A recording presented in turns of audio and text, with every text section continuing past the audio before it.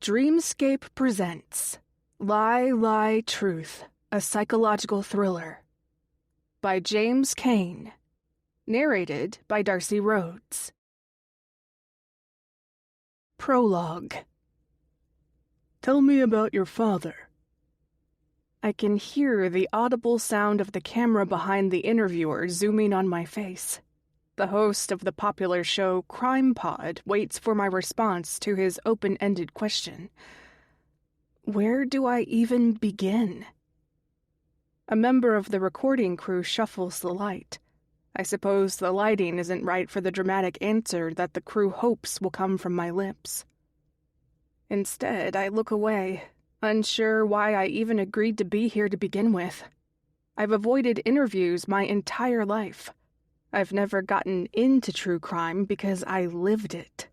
Why put myself through the trauma of the terrible lives others have gone through when my own is difficult enough? The host, Chris Harrelson, lets out an over-the-top sigh, staring at the producer behind him. I can almost read his mind. Make her say something. Anything. The producer, an empathetic woman named Heather sitting in the dark with the rest of the crew, looks at me. Her facial features soften as she sees how upset I am. I didn't even realize a tear's been running down my face. I quickly wipe it and put on a fake smile. Sorry, I say to Heather. I'm okay. We can keep going. Are you sure? She asks. The host abruptly stares at his wristwatch and back at the producer. If you need another break, Allie, you can have it, Heather says. I'm fine, I say.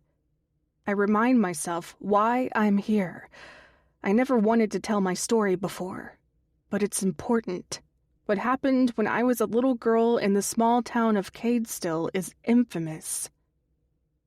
What happened to my father was talked about around the world and in criminology classes across the country. I've been pestered for years to speak about it, and it wasn't until now that I agreed to. Every true crime fanatic knows the name Dennis Kempman. His life and death are talked about more now than ever after what happened when I returned to Cadestill. The host waves over a woman who did my makeup and asks her to touch up an area on his neck.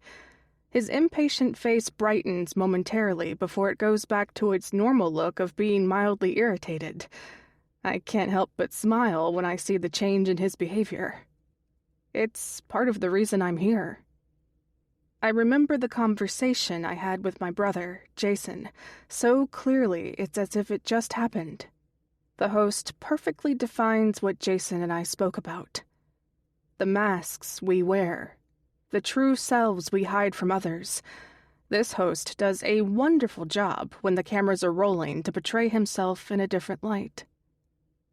The producer gives me a wry smile, and I again give her confidence that I'm ready by offering a shy thumbs up. The host shoos away the makeup artist without thanking her as the crew begins filming again. Chris Harrelson's bleak face softens immediately, expertly portraying sympathy for the camera. Tell me about your father, he repeats. Again, I can hear the camera that's aimed at me zoom in closer. Taking a deep breath, I can see Dennis, the man I called father, in my head. I remember the day he brought me to his house after him and my mother Connie adopted me. I can see me, the scared little girl wondering what my life was going to be like with these two strangers. Where do you want me to start? I ask the host. Wherever you want, he says. We want to know your story.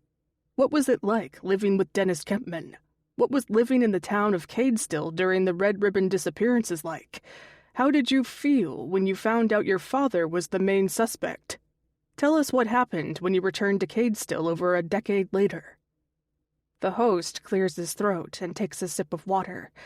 His actions make me uneasy, and I try to find the words to respond. The host leans in, his face somehow softening more. Are you okay, Allie? He asks softly. At first, I'm surprised that he seems so human towards me, until I realize the cameras are still rolling. I nod. I am. The host leans back. Did you always believe your father was a serial killer? Chapter 1. Before. The woman named Connie Kempman, who I would soon call Mother, sits in the front passenger seat of the car, as my new father, Dennis, drives. The two share a smile as Connie looks at the back seat, at me, her new daughter. When I look past Connie's endearing smile, I see Dennis giving me a similar look in the rearview mirror. His grin grows wider as we share a quick moment. My new brother, Jason, sits on the other side of the back of the car, looking outside the window. He's wearing a white cap backwards and looks more than bored from the long drive from Calgary to Cadestill. We haven't spoken much to each other besides him telling me his name. It all seemed surreal. Dennis and Connie Kempman dressed nice. Dennis wore a pair of khaki pants with a button-up white shirt. His short hair was combed perfectly. His face was clean-shaven, except for the pencil-thin mustache he had. His aftershave stunk up the car, but I wouldn't dare ask him to lower the window to not suffocate from the smell. Every so often, he'd fix the dark-framed glasses on his nose as he drove. Connie had on a flowing white summer dress. Her smile was so infectious that even I felt compelled to give my own. There was an awkwardness in the air. None of us really knew what to say to each other yet. They didn't know, but I was terrified. Today, I had a new family. I was adopted. But what if they were like the biological mother and father I was taken from? Dad had gone back to prison. I never knew why, but Mom told me he'd be gone for a while this time. I'd be a teenager by the time he was able to come back, and that was if he was on his best behavior. I was okay with that, to be honest. Dad liked to yell. Dad liked to shout. Sometimes, when I didn't listen, he'd do more than bark. He was the complete opposite of my new dad. Dennis Kempman had nothing but a large smile on his face the day he picked me up in Calgary. After my dad went to prison, my mom said she couldn't care for me on her own. It was too much, she claimed. I found out later that it wasn't exactly her preference. The province decided to remove me from her due to the unsafe environment, as they defined it. Mom would typically heat up leftover pizza for lunch, but the day I was taken, there was no food in the fridge. A knock on our apartment door changed my life. A child worker asked if we could talk outside, while a police officer spoke to my mother. That was the last time I saw her. At the age of 11, my entire life changed. "Do you like horses, Allison?" Connie asks me. She turns and looks at me again, her smile beaming as she waits for my response. "Kind of," I say. She nods. "Perfect. Just perfect. The Draysons, friends of ours in town, have 2 at their house. They live on a farm outside Cadestill. They give free riding lessons. Isn't that right, Jason?" Jason looks away from the car window and matches his mother's gaze. When he doesn't respond, Connie rolls her eyes. He gets the hint. "Yeah, it's cool," Jason says. He immediately looks back outside the window. Connie smiles again as she looks at me. "Well, we'll take you to their farm someday soon. You'll love it." "Thanks, Connie," I say. "Mommy," Connie corrects me. "You can call me Mommy or Mom." My new father, Dennis, turns to her, and the two share another quick look. "Or whatever, Allison. Whatever you like." "Call me Allie," I say to her. "My friends at school call me Allie." I see Dennis look at me in the rearview mirror again. The wrinkles around his eyes make his smile seem more genuine. "Okay, Allie, I know this is a change for you. You can call us Dennis and Connie if you want. Whatever you're comfortable with. I nod, and he looks back at me and his son. Jason calls me butthead sometimes, but I'd prefer something nicer. His son laughs, and Dennis's laughter booms over him. I can't help but do the same. Dennis pulls off the highway soon after. Minutes later, we pass a sign. Welcome to Cadestill. Population 150. I smile, thinking I must have read the sign wrong. How can there be a town with so few residents? The farmlands that we've been driving past become more wooded as we enter the small town. The trees stand tall, their branches swaying gently with the wind, casting long shadows across the paved road. We drive by a group of small buildings. One of the larger ones is a general store. Beside it is an ice cream place that's shaped like a giant cone with strawberry ice cream on top. "Do you like ice cream, dear?" Connie asks, pointing towards the small shack. A few kids are lined up outside it. "She's not an alien, Mom," Jason answers for me. I smirk at his joke and look at my new mother, who seems slightly hurt. I quickly wipe the smile from my face. I know what happens when little girls give attitudes to adults all too well. "Chocolate is my favorite," I say promptly. Her smile reappears. "Mine too," she says. "Maybe we can go soon." She exchanges another look with Dennis and back at me. "I bought you some clothes, a few dresses to start school with. But maybe we can ditch the boys and go shopping in the city soon. Just you and I. Would that be nice, Allie?"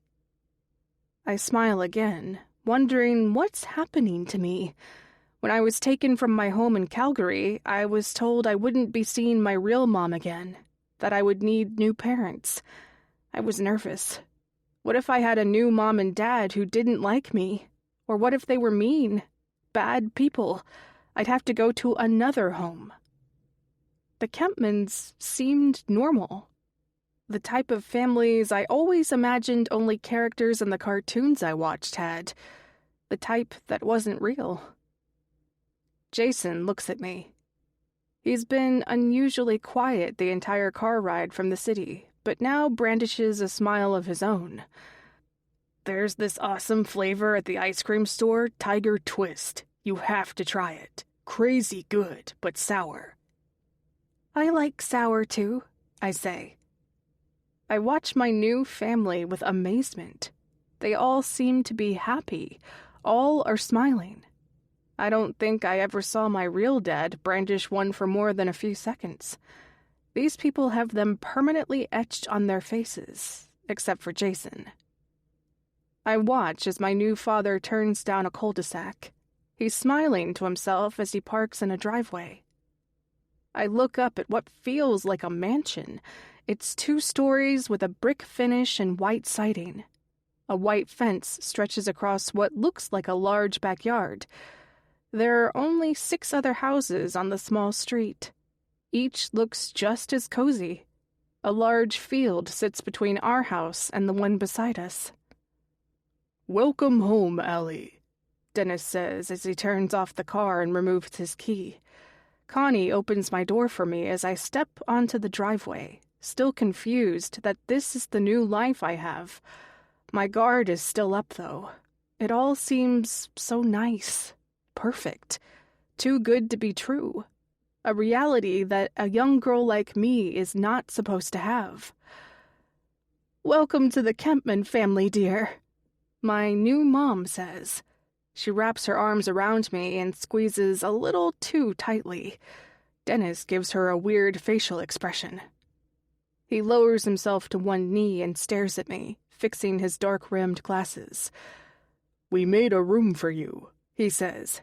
"It's your bedroom, so you can change it however you like, okay?" I'm not sure how I look, but Dennis's smile wanes. He wipes a tear from my face that I didn't know was there, and gives a thin smile. "Should we go inside?" Connie asks excitedly. "Do you want to see your new home, dear?" Dennis purses his lips as he stands up and pats me on the shoulder. "Go ahead," Connie says. "Open the door." Dennis nods at me as I take a few steps up the cement porch. When I open the door, the room is dark. I see silhouettes of dark figures in the back of the room. I'm confused until the light turns on and an eruption of people shout, "Surprise!" at me. There must have been over 20 people there. Some are holding balloons. A few kids with whistles in their mouths blow as loud as they can.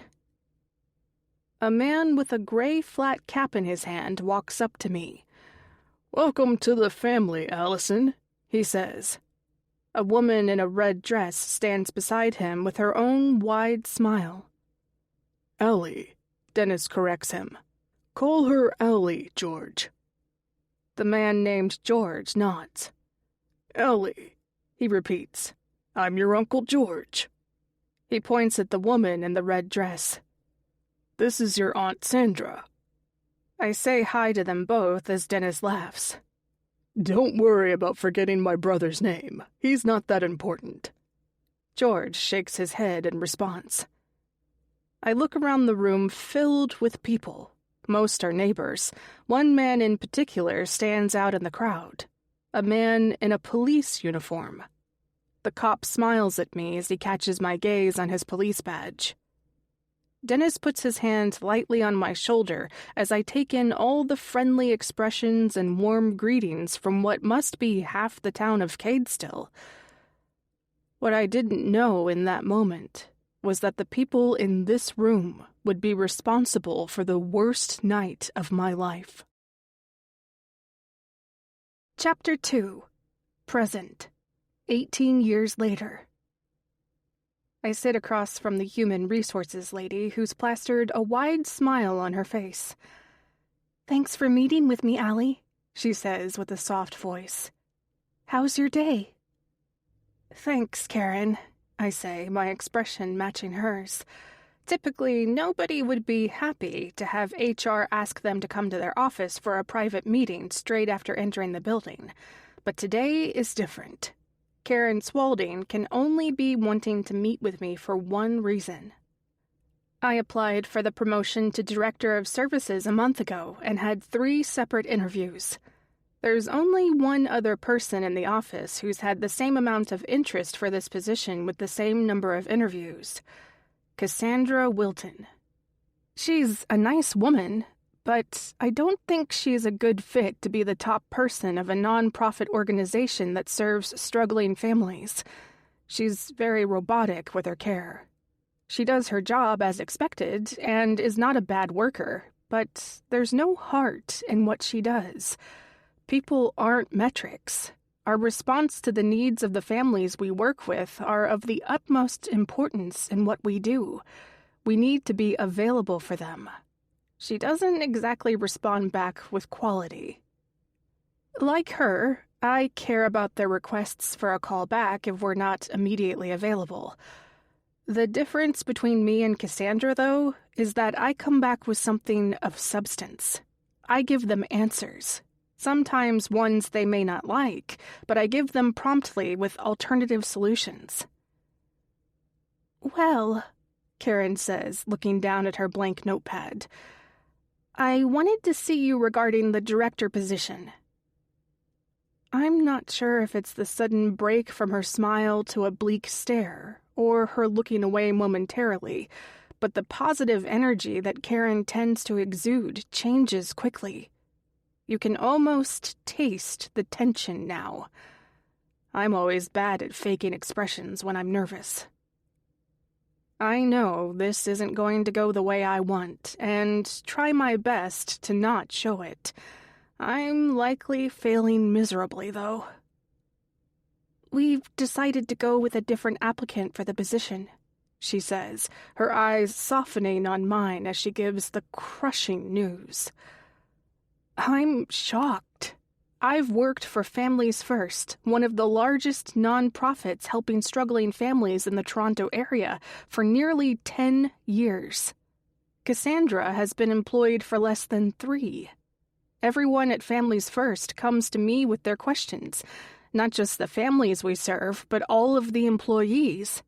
When the current director had to take some time off work after a sudden divorce, I stepped up for several months until they returned to work. Cassandra wasn't asked to run the nonprofit back then, and it was only last year.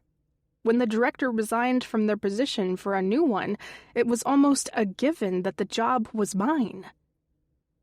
I'm the only family resource worker who meets with their families in person. Most of us work remotely now, but I always make an effort to go to the office when I can, especially when I organize meetings with families. Most of the other workers, including Cassandra, do their work over the phone or by email.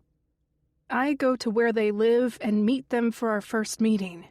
I like to understand their needs and them as individual people. I can name you every single family member of the over 20 families I work for currently, including their pets. How many could Cassandra name? She's not a terrible worker, but her heart is not in the work. It's all about the metrics, qualitative evidence of her work, and not the work itself. It suddenly hits me that this is what matters to the nonprofit I work for. Our mission statement says, "Families first," where what families need comes first.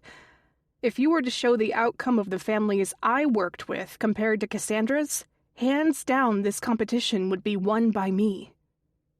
Instead of explaining this to Karen, showing her why she's making a mistake by not hiring me for the top position, I nod. "Can I ask why?" I ask. Karen's smile wanes again until she finds her confidence. "We love the work you do here, Allie. We do. It's felt that Cassandra is what we need to move the public profile better." I bite my lip as it all sinks in. They hired Cassandra as director not just because of her perfect metrics. She also looks good on paper and in person. She's always wearing her pantsuits and looked like an executive before getting the job. Me, I wear jeans and a t-shirt because it comes off more approachable with the people I work for. Cassandra is exactly the type of face a nonprofit wants to show why more funding is needed to continue to grow our outcomes. But I'm a major contributor as to why those families are happy with our services to begin with. Karen takes a deep breath. "Plus, we know you're going through a lot right now. It's probably better that you focus on family." I can't help but shake my head in disgust. Because I've taken some recent days off to tend to the people I care for in their moments of need, that makes me unfit for the head position? Suddenly, another realization hits me. Our grant money from the city and province are nearly finished.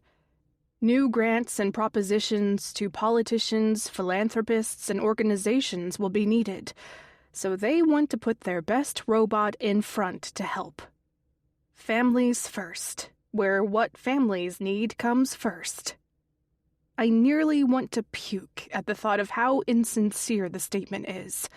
Money is what matters most to these people, not a leader who takes the work we do seriously, who passionately does everything they can to help the families who need it. The fakeness of Families First, a nonprofit I've put a decade into, strikes me like a slap across the face. Looking at the fake smile on Karen's face is making me even more annoyed. "I understand," I say. I stand up, indicating that I'm ready to leave. No reason to stay in this room. "I was hoping to offer you a new position, though," Karen says. "We want to make you the team lead of family resource workers." In the 10 years I've been here, we've never had such a position. All of us have our caseloads and answer directly to the director. "It's a position we want to make for you, Allie," Karen says. I turn to her. "What would I be doing in this position?" Karen nods and smiles. "Well, the rest of the team would come to you with their questions or concerns, and you would assist them as needed. You'd maintain and keep a caseload of families as well. You'd still meet with Cassandra together as a team. The position comes with a $2,000 pay increase." I almost scoff in response, but even I'm surprised at how well I don't immediately react. Basically, I'd be doing the same thing I am now, but with a small pay increase. "Can I think about this?" I ask. Karen seems surprised by me not immediately accepting the offer. "Of course." I shake her hand before leaving her office and head back towards my cubicle. Along the way, I pass a few colleagues chatting to each other. One of them is Cassandra herself, the new, soon-to-be-announced director of Families First. For a moment, we share a glance before I turn my head. I know I shouldn't be angry at her. Who wouldn't want a promotion? I just think she's not the right person.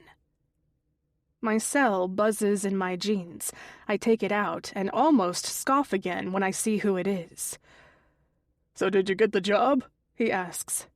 I don't know why I even answered the phone. All his voice does is irritate me. Realizing how stupid I am for giving him any time of day, I hang up immediately without saying a word. I put my cell back in my pocket.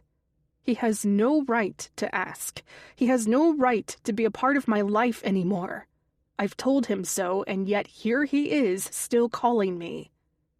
No, I didn't get the job.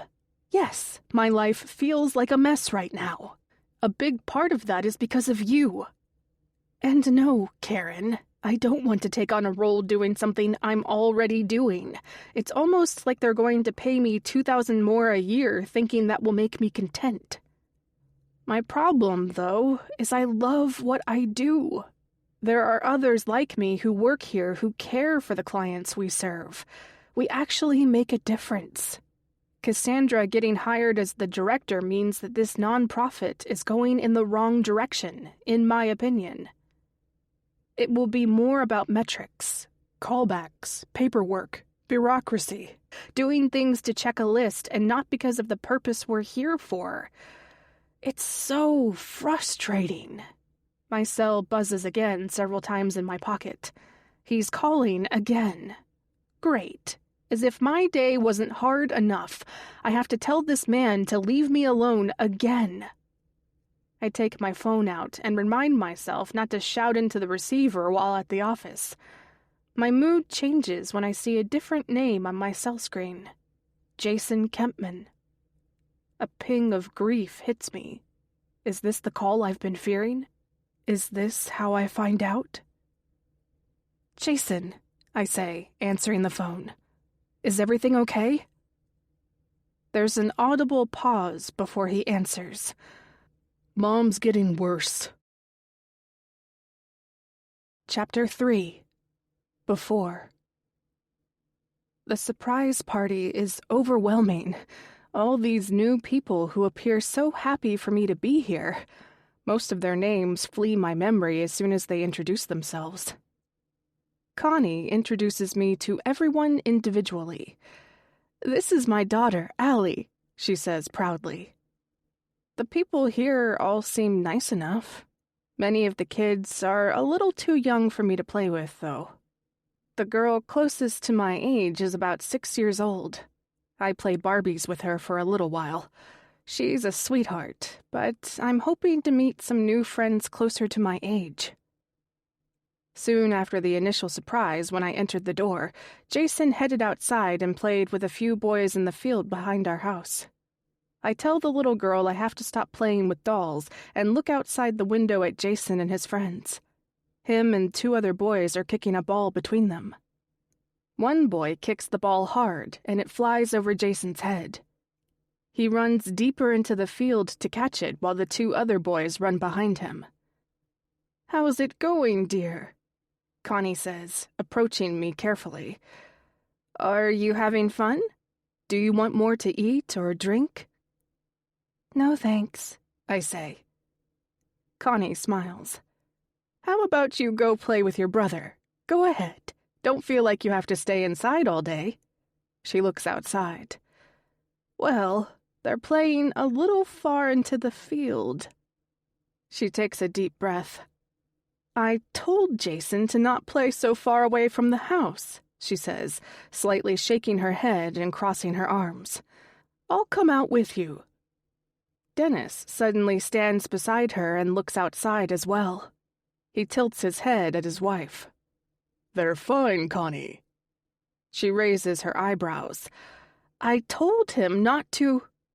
Dennis grabs the other side of her hip and takes a sip from the beer can in his hand. It's fine, he says again. He nods at me. Don't worry, Allie. Go play. I take in their awkward exchange and start to turn. Connie whispers something to Dennis, and he laughs. Let them be kids, he says. It's safe. Besides, Constable Anderson is here, locked and loaded. He points at the officer, who's talking to the man holding a gray flat cap in his hand. The officer looks at Dennis and smiles, raising a finger and pretending to shoot him. See? Nothing to worry about, Dennis says, smiling back at Connie. I know that the beer in his hand isn't the first of the day, but something about how jovial my new dad appears makes me wonder how many beers he's had. I know how adults can be when they drink too much. He's certainly a much happier drunk than my real dad was. The more beers he drank, the worse his mood became. The man with the gray hat in his hand laughs. Dennis and I would sneak out of the house and sleep in the woods, freaking out our parents. Connie turns to me as she rolls her eyes. Go ahead, sweetheart. Have fun. I give a thin smile before I leave the room and out the front door. As I head towards the field, I notice 3 men walk out onto the porch. Dennis, my new father, takes a sip from his can and looks out into the field ahead of me. His brother, George, stands beside him, putting his gray cap firmly on his head. He raises his drink, and he and Dennis cheers together before taking another swig. Constable Anderson joins them, and the 3 talk and look out into the field as I leave. I didn't know it then, but the 3 were close. Uncle George was the older brother of Dennis. George's best friend growing up was Ben Anderson, who had been a member of the Royal Canadian Mounted Police for the past 5 years. The 3 held a strong relationship from growing up in the small town together. I look back at them again. Dennis and George laugh together and take sips from their cans. Anderson, in his uniform, has his hands at his sides and looks out into the field, towards me. When I realize he's looking directly at me, I turn my head. Jason kicks the ball to a thin boy with curly, medium hair.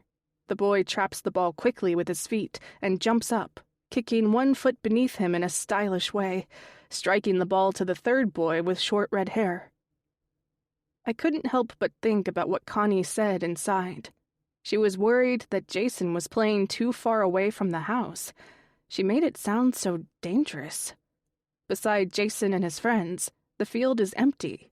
A long stretch of mostly dirt ground surrounded by the thick trees of the woods near us. Were there dangerous animals in the woods? Living in Calgary, I'd heard stories of cougars coming into the city. One was spotted near a bush by a hospital and animal control was called. It wasn't uncommon for black bears to make a trip far from the mountains either. Even the deer near Calgary could be aggressive at times. I walk up to the 3 boys, wondering what to say. Asking to play seems so childish. When I'm close, the boy with the curly hair traps the ball with his feet and flicks it up into the air, grabbing it. He smiles at me. His skin is incredibly clean-looking. His wavy hair moves slightly with the breeze. Hey, he says. Hi, I'm Allie, I say back. For a moment, I worry my face is flushed red with this handsome boy staring at me. I know, he says. I'm Ethan. He points at the 3rd boy with freckles and red hair. That's Tanner Eldens. He nods at Jason. And, well, I guess you know him. Kick the ball, Jason demands loudly. Come on, let's keep playing. All right, Ethan says. He looks at me briefly and back at Jason. Let's spread out more for Allie. Jason makes a face, while Ethan starts taking steps backward for me to have my own space to play. The four of us kick the ball between us. At first, I think the game is for us to make it hard for each other to catch the ball. I kick it wildly towards Jason, who makes a face when I don't hit it close to him. He sighs as he runs to grab it. Soon, I catch on. We're supposed to work together. How many times can we kick it to each other without ruining the streak appears to be the game. Ethan starts counting once we get to higher numbers. We all make distinctive groans together when one of us misses. "So, are you going to be going to school?" Ethan asks me. Jason kicks the ball to the red-headed boy and answers for me. "She's in your class." The boy named Tanner laughs and controls the ball. "Wait a minute. Your sister is the same age as you?" He laughs and kicks it towards Ethan. "When's your birthday?" I ask Jason. "September 18th, he answers immediately. "Well, mine's in February," I say. The red-headed boy laughs again. "Jason, your new sister is older than you." "Shut up," Jason quips. The red-headed boy catches on. "Well, I guess we'll all be in the same class, except Jason, that is." "Why?" I ask, confused. Tanner sticks out his tongue. "Because he's so smart," he answers in a silly voice. "I thought I told you to shut up," Jason says, shaking his head. "He skipped a grade," Ethan explains. I smile at him. Ethan smiles back. "That's cool. Are we in the same class?" I ask him. Ethan nods. "So is Tanner." "I'm so smart," Tanner says with his silly tone again and tongue still out. Ethan picks up the ball and whips it at him, and Tanner quickly moves out of the way, laughing. He kicks it to me gently. "Come on, Allie," Jason shouts at me, moving closer towards me. "Hit it a little harder. No more girly kicks." The smirk on his face bothers me. Already, my younger brother is starting to annoy me. I strike the ball as hard as I can, feeling a twinge of pain in my foot when it makes contact. The ball easily flies past Jason, who whines that I didn't kick it close enough to him as he chases after it. As he collects the ball, the other two boys laugh. I look back towards my new house, and my dad and the two others are no longer there. I watch as Jason stops running and begins walking towards the ball. "Hurry up, Jason," Tanner yells. "I'm coming," Jason says back with an annoyed tone. It was a good kick. The ball nearly made it to the tree line. As he gets closer, I think about what Connie said.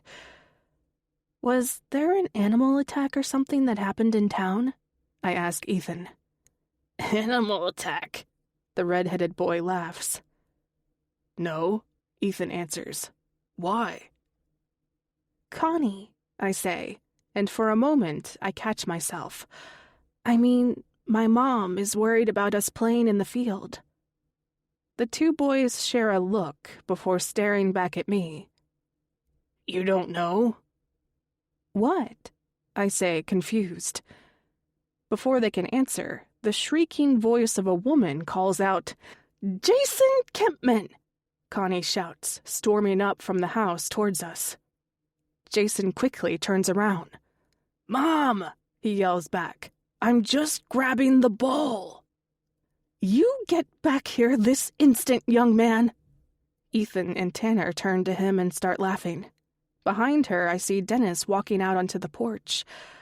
"I told you not to play far into the field, didn't I?" she yells louder than before. "But," Jason attempts to plead with her. "Jason!" Dennis's voice booms behind Connie, his dad's voice catching everyone's attention. "You do as your mother says right now." He turns his head, and I can tell he's staring at me. "Time to go inside," Connie says as she approaches us. She taps me on the shoulder. "It's not your fault, dear. Go on inside with your dad." She looks at Ethan and Tanner. Boys, you should start heading home." Ethan and Tanner share a look before walking back towards the house. I follow behind them. When I look back, I see Connie near Jason. The two are talking in hushed voices now, but Connie's finger is pointing at her son and then out towards the woods.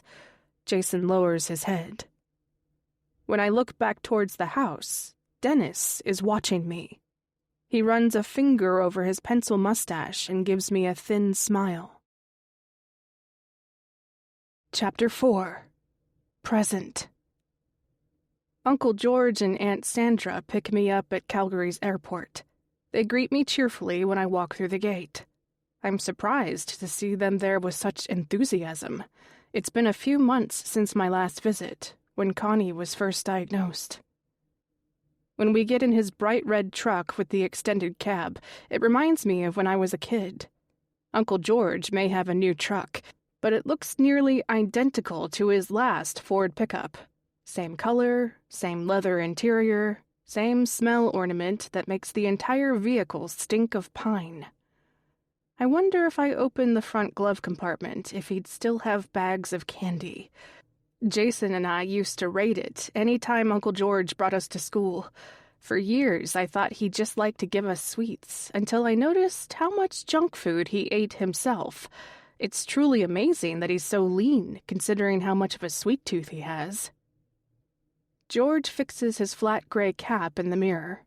Even his hat looks the same as it did when I was younger, until I realize it's actually the same hat. He'd always be wearing it, except when he was inside someone's house or at a restaurant. Some weird respect thing, Jason told me. "Jason wanted to come and pick you up," Aunt Sandra says. "But things are terribly busy for him. He's been so helpful for your mom." She takes a deep breath. "Well, it's a lot. He's waiting for us at your mom's house. You know he's living there now, right?" It was something I didn't know. I knew the divorce was getting rough with his ex-wife, but I thought they were still attempting to live together. George pulls out of the airport parking lot and looks in the rearview mirror. "How was the flight?" "Not bad," I admit. I'm not a fan of flying, and it's hard not to think about the reason I've come back. Truth be told, I hate being here. I'd rather be far away back in Toronto, a place where I'm known as Allison Paquin instead of Kempman. I changed my name back to my original birth name years ago. Sometimes I wonder if I should have picked a random last name instead of my real parents' surname. Being in Calgary again reminds me of my real parents. Everywhere in the province of Alberta is an artifact of the crappy upbringing I had. The ride is quiet for some time. While heading north on Highway 2 towards Cadestill, I try to keep my mind focused on why I came here. Part of me also thinks about when I can leave, which is hopefully soon. I want to be here for the woman I called mother. I want to be near, as the end may be coming sooner rather than later. Being here is not easy, though. Given how quiet the ride is, I'm starting to think that my mother doesn't have much time left. If there was good news, they would have shared it immediately. It's almost as if we all understand what's happening. Uncle George breaks the silence with the shattering reality. "Connie's tumor is growing," he says, taking a deep breath. "Jason told you about her memory. It's getting worse now. The tumor in her brain is starting to impact her ability to remember where she is or who others are." I lower my head and look outside at a group of cattle on a green field. I watch as they follow the head cow almost in a line, one by one. "He told me," I say. "I'm just surprised. The doctors didn't say it would get worse so quickly." Aunt Sandra looks back at me. She reaches out a hand for a moment. I'm reluctant to grab it until I see the tear in her eye forming. "It will be okay, Allie," she says. "I know," I say, taking her hand and squeezing it. "Thanks." Uncle George looks at me again in the rearview mirror. She's starting to call Jason Dennis now. She even thinks I'm your father at times. He smirks. I never had Dennis's hairline, so I don't see it. Sandra shakes her head at the joke. How's Toronto? She asks me. Jason says you're a social worker who works with families. That's right, I say. I love the work. For a moment, I almost blurt out how I lost a promotion. I remind myself that part of the reason HR said was because I've taken a few trips to visit Connie. In reality, I know the real reason why they picked Cassandra over me. I'll spare my aunt and uncle the details. Jason's been living with your mom for the past few months, George says. That divorce he's still going through is taking its toll on the man. He shakes his head. I suppose good timing for your mom, though. He's been an immense help. Sandra and I take turns during the day. He quickly turns to me and looks back at the road. Maybe don't talk about the divorce either. Jason's still upset about it. I don't know why. That woman was a piece of work. He should be happy she broke it off. Otherwise, he would have wasted more years with her. He needs therapy, Sandra says. He's a young man. It's been a year since the divorce. He needs to move on. We pass a sign. Welcome to Cadestill, population 300. I'm surprised the number has doubled since I left. A flood of memories smacks me hard with the reality of where I am. Why Jason and my mom ever wanted to stay in this town after what happened is beyond me. As soon as I turned 16, I emancipated myself from the family and took a bus to Toronto. I put what happened here behind me. My stomach is already in knots. Home sweet home, Allie? Sandra says with a smile. Uncle George looks at me again in the rearview mirror, knowing that it's anything but sweet to be here. Everything will be okay, George says, fixing his hat on his head and turning down a side road. We pass a familiar building, Cadestill General Store. The owner of the store changed my life forever in just a few minutes. I can still hear the shouting, the shrieks of Connie and Jason. It almost brings me to tears when I think of the day that changed all of our lives. Further down the road, by a cracked sidewalk, is our old school. Cadestill Primary School's red brick walls are faded from decades' worth of Alberta weather. I can see the old swing set that Jason and I would bike to during the summer. When we weren't with other friends, he and I still had a fun time. Fond memories. All of them were tainted by what happened later. George turns down a side street into a residential area and parks in the driveway of an old house that now belongs to Connie. Even though it's only been a few months, the house seems more dilapidated than before. Many shingles are curled on the roof, and patches of them are shattered on the driveway below. George steps out and quickly opens the door for me. I thank him, thinking about how some people never change. George is still as chivalrous as he was when I was a little girl. Only when we were younger, he would have offered me candy from his glove compartment by now. Sandra quickly hugs me before walking inside. "Be strong," she whispers. I wasn't planning on being anything else. I know she's looking out for me, but I'm not the little girl she helped parent anymore. As we walk inside the house, I'm taken aback by its current state.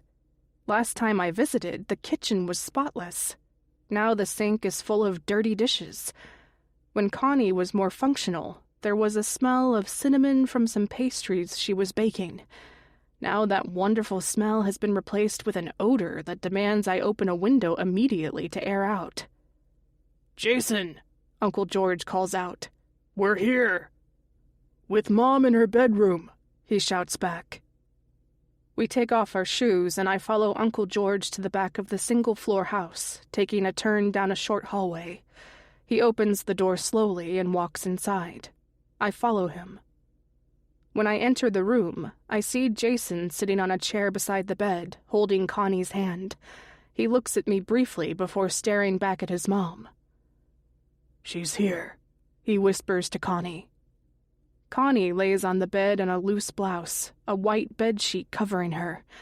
She looks around the room, confused as to what Jason means. Our eyes meet for a moment before she continues to search the room. "Hi," I say. Seeing her in her current form hits me hard. Only a few months ago she was able to greet me at the door. Now she's mostly bedridden, Jason tells me. The tumor in her head has impacted more than just memory. Her mobility has been nearly taken from her as well. Jason squeezes his mom's hand to get her attention. She looks at him. "Mom, your daughter Allie is here." "Dennis?" she says, confused. "What are you talking about?" Jason takes a deep breath and rubs his other hand on the top of Connie's hand he's holding. "I'm your son, Mom. I'm Jason." Connie looks at me again. She sees George and Sandra as well, but looks even more confused. A tear of my own starts to form. I take a step forward and touch the top of her foot.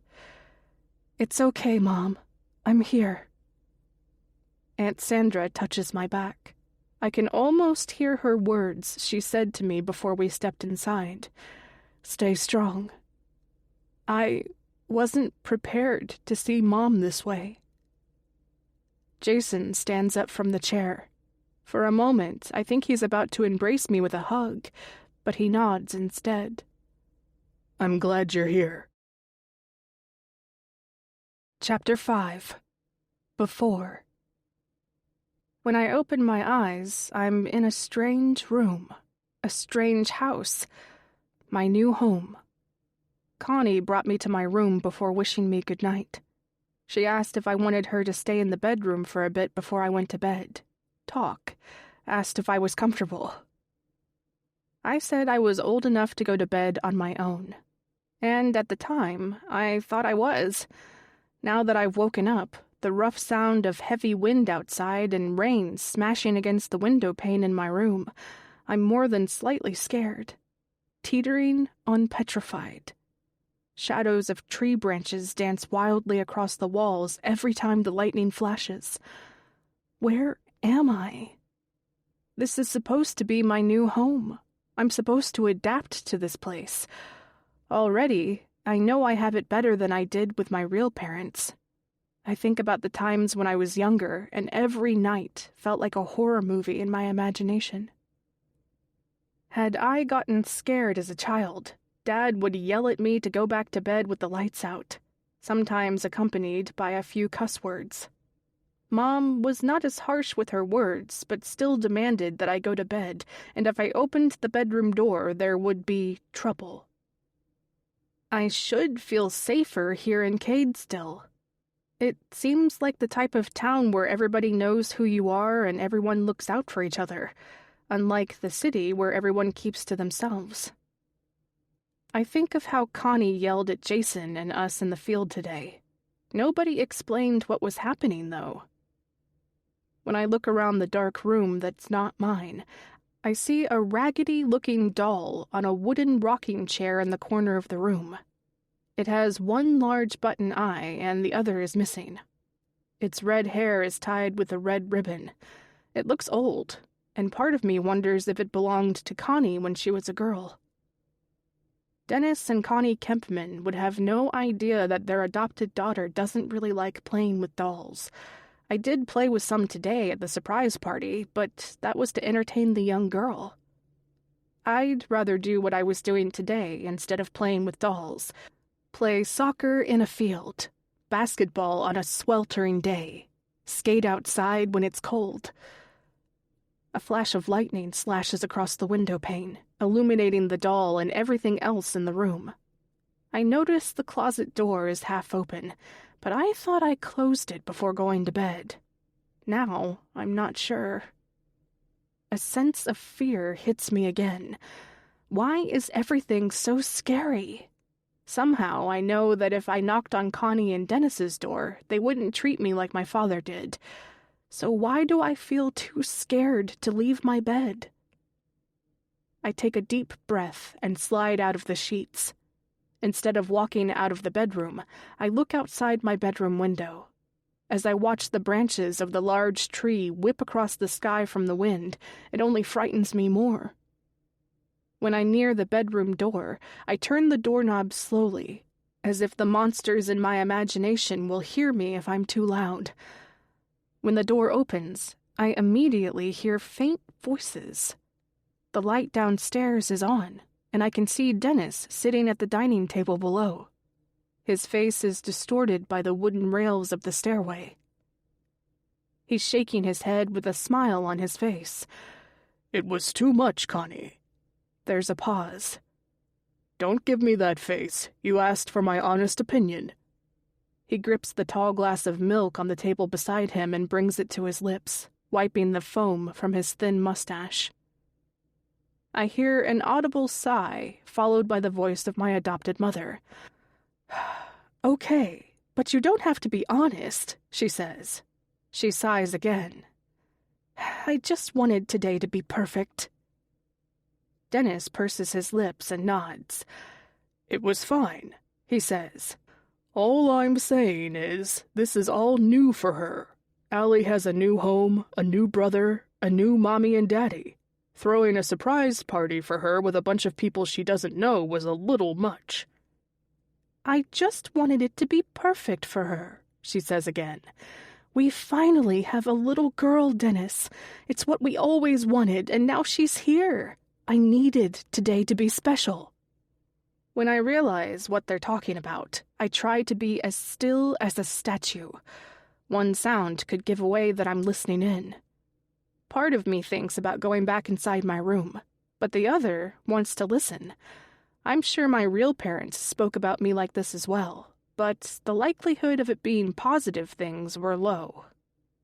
I can actually hear how much they care about me from their tone. A thump on the ground catches Dennis's attention. He looks upstairs, but I duck my head. It wasn't me who made the sound, though. When I look upstairs, I see Jason on the other side of the hallway, near his bedroom. Our eyes meet, and he raises his eyebrows. He puts a finger to his mouth as if to shush me, even though it was him who made the sound. Dennis looks back at his wife and takes a long sip of milk. "It was perfect," he says, reassuring her. "She played with some of the kids, had fun with Jason. Let's just be more normal now. No more big surprises. Let her get used to being here for a while. Maybe soon we can go out to Banff for a family trip. Go to the big mall in Edmonton, maybe." "That would be great," Connie says.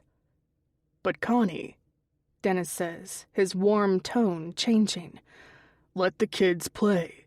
You got a little too intense on the soccer field." "Ugh," Connie lets out her frustration. "It's normal to be scared of what's happening in town. 2 kids, Dennis. 2 are missing." Dennis motions for her to be quieter.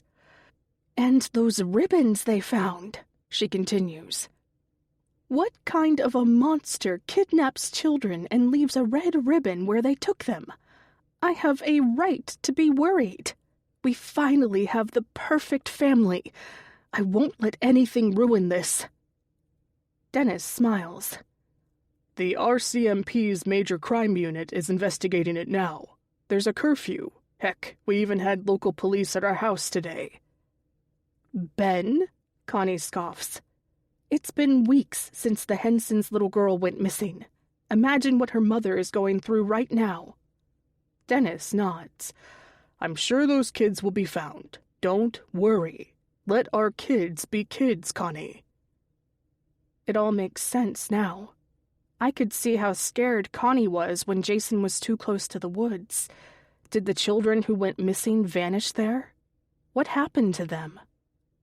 Without noticing, I take a step backwards as if physically wishing to get away from the conversation I'm hearing.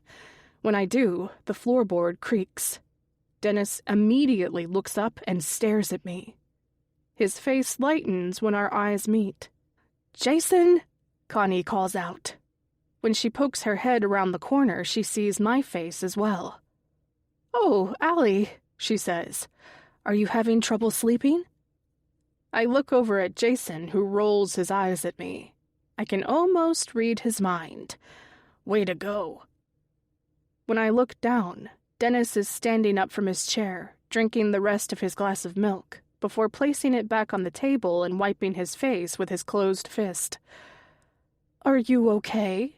Connie asks, looking at me with a concerned face. "I'm okay," I say. When I look across the top floor, Jason is already slinking back into his room and quietly closing his door. "I got it," Dennis says to Connie as he slowly walks up the stairs. "Good night, Allie," Connie yells up. I start to head back into my room as Dennis knocks on my door. "Can I come in?" he asks politely. "Okay," I say. I get back into my sheets as he enters. "Can't sleep?" he asks. I nod. "The wind is pretty nasty tonight," he says. He looks at the bedroom door and back at me. "You heard about the missing kids, I take it?" I nod again. "Who were they?" He purses his lips as he sits at the end of my bed. "2 children in town. They lived close to our neighborhood." "And they were taken?" He nods. "The police are looking. Connie and I were going to tell you, but thought maybe it was a conversation to have on a different day. We didn't want to scare you."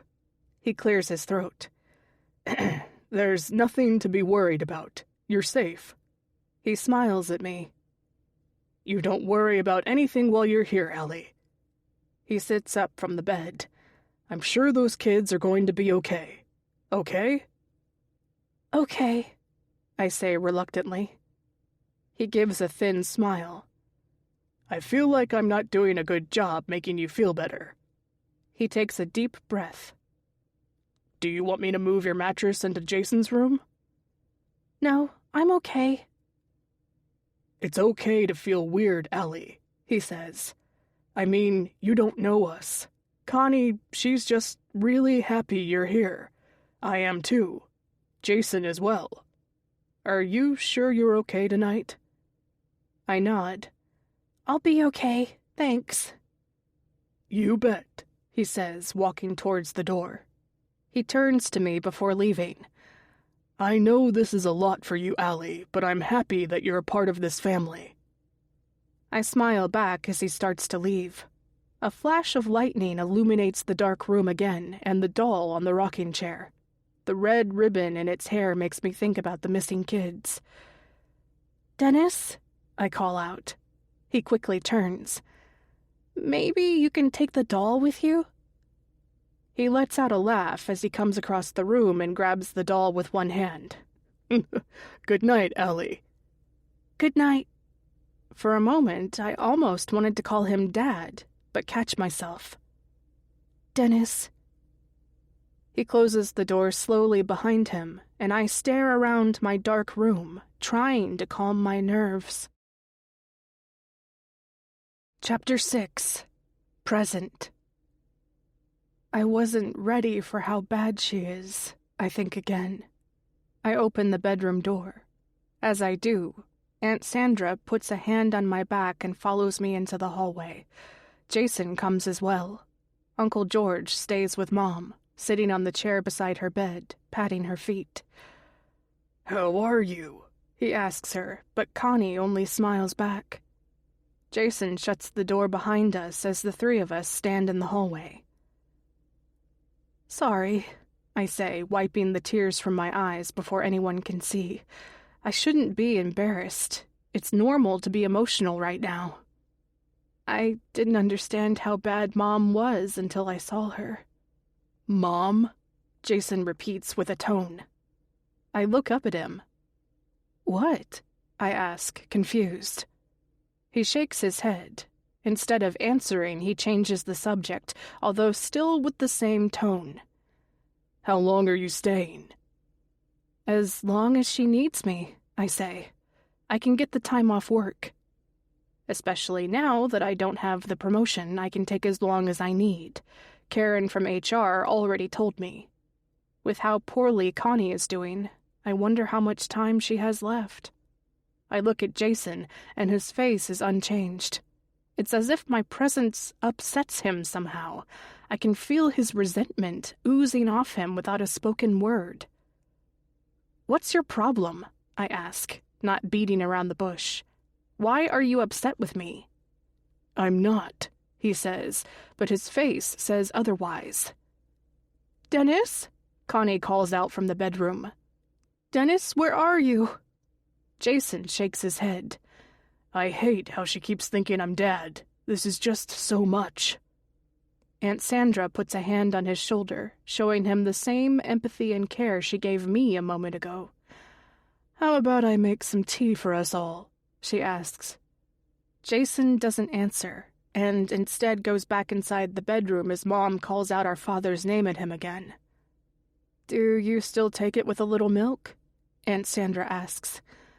"Yes, thanks," I say.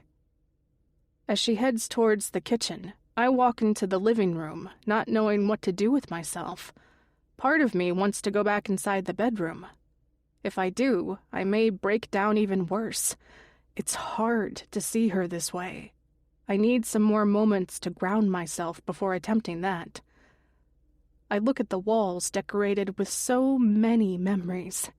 Many were taken after I left town. Some of the older ones, though, I recognize instantly. One picture was with Jason, Connie, and me at the beach. Another was taken by Uncle George when we went to the bowling alley together. Finally, I look at the one that Connie took of Dennis chasing Jason and me. He's wearing a hockey mask like the one the fictional horror icon Jason wore in the Friday the 13th movies. Sometimes he liked to chase us around when wearing it as a joke. We'd hide in the woods as he tried to find us. One summer night, we ran into the field and fought with him. Dennis always let us win, but only if Jason and I worked together. That day, Dennis grabbed Jason and held him on the ground in the field, yelling at me that I better help my brother before he ate him. He made odd sounds like a pig until I struck him in the back as hard as I could. I'm sure it wasn't that hard, but still, Dennis pretended I punched him like Superman and fell to the ground. After I saved Jason, he stood up and we climbed on top of Dad, hitting him playfully. Connie managed to come out at that time and snap a few pictures. In one of them, Dennis managed to look at the camera and give a thumbs up as Jason and I were on his back attempting to beat the monster. I still remember what happened after Connie took the photo. Dennis immediately stood up, easily shrugging off Jason and me with ease. "The winners!" he exclaimed, making bell sounds. "Jason and Allie!" He raised both of our hands and made a celebratory trumpeting sound. We both laughed until Dennis stopped suddenly. "Round 2, fight!" He started chasing us again. I still remember how much Jason laughed that night. I did too. We had a lot of fun growing up in this town. That was until that one night where everything changed. I look away from the picture, the image bringing back unwanted memories of the father I thought I knew. Can you ever truly know someone? I thought I had. I looked at the bookshelf. Many of the worn-out paperbacks are Connie's romance books. I can see the nipple of a half-naked man on one of the covers, and can't help but smile. A large leather binder sticks out from the shelf. I pick it up and open it. My eyes widen as I realize what it is. I thought I'd see more heartwarming photos, more of the good memories that I had here in Cadestill. Instead, it's newspaper headlines of the reason I left. A third child taken in Cadestill, a town powerless to stop evil. My phone buzzes in my pocket. I put the binder down on a small side table in the living room as I look. It's him again. This time, it's a text message. "Why can't we just talk?" he asks. I don't have time for more of his games. I don't want anything to do with him.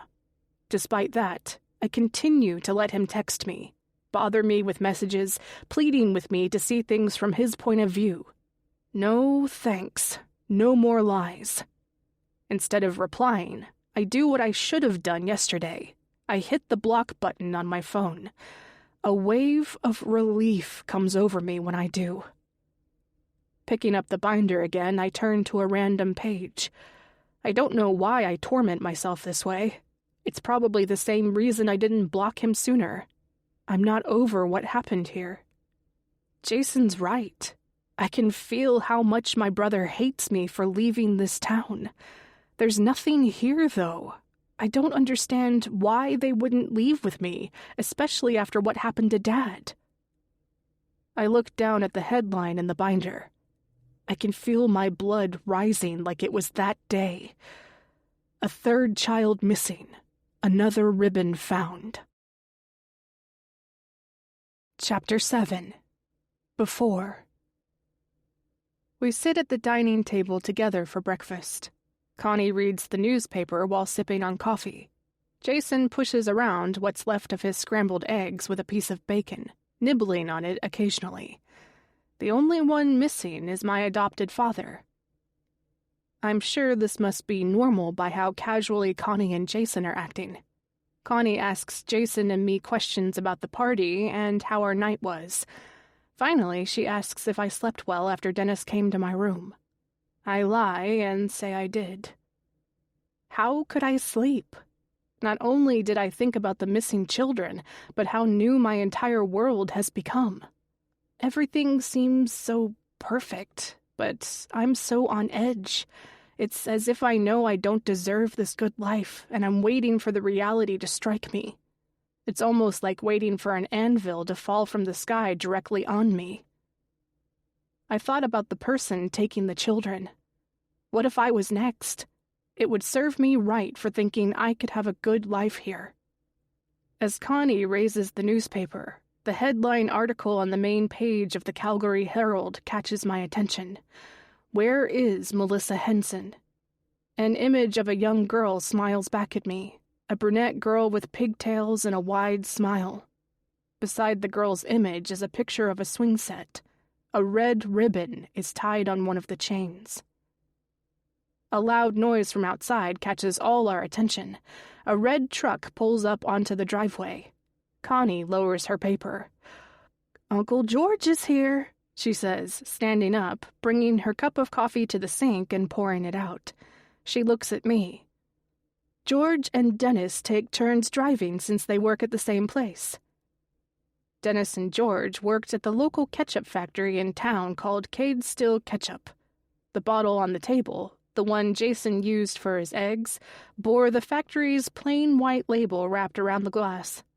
Beneath it, a simple image of 3 tomatoes. I later learned that the factory employs most of the town. If it didn't exist, Cadestill might as well be a ghost town. Connie smiles at me. "Uncle George will be driving you guys to school today." School. The other reason why I couldn't sleep last night. A new town, a new home, a new family, and now a new school. Connie looks out the window at the bright red truck. "Jason, go to the basement office and tell your father that Uncle George is here." Jason finishes what's left of his bacon and rolls his eyes. "Dad!" he shouts as loud as he can. "Uncle George—" "Jason!" Connie shouts back. "What's the matter with you? Don't yell at him. Physically get out of your chair, walk down the stairs, and tell your father." She walks over to the table and grabs his plate, forking off the unfinished eggs into the wastebasket. Some land on the floor, and Connie lets out a sigh. She looks over and sees Jason hasn't moved. "How many times do I have to ask?" "It's okay," I say. "I'll get him." "Thanks, Allie," she says while staring at her son, her eyebrows furrowed. "Jason, get your stuff ready for school." Without saying a word, he gets out of his chair and goes reluctantly up the stairs. I open the creaky basement door from the kitchen and carefully step down the narrow steps. The air changes immediately. It's cooler with a faint smell of concrete. My steps echo until I reach the bottom. There's no window in the basement. Only a faint light lines the frame of a partially closed door. I walk towards it slowly, worried I might trip on a box or step on something. "Dennis?" I call out, but there's no answer. I get closer to the door and say his name again, but he doesn't respond. "Uncle George is here." I place my hand on the frame, and I'm about to push it open when I hear muffled sounds from the other side. It takes a moment for my ears to register what they are. Screams. More like shrieking. It sounds like a girl's voice. When I push on the door, it opens to reveal Dennis sitting on a stool by a wooden table. With his headphones on, he can't hear me at all. The sound of what I thought was screams is quiet now. That's when he sees me. "Ellie," he says, surprised. He turns around and switches off the CD player that his headphones are connected to. "You scared me," he chuckles. "I didn't hear you over the music." His features harden for a moment. "Now, little girl, you must remember that this is my space. You shouldn't just walk inside. That's an invasion of privacy. Do you understand? Before I came into your bedroom last night, I knocked. You must always announce yourself before coming into someone's personal space. Okay?" I nod, but that doesn't appease him. "Ellie, I need you to listen to me," he says, his eyes narrowing on mine. "Never enter my office unless I say it's okay. Do you understand? I need you to answer this time." I nod again. "Sorry." He smiles. "That's okay, you didn't know." "What were you listening to?" I ask. "Guns N' Roses," he says, standing up and tucking his flannel shirt into his khaki pants. "Back in the day, they called it the devil's music," he laughs. "You okay?" I nod again. "Yeah, well, Uncle George is here. Connie asked me to tell you." As I turn to leave, he calls out to me. "Wait, Allie, how are you feeling about today? New school, everything." I tilt my head. "I don't know. Nervous, I guess." "That's okay," Dennis says. "Perfectly normal to feel that way. Whenever I get nervous about something, my imagination plays through all the things that could happen. Most of them are terrible." He laughs. "Have you ever had a nightmare where you're at school and realize you're not wearing pants or underwear?" I laugh. "Well," he continues, "it happens to us all, okay? What our mind makes up is never as bad as it's going to be, I promise." I give a thin smile back. "Thanks. I'm sure today will be okay." He nods. "Good," he says, fixing his dark-framed glasses. "If you want to talk about it after school, Connie and I are there for you." The sound of the front door opening from upstairs catches his attention. Dennis looks up the stairs. "Let's not keep Uncle George waiting." He gestures for me to head back up the stairs. As I do, Dennis steps out of his office and locks it with a key from his chain, sliding the set back in his pocket. When I'm back in the kitchen, a balding man with a gray hat in hand walks up to me. A bag of what looks like candy is in his other hand. "Hey, kiddo," he says with a smile. "Remember me from yesterday?" I do, but before I can answer, he says his name anyway. "George, but you can call me Uncle George if you want." He extends his hand with the bag of candy to me. I take it and smile. "For you, kiddo." I let out a laugh. "Thanks." "George," Connie says with a tone. "Jason had 2 fillings last year. 2. Dennis talked to you. Not so much candy." George looks down at me, raising his eyebrows playfully. "Looks like I'm in trouble, kiddo. Save yourself." Dennis walks into the kitchen and laughs. "Where's my bag?" Jason asks playfully, fixing his backpack on his shoulder. George rolls his eyes. "How many birthdays and holidays have you gotten presents from me? This is a special time for Allison." "Allie," Dennis corrects him. "Well, you get my point. This is her special week." Jason doesn't respond, and George rolls his eyes again. "Fine, boy," he says jokingly. "You know where I keep the candy in the truck?" Jason smiles. "The front compartment." "2 fillings!" Connie shouts again.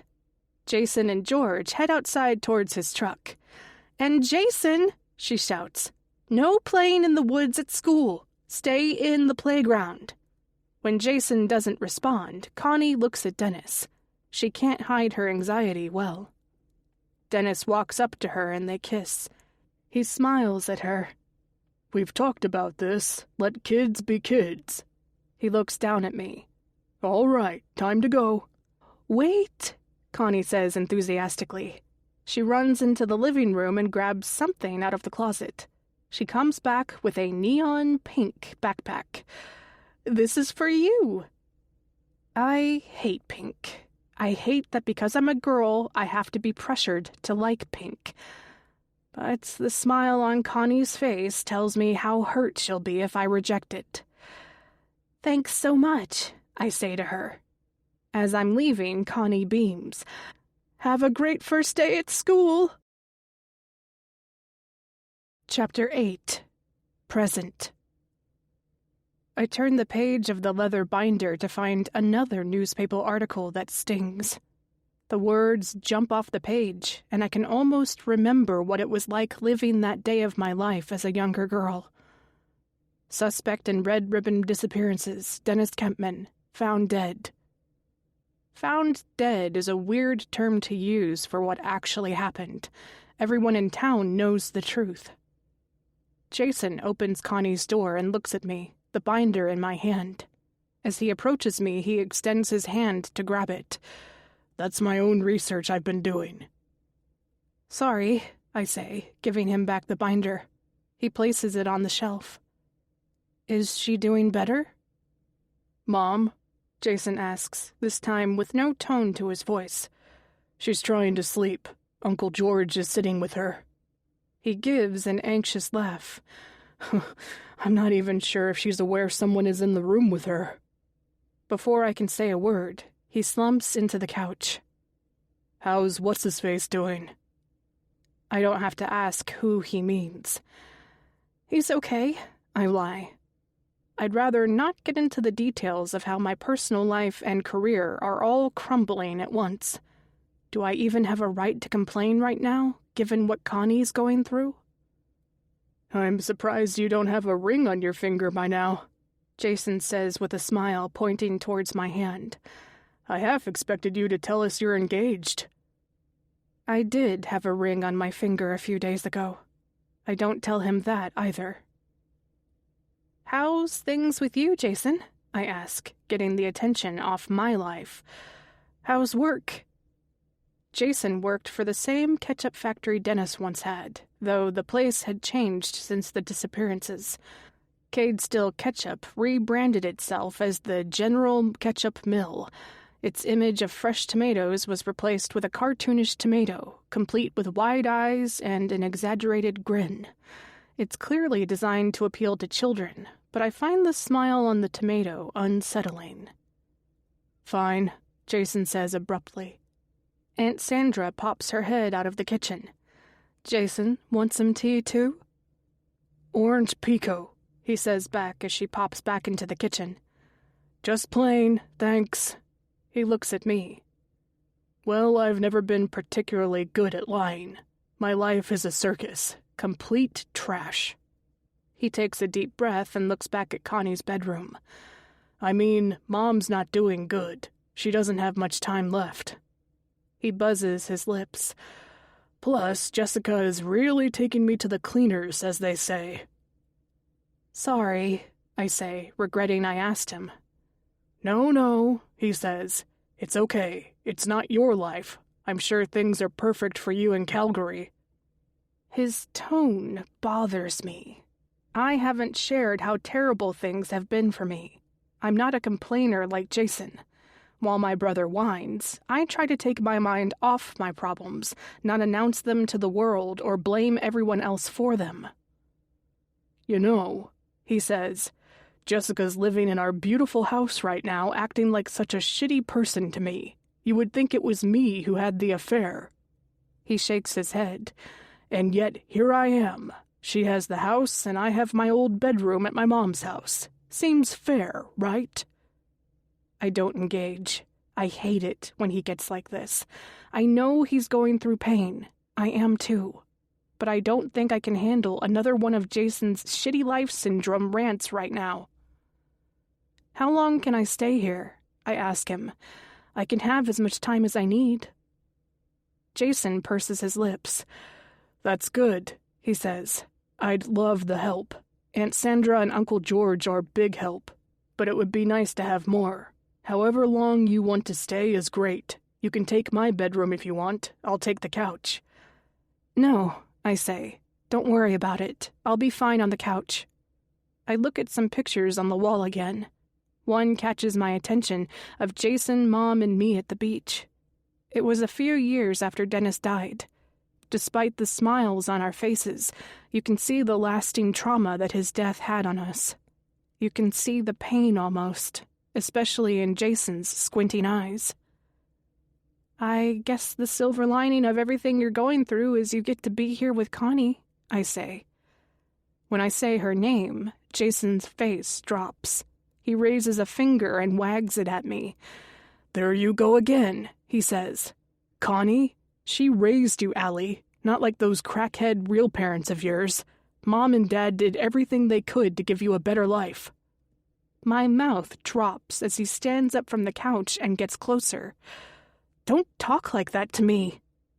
"Or what?" he says playfully. "You'll leave? Good. You've done that plenty in your life. You've never really been a part of this family, have you, Allison Paquin?" He says my new legal name with a nasty tone. "Stop, Jason," I say, turning from him. The picture of Mom, Jason, and me at the beach stares back at me. "You're not capable of calling her Mom because you hated being a part of this family," he continues. "You left town as soon as you could to get away from us. You even changed your last name. We all know why, Allie." I shake my head. "I did it for work. You know how hard it was finding a job in the field I wanted to be in with the last name of Kempman? Everybody knows what happened here." "And what happened here?" Jason says with a tone. I turn to him and Jason waves me off. "Some important social worker you are, saving families. You had one, you know. You were a part of my family, Allie." "I still am, Jason." No, he says, waving another finger at me. "You're Allison Paquin now. Despite what Dad and Mom did for you, you never wanted to be in this family. You only want to pretend to be now when she's dying." He shakes his head. "You make me sick, Allie." Aunt Sandra storms into the room and forcefully moves the mug into Jason's hand. "We talked about this, Jason. We said now isn't the time." Jason waves her off as well. "Tell that to Allison Paquin, Aunt Sandra." He paces to the other side of the room. "We all know why you changed your name, Allie. You don't want to be part of a family because you think Dad killed them. You think he took those children." I don't respond. I know better. I have my own opinions, but don't want to tell him. Not in the current state he's in, at least. "You know there's a reason why the police never officially charged Dad, even after he was dead," Jason continues. "He didn't do it. There's not enough to prove anything. The court of public opinion may have made their verdict and are happy with their fake justice, but you and I know that it wasn't right what happened to him." "Jason," Aunt Sandra says, putting a hand on his back, attempting to calm him. He points another finger sternly at me. "All of us have done our part to clear his name. We've talked to interviewers. We spoke with journalists. Everyone except you." "I just wanted to have a life," I say, my eyes feeling wet. I feel like Jason is now the judge of my character, destroying me for my decision to leave. I needed to move on. Jason scoffs. "You did a good job moving on, Allie. So good. Changed your name, moved across the country, only to come back when you feel obligated to. I'm here because I want to be, I shout back. Suddenly, Uncle George comes out of Mom's room. His face is pale. His hand is shaking. When he looks at us, we all freeze, worried about what he'll say. Even Jason shuts his mouth, a look of fear on his face. Uncle George realizes the attention he's getting. She's okay, he says calmly. I feel a wave of relief hit all three of us. It's just hard to see her this way. She's sleeping now. Chapter 9. Before. Cadestill Primary School. Uncle George drives close to the front door. The school alarm goes off as a few kids start running inside the building. Great. First day, and I'm late. Dennis exits the truck as Jason and I squeeze out. Have a good day at school, kids, Uncle George shouts. He fixes his gray hat on his head in the mirror. Bye, Dad, Jason shouts as he starts to hurry to the door. Dennis waves to him and then me. Jason walks home at the end of school, he says to me. I told him to wait for you by the front door. Have a good first day, Allie. I wave to them both as Dennis gets back inside, and Uncle George makes a 3-point turn heading the other way, a bit too fast for a school zone. Hurry, Allie, Jason shouts at me, his hand on the front door. I run up to him, and we enter the school. The floors of the old school are a patchwork of scuffed tiles. Lockers, many dented, line the hallways. Jason scurries down the hall, me following as best I can. Where's our room? I ask him. We're not in the same class, he says. Remember? Oh, that's right, I say, confused, starting to trail behind him. Come on, he says. I'll show you where your room is. I pick up my pace and shuffle my empty backpack on my shoulder. Where's my locker?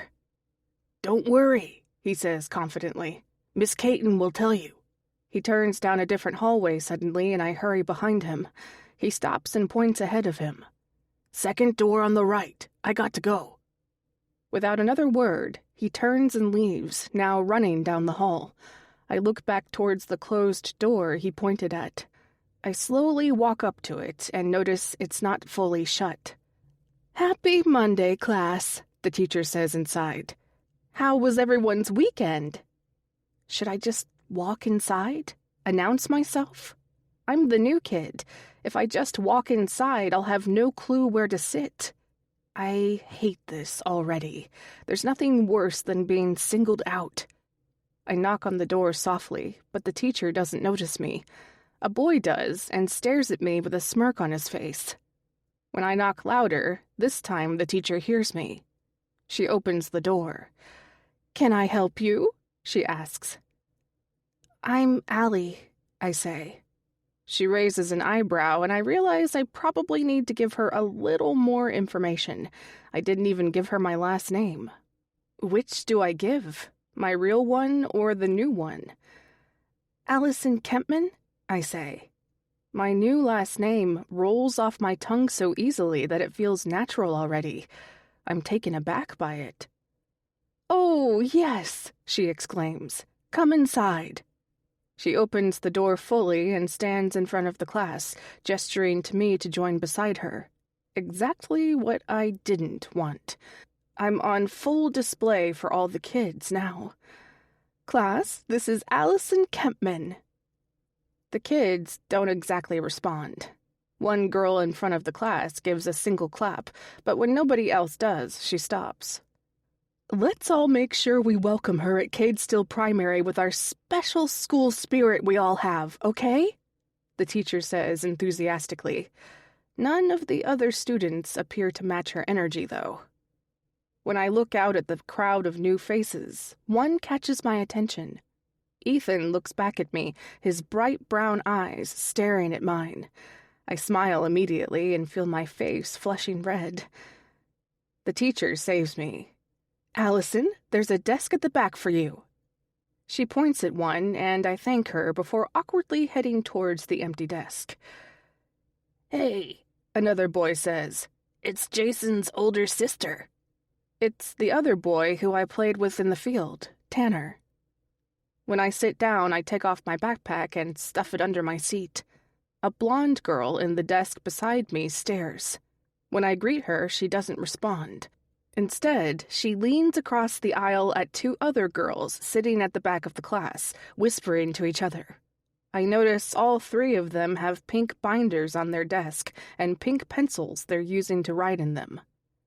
I imagine trying to bond with them by presenting my bright pink backpack. Ms. Caine sits at her desk as a young girl's voice comes over the PA system. "Good morning, Cadestill Primary." As the student announcer reads off some announcements, most of the class appears to be talking amongst themselves. I stare at the group of three girls, attempting to think of something to say. The three of them laugh almost in unison to themselves. I can't exactly introduce myself. The teacher already did that. I could mention that I'm from Calgary. I could mention that I'm Jason's sister. Maybe they don't like my adopted brother, though. Before I can think of something to say, a piece of paper flies past me and strikes Ethan in the back of the head. He immediately turns and looks at me, a cocky smile beaming across his face. He bends and grabs the paper, opening it. When he does, the three girls laugh again. Now Ethan looks at them and shakes his head, his smile growing wider. "Oh my God," the blonde girl beside me says a little too loud. "He's so cute." The three girls start whispering again. When I look at the front of the class, to my surprise, Ethan's not looking at his pink-obsessed groupies, but instead directly at me. When he does, I feel butterflies in my stomach. The blonde girl is right. He is super cute. He knows it, too. He smiles at me before turning around. After standing for the national anthem, another bell sounds off. "All right, class," Ms. Caine says. "Everyone get in groups of 3 for another historical presentation." She looks at me. "You'll be working with this group through the week. You take your history textbooks and pick one historical event. At the end of the week, you present it together to the class." I take a deep breath. Great. Another way to single out the new girl. When I look at the three girls beside me, they're already whispering to each other. "Allison," Miss Caine says to me. She waves at me. "You can join me and Cynthia at the front of the class." She gestures toward the little girl who clapped for me when Miss Caine introduced me. I nod and stand up. Ethan raises his hand. "Miss Caine, can Allie join Tanner and I?" Miss Caine raises an eyebrow. "Tanner and me, Mr. Harris," she corrects. "And yes, of course." The butterflies in my stomach are even more active than before, about ready to explode out of me. Ethan smiles as I approach him and sit at an empty desk beside him and Tanner. Chapter 10. Before. As the bell for lunch rings, Ethan approaches me in the classroom. "Good work on the presentation," he says. "I wouldn't have thought about doing it on the Spartans." I noticed the book, The Odyssey, on Miss Caine's desk and figured she'd eat it up. She already has a special interest in what we'll present at the end of the week. "Yeah, good stuff," Tanner says as he joins us. "Now you'll have to do all the work and tell us what to say for Friday." He laughs. Ethan shakes his head. "What are you doing for lunch?" he says, looking at me, his light eyes captivating me again. Before I can answer nothing at all, he gives me a better option. "Want to come with us? We have a place in the woods behind the school we hang at." "We better hurry, though," Tanner says. "Even when we go at a fast pace, it takes 15 minutes to find the clubhouse." Ethan laughs. "That's because you have no sense of where you are." "A clubhouse?" I ask. Ethan nods. "My dad built it. He owns the general store in town. You've probably seen it since there's not many businesses here. He gets a lot of materials, and one summer he wanted to build something special for me and my buddies to chill. "Come on, man," Tanner says, gesturing for him to hurry up. "We've got to sneak out before the teachers get outside." "I'm not sure if Connie would like me going," I say. Ethan looks at me strangely. "It always takes me a second to figure out who you're talking about when you call your mom Connie." "Let's go," Tanner says again. "Come on," Ethan says, shaking his head at me. "What else you going to do?" "What about Jason?" I say. "I wouldn't worry about it," he answers with a smirk. I follow Ethan and Tanner to the back of the field. Near an old swing set, there's an opening in the chain-link fence that leads towards the woods. Ethan holds the break open as Tanner sneaks through first. He smiles at me as I go through, followed by Ethan last. He looks back, confident that nobody saw us. "So, where are you from?" Ethan asks. "Originally, I mean." "Calgary," I say. "No, we know girls are from Venus," Tanner says, laughing alone at his stupid joke. Ethan asks me more questions about what kind of music I'm into, movies I like, and what I do for fun. As we talk, Tanner's ahead of us, zigging and zagging through different bushes.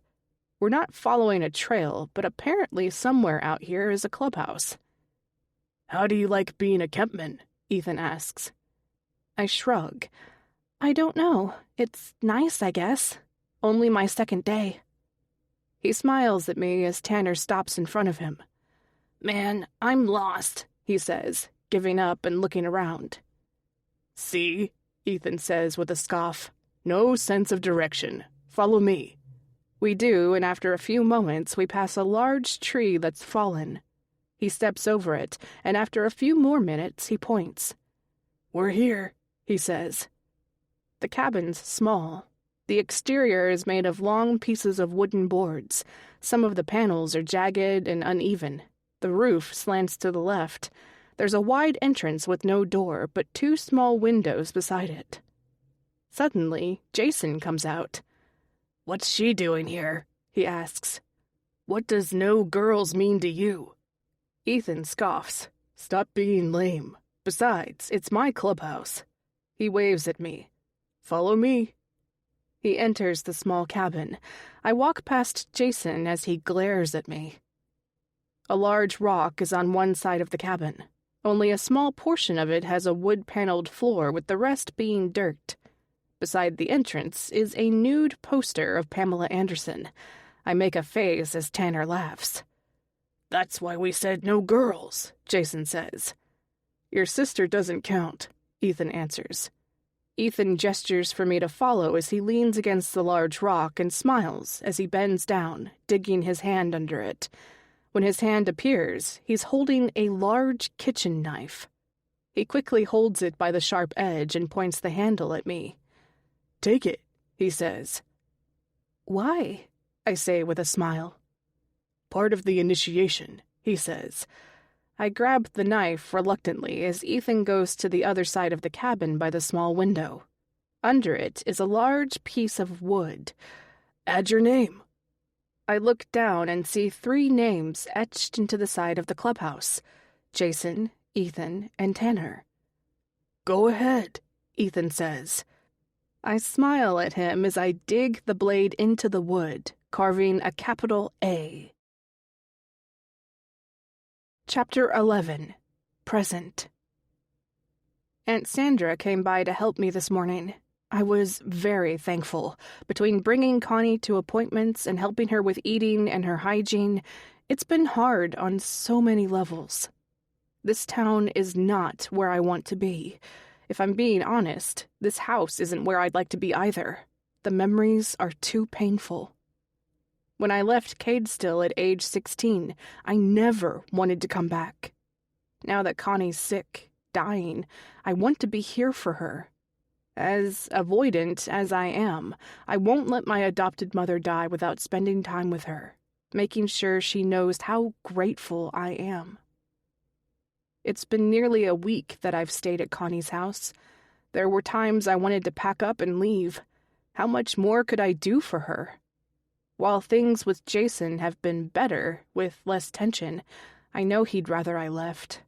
He doesn't hide the resentment he has for me for leaving Cadestill years ago. I can't hide the reasons why I left. I'm surrounded by memories. So much so that I haven't left the house to explore my hometown since arriving.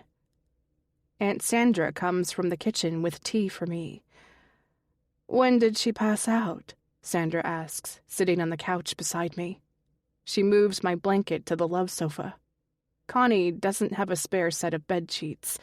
Jason gave me his comforter, saying he'd go out and buy another set of sheets for me, but that hasn't happened yet. With the tension between us, I've been hesitant to remind him. "About a half hour ago," I say, blowing the steam out from my mug. "She usually sleeps about an hour around this time." She nods. "Well, how about you take your break?" she says. "Jason's coming back in a few hours. I'll take care of your mom until he arrives." "You sure?" I ask. "Aunt Sandra came by a few days ago and helped me with Connie for half a day, too. I think I'm getting cabin fever being stuck in this house. Going outside would be a nice change of scenery. This house is way too small. Sandra's literally sitting on my bed." "Yeah," she says, waving me off. "Why don't you go out for a little while? Go for a walk or something?"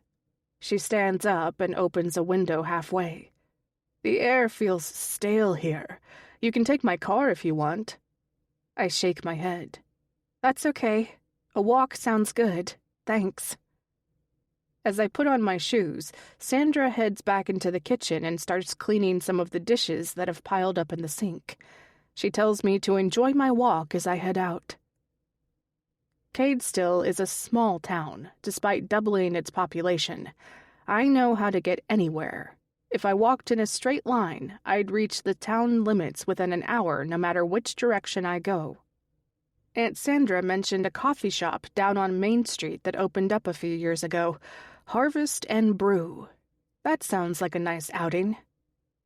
While walking, I rummage through my purse and realize that my cell phone is not inside. I let out a sigh, realizing it's on the nightstand near the couch. The house is only half a block back, but I'm too lazy to go back and grab my phone. If I do, maybe I'll rethink this whole idea of taking a walk around Cadestill.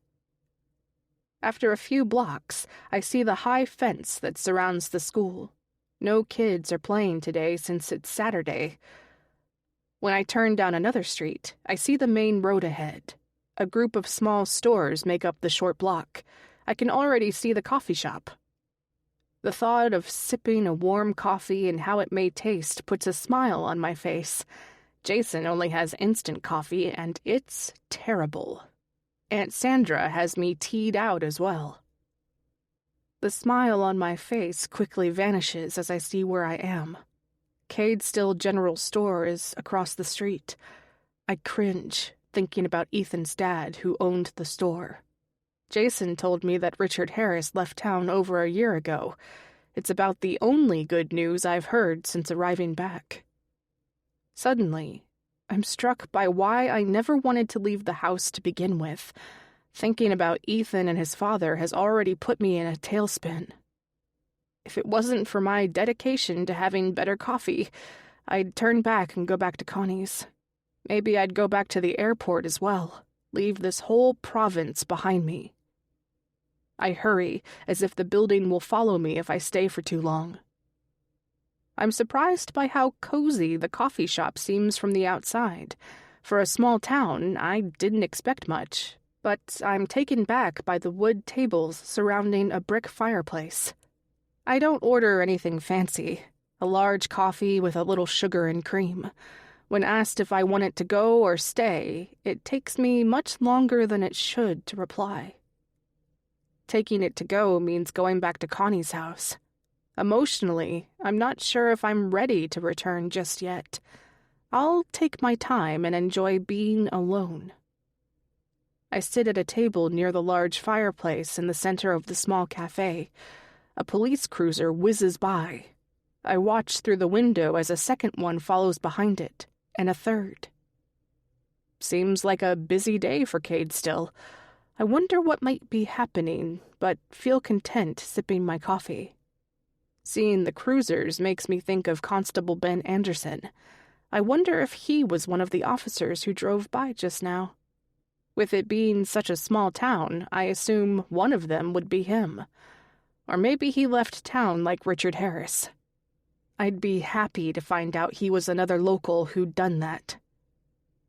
When I'm finished at the cafe, I take my time walking back to Connie's house. This was exactly what I needed today. A little outing to clear my head. It helped give me some perspective. I can't stay in town much longer. I need to go back to Toronto.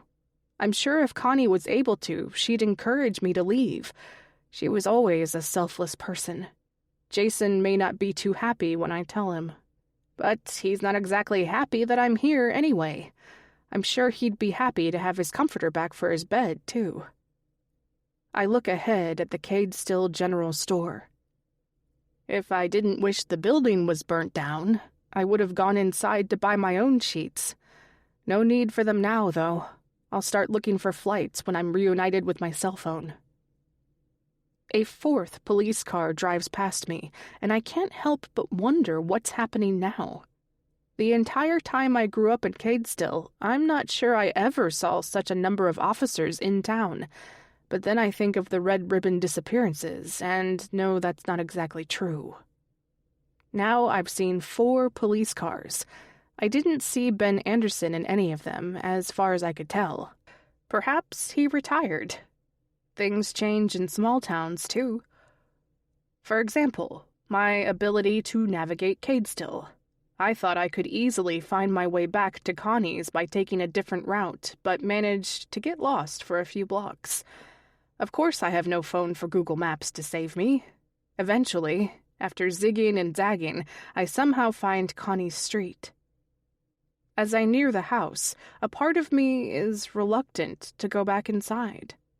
When I do, I'll be faced with how sick Connie is, how much resentment Jason has towards me, and the eventual argument that will happen when I tell him I'm planning on leaving soon.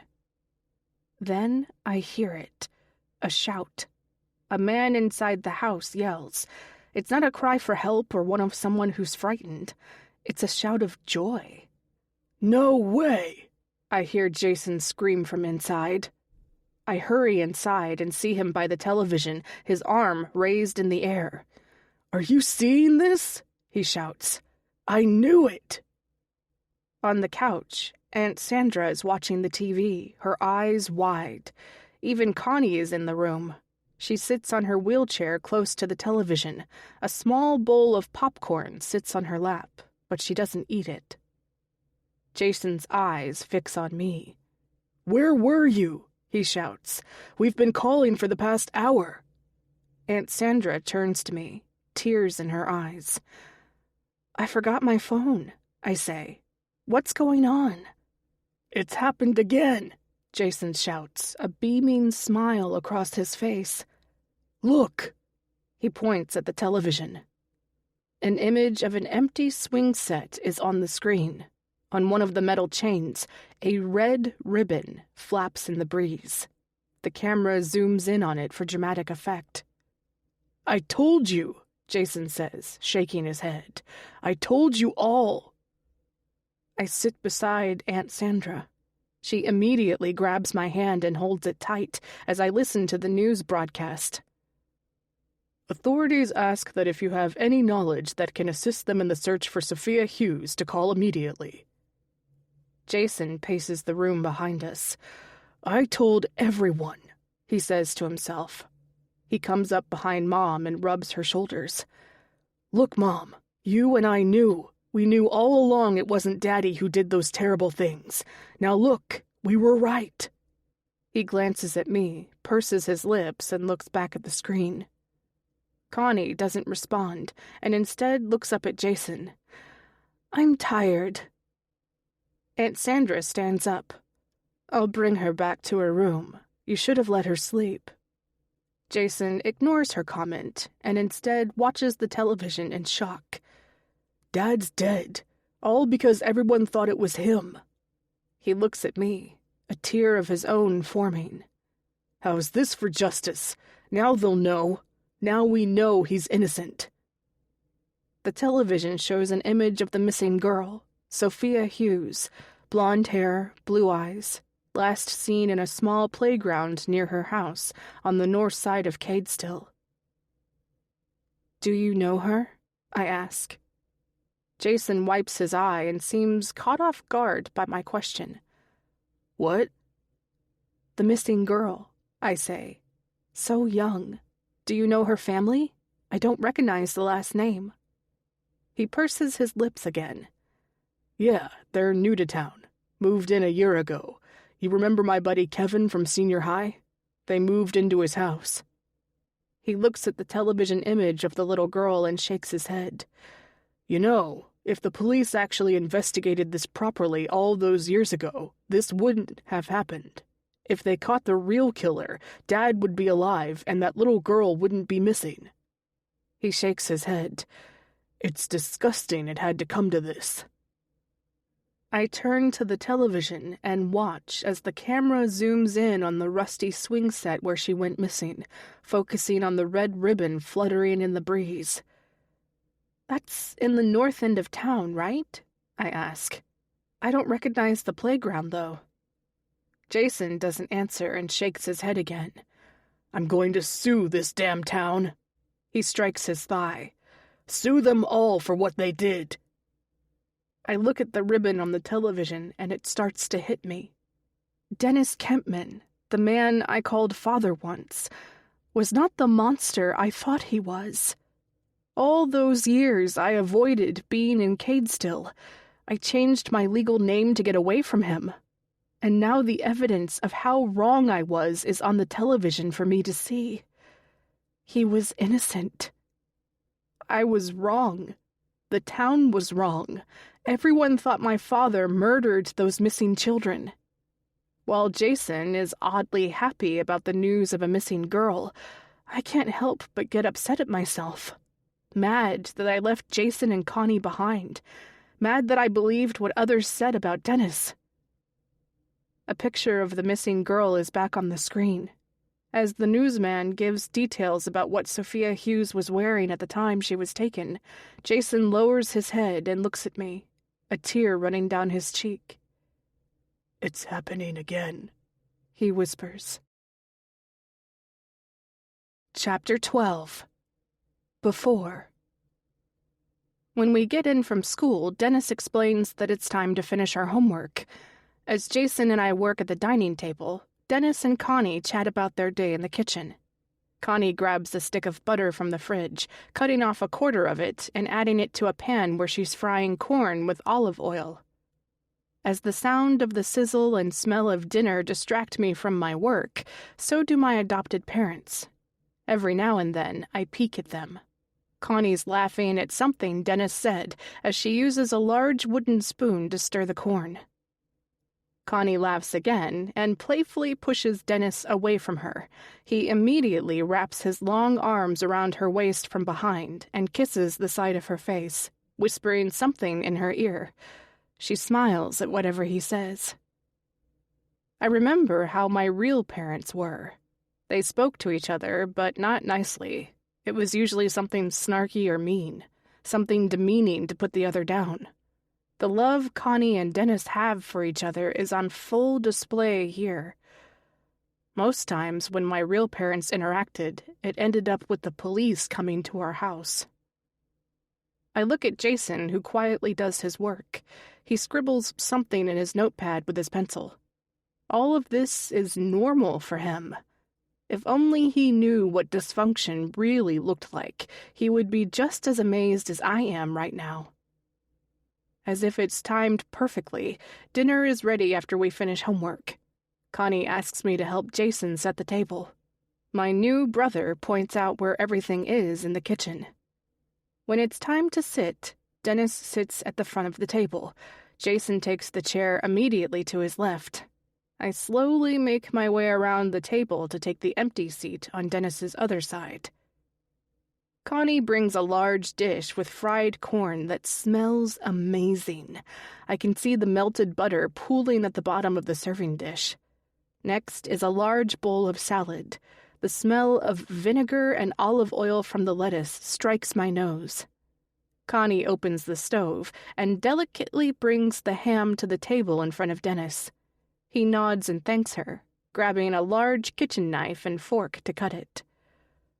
"So, how was the first day?" Dennis asks me as he begins slicing. He motions to Jason to hand him his plate and lays a thick piece of ham on it. "It was good," I say. For a moment, I nearly blurt out how much fun we had at the clubhouse in the woods, but remind myself how Connie would react if I did. "My teacher seems nice." "Miss Caine?" Jason says. "I hated her." Dennis places his son's plate of food in front of him and turns to me. "I'll take your plate." I give him a thin smile as I hand it to him.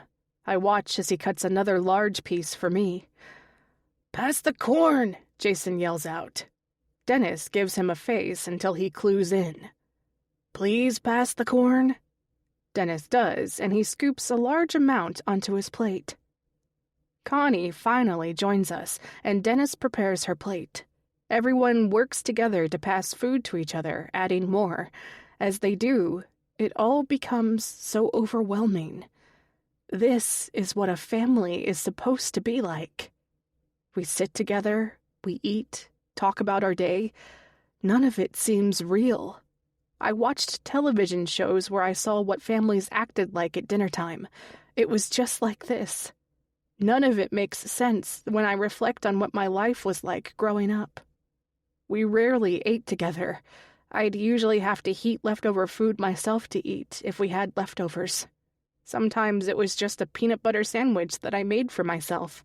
Homework was never prioritized. "I got to pee," Jason says abruptly, standing up from the table. Connie shakes her head.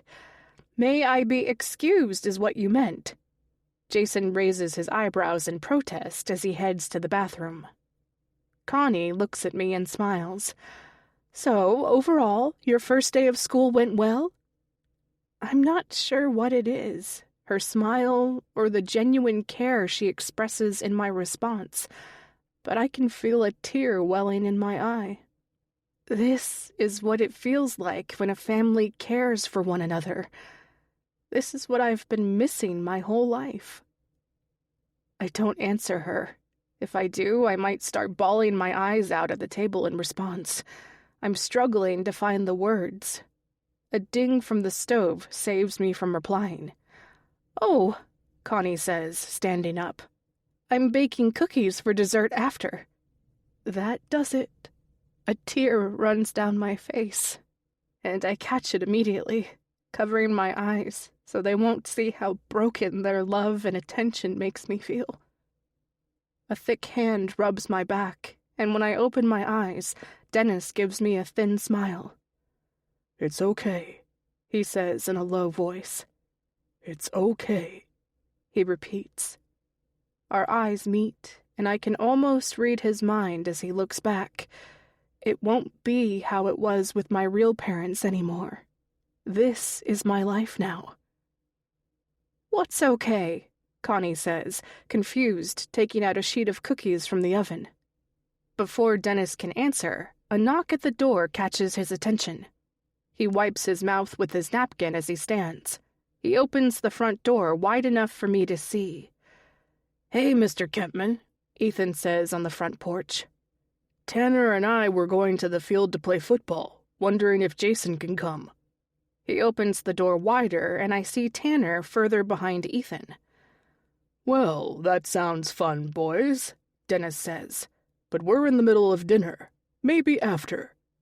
Ethan nods and looks inside, and our eyes meet.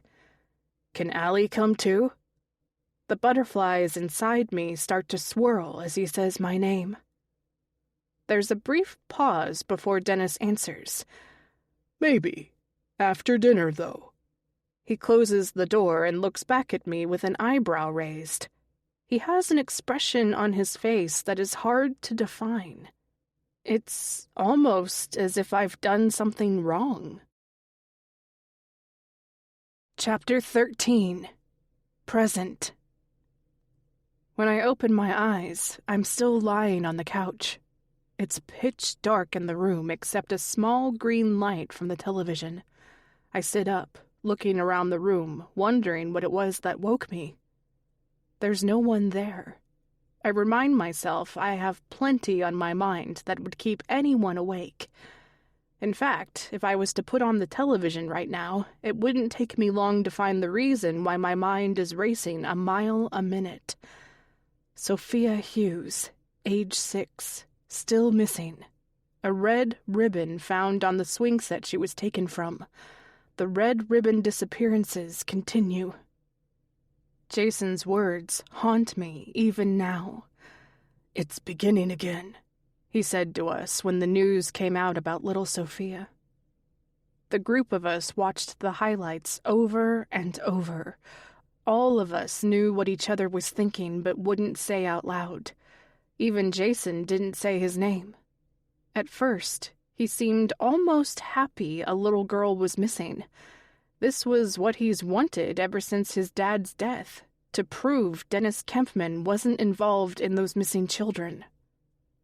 On the other side of the room is the bookshelf with his research, as he called it. Now was his moment. Jason was right. Now he can point the finger at the entire town and tell them, "I told you so." Now he can point the finger at me and say the same. Since coming back to town, a flood of memories of Dad has hit me, what it was like being raised by him. I never suspected the gossip was true about him when I was a little girl. It was only after his murder that I thought they were right about him. He seemed so normal, caring when I was a kid. A man who brought me into his home with open arms, from a house where my biological parents wanted nothing to do with me. I shake my head as I think of him, my memory trying to recall what his face looks like, failing miserably. I've been so avoidant of thinking about the man who helped raise me that my brain erased him. Who wants to remember that their father was a murderer of children? I moved out of this town to get far away from him, and what happened? I changed my name to avoid having any connection with Dennis Kempman. And now I find out I was wrong. "No!" a shout in the darkness screams. I quickly put my feet on the ground and look around the dark room. "Don't hurt him!" a woman's voice shrieks. "Connie?" I quickly get up and put on a hallway light. Jason's bedroom is still closed. "He didn't do anything," Connie shouts. A loud bang comes from inside her room. I open her bedroom door and she's rolling from one side to another, her arms moving awkwardly.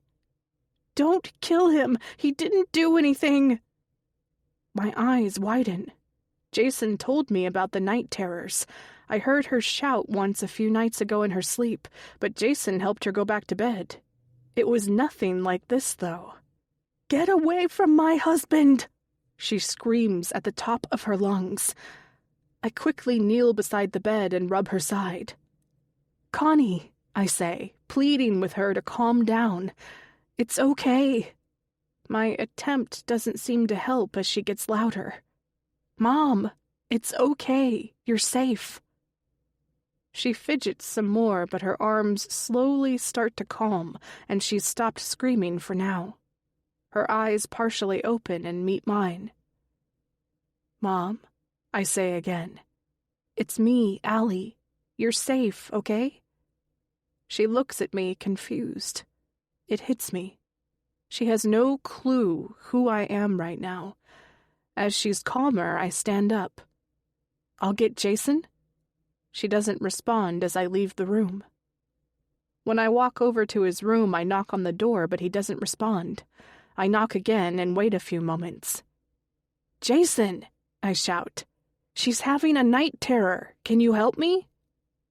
I fear any moment Connie will start screaming again, and there'll be nothing I can do to help her. I try to open the door, but it's locked, and I bang again.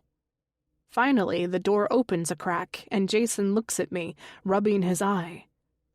"What's wrong?" he says. "She's having another nightmare," I say. "About Dad. It's really bad. You didn't hear her?" "I sleep with headphones sometimes," he says. "Dennis!" Connie shouts from her room. "Dennis, come here!" Jason lowers his head. "It's okay," he tells me. "I'll help her go back to bed. Try and get some sleep." He brushes past me and walks into Connie's room. "Hey, Mom," he says. "You okay?" "Dennis," she says, "I had a terrible nightmare." "It's Jason, Mom," he replies from her room, "and everything's okay now." He shuts the door behind him. Chapter 14. Present. After nearly 30 minutes, Jason comes out of Connie's bedroom, raising his eyebrows and yawning. "She's back asleep," he says, shaking his head. "That was a bad one."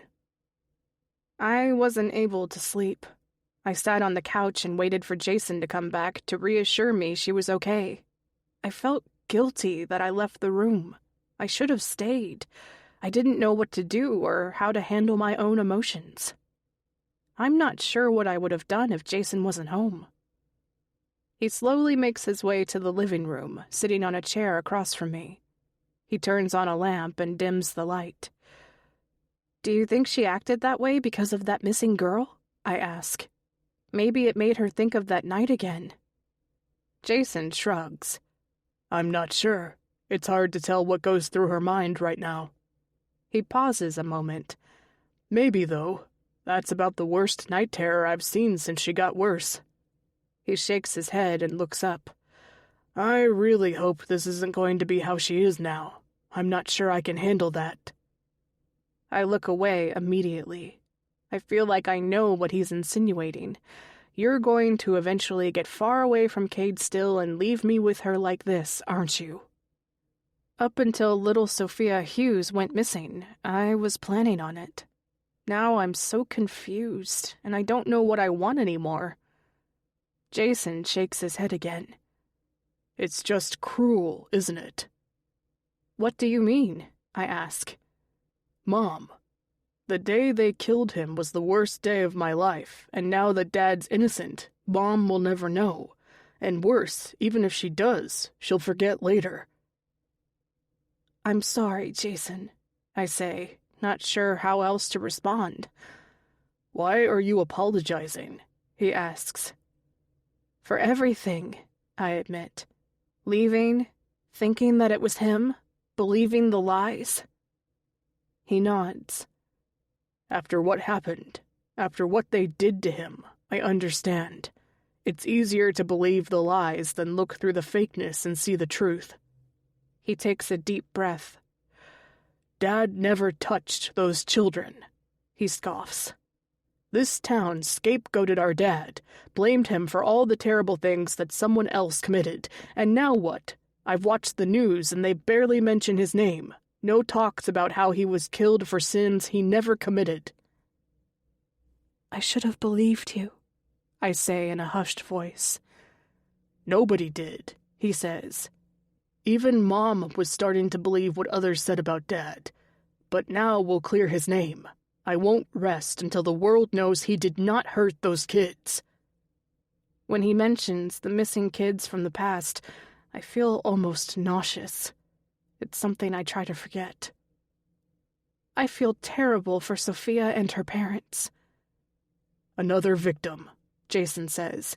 "Another child has to pay the price because everyone blamed our father instead of looking for the real killer. I'll make sure everyone in this town knows how wrong they were." "What can I do?" "I'm not sure." He stands up. "Going back to bed?" He laughs. "I don't think either of us will sleep after that." He stretches. "I'm just going to go to work early today. Maybe if I'm lucky I can catch a few Z's in the parking lot." "You're going to leave me here?" I ask, frightened. "What if she wakes up again?" "Just sit with her until she calms," he says. "That's all I do. I don't do anything special. No sleep spells or anything. Just sit beside her." "But—" "Enough," he says, slightly irritated. He glances at me before putting a light jacket on. "I'm leaving. At some point, you get to leave town and it's just me again. This is my life right now. Divorced and living with my mom, who's dying." He scoffs. "You know something stupid that I thought about the other day? I feel bad even thinking about her dying, but when Mom does, if she left me the house and the will, I wouldn't even enjoy having my own home again. My ex will demand half the equity of the house's worth, and I'll actually have to pay her to keep the house. Can you believe that?" He shakes his head and puts a hand over his ear. "This whole damn world is unfair." Jason exits promptly, leaving me in the dimly lit room. Part of me worries that Connie will start to shriek again. Her screams were so intense and unsettling. I can almost picture how she was the day Dad was killed. Memories of that day still traumatize me. I attempt to go back to sleep, but fail miserably. I'm not sure why, but I get off the couch and head down the hall. I open her door and look at my mom on the bed. She's sleeping, just as Jason said she was, on her side, breathing heavily. There's a noticeable odor in the room. Once she's awake for the day, I'll open her bedroom window to air out the room. I don't want to wake her, but I feel this need to be nearby. Just as Jason said, maybe if I'm beside the bed, it will comfort her. Or maybe it's me that needs comfort right now.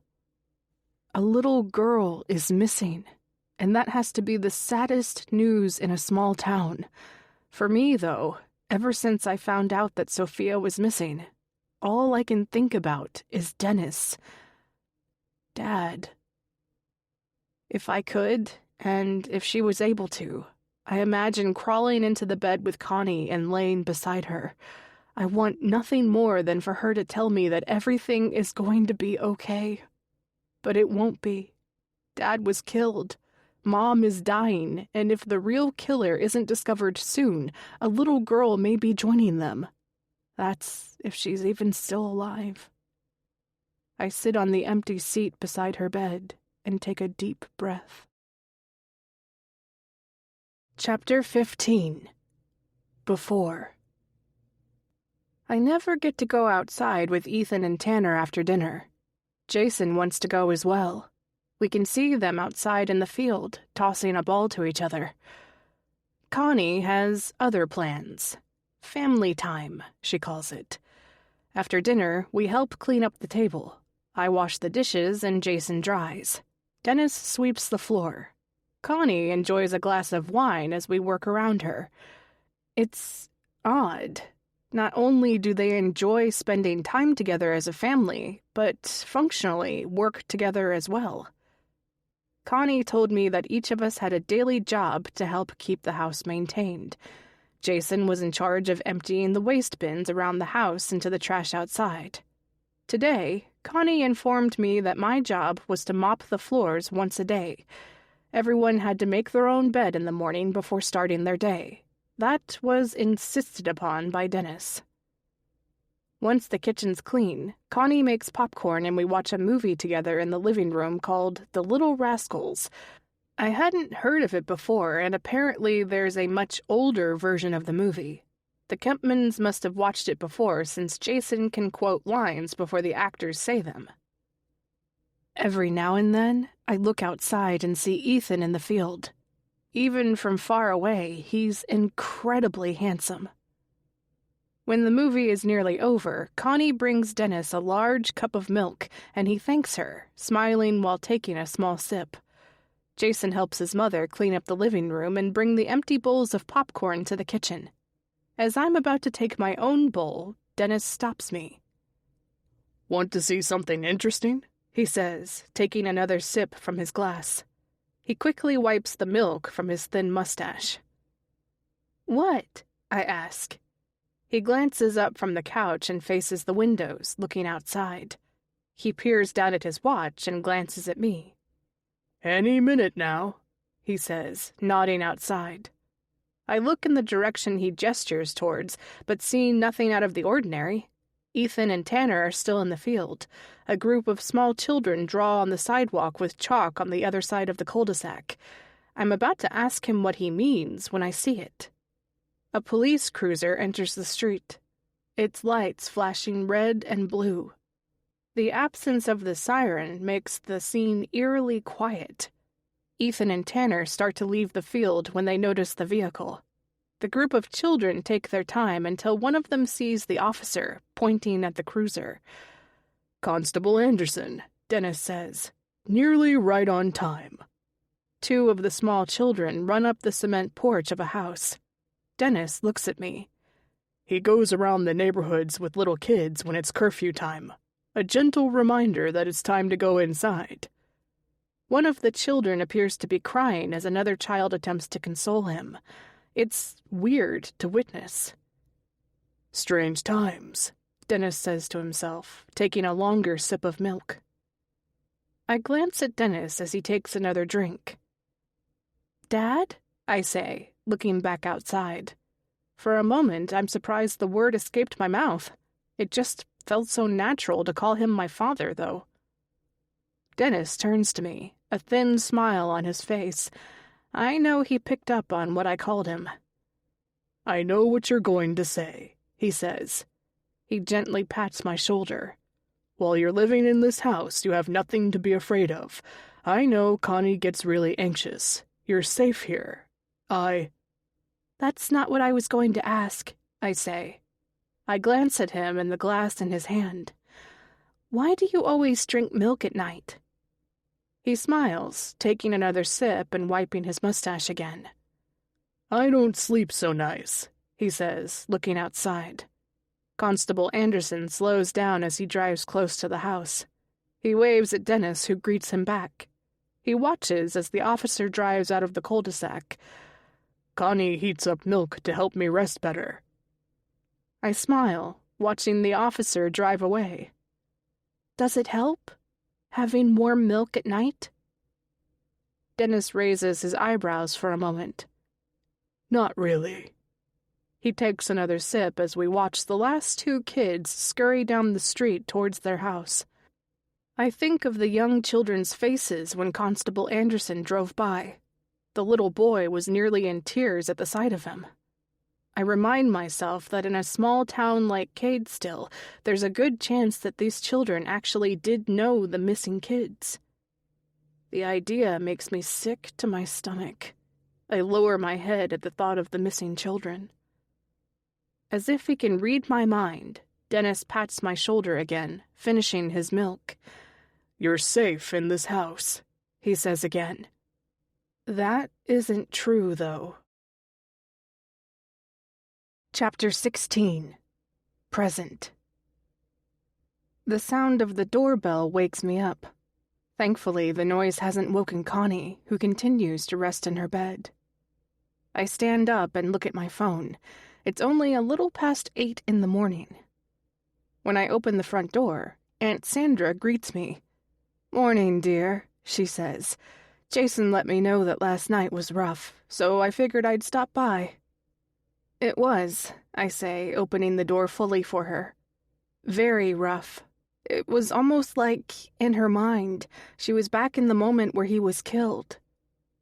Aunt Sandra takes a deep breath. "How are you doing?" she asks. "With all the news of the little girl missing and your dad, plus Connie's not well, that must be a lot." I nod. "Well, let's just say I'm glad to see you." Aunt Sandra smiles. "I'll make us some tea." I thank her for the offer, but ask if I can have some more time to myself again instead. "Did you try that coffee shop in town I told you about?" "It's good," I say. "Thanks. I just need to decompress a little." "Self-care," she says with a thin smile. "I heard about that term recently and thought about you being a social worker." I laugh. "That's right," I say. "Self-care. Thanks again." As I'm about to go, Connie starts to call Dennis's name again from her bedroom. guilt strikes me as I open the front door. "It's okay, I'll help her. Enjoy your self-care," she says with another smile. As I leave and head down the porch, I think about where I'm going. It's not to the coffee shop like Aunt Sandra expects. There's only one location I have in mind. All through the night, as I wrestled with my own shame and guilt for leaving the town the way I did, I thought about him. I thought about what they did to him. Connie's nightmare brought back all the memories from that night. Jason's right. The town blamed him for the missing children, used him without any evidence to find justice. As I pass by Cadestill General Store, I cringe again. I want to find a rock from the thick forest around town, come back and smash as many of the store's windows as possible. I imagine bumping into all the townspeople I knew, the ones responsible for ruining my life, and shouting how wrong they were. An innocent man was killed. My dad was murdered. My entire life could have been different had that terrible night not happened. As I navigate through town, I see my old street ahead. The cul-de-sac where I spent years of my life. Where my life changed forever. Almost as if the universe wants to make my life even more complicated, I see a police cruiser exit the cul-de-sac and head towards me. I peer through the passenger window and see him. Constable Ben Anderson. He looks much older. His hair has receded dramatically from what I remember. He was driving down my old street as well. Why? Maybe he's doing his own self-care like I am. Maybe he's realizing that he is responsible for my dad's death. The car slows as it nears me, and for a moment, I fear he'll recognize me. I worry he'll stop his cruiser and attempt to speak to me. Nothing good would come from that. I imagine myself shouting and cursing at him for what he did. Thankfully, he doesn't. He drives past, but does look in my direction. Our eyes meet only momentarily, but I instantly know that he recognizes me. I keep walking as he drives further down the road, only turning my head to ensure he's actually leaving.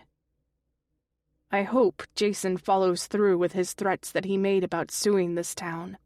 Now that the real truth is exposed, that my father was not the killer, those who were responsible for his death deserve to be called out. Will the town out their own, though? Most of the houses in my old cul-de-sac look the same, but have certainly aged. The large corner house's white siding is more of a tan color now. Another's roof needs some serious repairs. I look around my neighborhood, doing my best not to see the reason I came. My house. I'm not ready yet to face it. Instead, I look out into the field near our house. I'm not ready for that either. Too many memories, too many painful thoughts as well.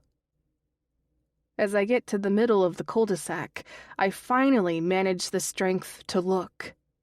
I'm surprised they never tore down the house fully. It still stands, despite all the fire damage.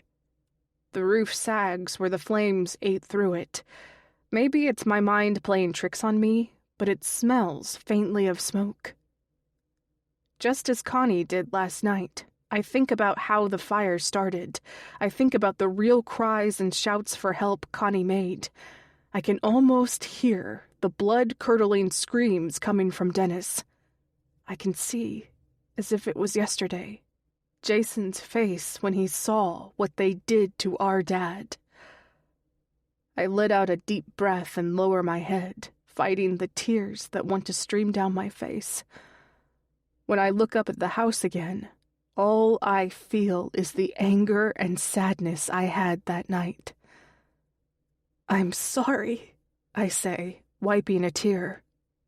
"I'm sorry, Dad. I shouldn't have believed them." Chapter 17. Past. Jason puts his hands up, calling for Ethan to pass the ball to him. Instead, he throws it to me. I have to run a little awkwardly through the field, but catch it to the applause of Ethan and Tanner. Jason lowers his hands for a moment until I catch his glance. "Right here, Allie," he shouts. He starts to step closer towards me. I hate it when he does this. I'm not sure if it's in defiance or just to show him that I can throw further than him, but I hurl the ball as hard as I can. Jason runs backwards, nearly tripping on his feet as he does. He stumbles and attempts to jump, reaching with his fingertips for the ball, but misses completely. The ball flies past, deep into the wooded area behind him. "Allie," Jason calls out in annoyance. "What does right here mean to you?" He shakes his head as he ducks under a tree branch to attempt to find the ball. "Don't let your mom catch you in there," Tanner jokes. It's been weeks since the second child was taken from Cadestill. Neither of them have been found. You can almost feel the tension in the entire town, wondering when another child may be taken. "Shut up," Jason shouts as he disappears into the brush. I look back towards our house. Just because Connie's not home doesn't mean Dennis won't get upset with his son if he saw him in the woods despite harsh warnings not to. Ethan brushes his curly brown hair. I gaze into his light brown eyes, but when he notices me, I quickly look at Tanner. "Did you know them?" I ask. "The kids that were taken?" Tanner nods. "My little sister goes to the same daycare that Jonathan went to. He's 4. "That's terrible," I say. "The other girl that was taken, Melissa Henson, I saw her often in my dad's store," Ethan says. "She came with her dad nearly every weekend." As Tanner and Ethan tell me stories of the missing children, I suddenly realize it's been a while since Jason went into the woods. "Hey, Jason," I call out. Worried that Ethan and Tanner will make fun of me for being anxious like Connie, I add, "Did you lose the ball?" I wait for a smart-ass reply, but he doesn't respond.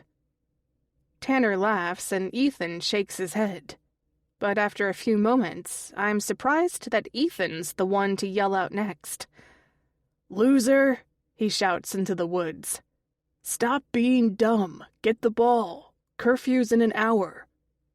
Again, nothing. No reply. Tanner looks at Ethan and then me. "I'll get him," he says, stepping towards the thick trees that surround us. "Help!" A loud shriek calls out. "No!" "Jason!" I shout, running into the woods, nearly knocking over Tanner. "Jason!" I duck under a tree branch and see him. Jason is curled over, laughing hysterically as he points at me. "Man, you're just like Mom. You'd think you're actually related." "Not funny," I shout back. "Well, kind of funny," Tanner says as he steps beside me and lets out a laugh. Ethan joins us, shaking his head. "Where's the ball, idiot?" "Hell if I know," Jason says, shrugging. "I can't find it." He starts to look around again for it and looks at me. "Allie, this is on you. Maybe stop pretending you're a quarterback and throw it to me next time." "She's just showing off those rocket arms of hers," Ethan laughs. "Had some serious distance on that one." As we look around more, it becomes obvious that we're not going to find it. "Let's just grab another ball," Jason says. "That was my only one," Ethan says in frustration. "I need to find it. My dad always freaks out about this kind of stuff." "Isn't the ball from his store?" Jason asks, confused. "It is," Ethan says, his frustration showing more. "But he always complains that I don't know the value of anything." "Want to go to the clubhouse?" Tanner asks. "May as well. We have no other ball." Jason shakes his head. "My mom will kill me. Besides, it's nearly curfew." "Who cares?" Tanner says. "Your parents don't care," Jason says. "You know how my mom is." He looks at me. "We have a second ball in the basement. Go grab it." Me? I say. He nods and mocks me. "Me? Yeah, you. You're the one who lost the ball. Go get the other one." "It's not her fault you run like a turtle," Ethan jokes. "And catch like your hands are made of spaghetti," Tanner adds. "Shut up," Jason says defensively. "It's fine," I say, calming the group of boys. "I'll get it. No big deal." As I head back home, the three of them try searching more. It's honestly a good thing that Connie isn't home. She would have noticed that we were in the woods by now, and both of us wouldn't hear the end of it. When I enter the house, I immediately head to the basement. It's very dark, except for a dim light coming from Dennis's office. I attempt to find the ball, but it's nearly impossible. I follow my hand along the shelf, hoping to touch it. The basement light died last week, and Connie's been yelling at Jason to replace it. That's another one of his maintenance tasks around the house he has. Most of them he needs gentle reminders to do, often. Knowing that my search will be fruitless without more light, I call out for Dennis, but he doesn't respond. "Dad?" I say instead. I've started to call him that more often. I've even started to call Connie Mom. The first time I called her mother, her face lit up. I could feel how happy she was. I walk up to Dennis's partially opened office door and call out for him again, but he doesn't respond. I knock on the door, knowing how much he likes his privacy when he's in his office. Again, nothing. I know he's inside. I can hear the muffled sounds of his rock music playing loudly. He has his headphones on again. I open the door more and see him sitting at his desk, a pencil in his hand. It takes a moment for me to register what he's doing. A large map is unfolded on his desk, and he's following a road with his finger. After a moment, he stops at a circle written with pencil. He marks the circle with an X over it and writes something else above it in pencil with a smirk on his face. At the top of the map is a large cartoon sun with eyes and sunglasses lowered on its nose. Kananaski's Trail Map, it reads. I wave at him, attempting to get his attention, but he's so focused that he doesn't even notice me. "Dad?" I say again. Finally, I reach out and pull on his shirt. He jumps out of his chair, the headphones dropping to the ground, along with the CD player. When it does, it smashes hard and breaks. He quickly picks it up and grunts at his broken device. "Sorry," I say. His face scrunches, and he purses his lips as he places it gently on his desk. He looks at me, and for a moment I'm scared. This is where I would get yelled at. If he were my biological father, I'd hear more than cuss words. Not Dennis, though.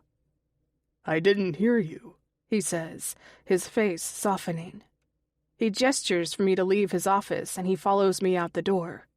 I look down at the map, where I see what he wrote above the circle and X he made, a single W. "I knocked," I say, knowing what he may say. "I tried to get your attention." He nods. "Connie says I'll burst an eardrum with how loud I listen." I look behind him at his desk and the map. I look at the markings on the map again as he shuts the door slightly behind him, making the room nearly pitch black. "Jason needs to put in a new light bulb," he says with a tone. He stares down at me in the darkness, but doesn't say anything.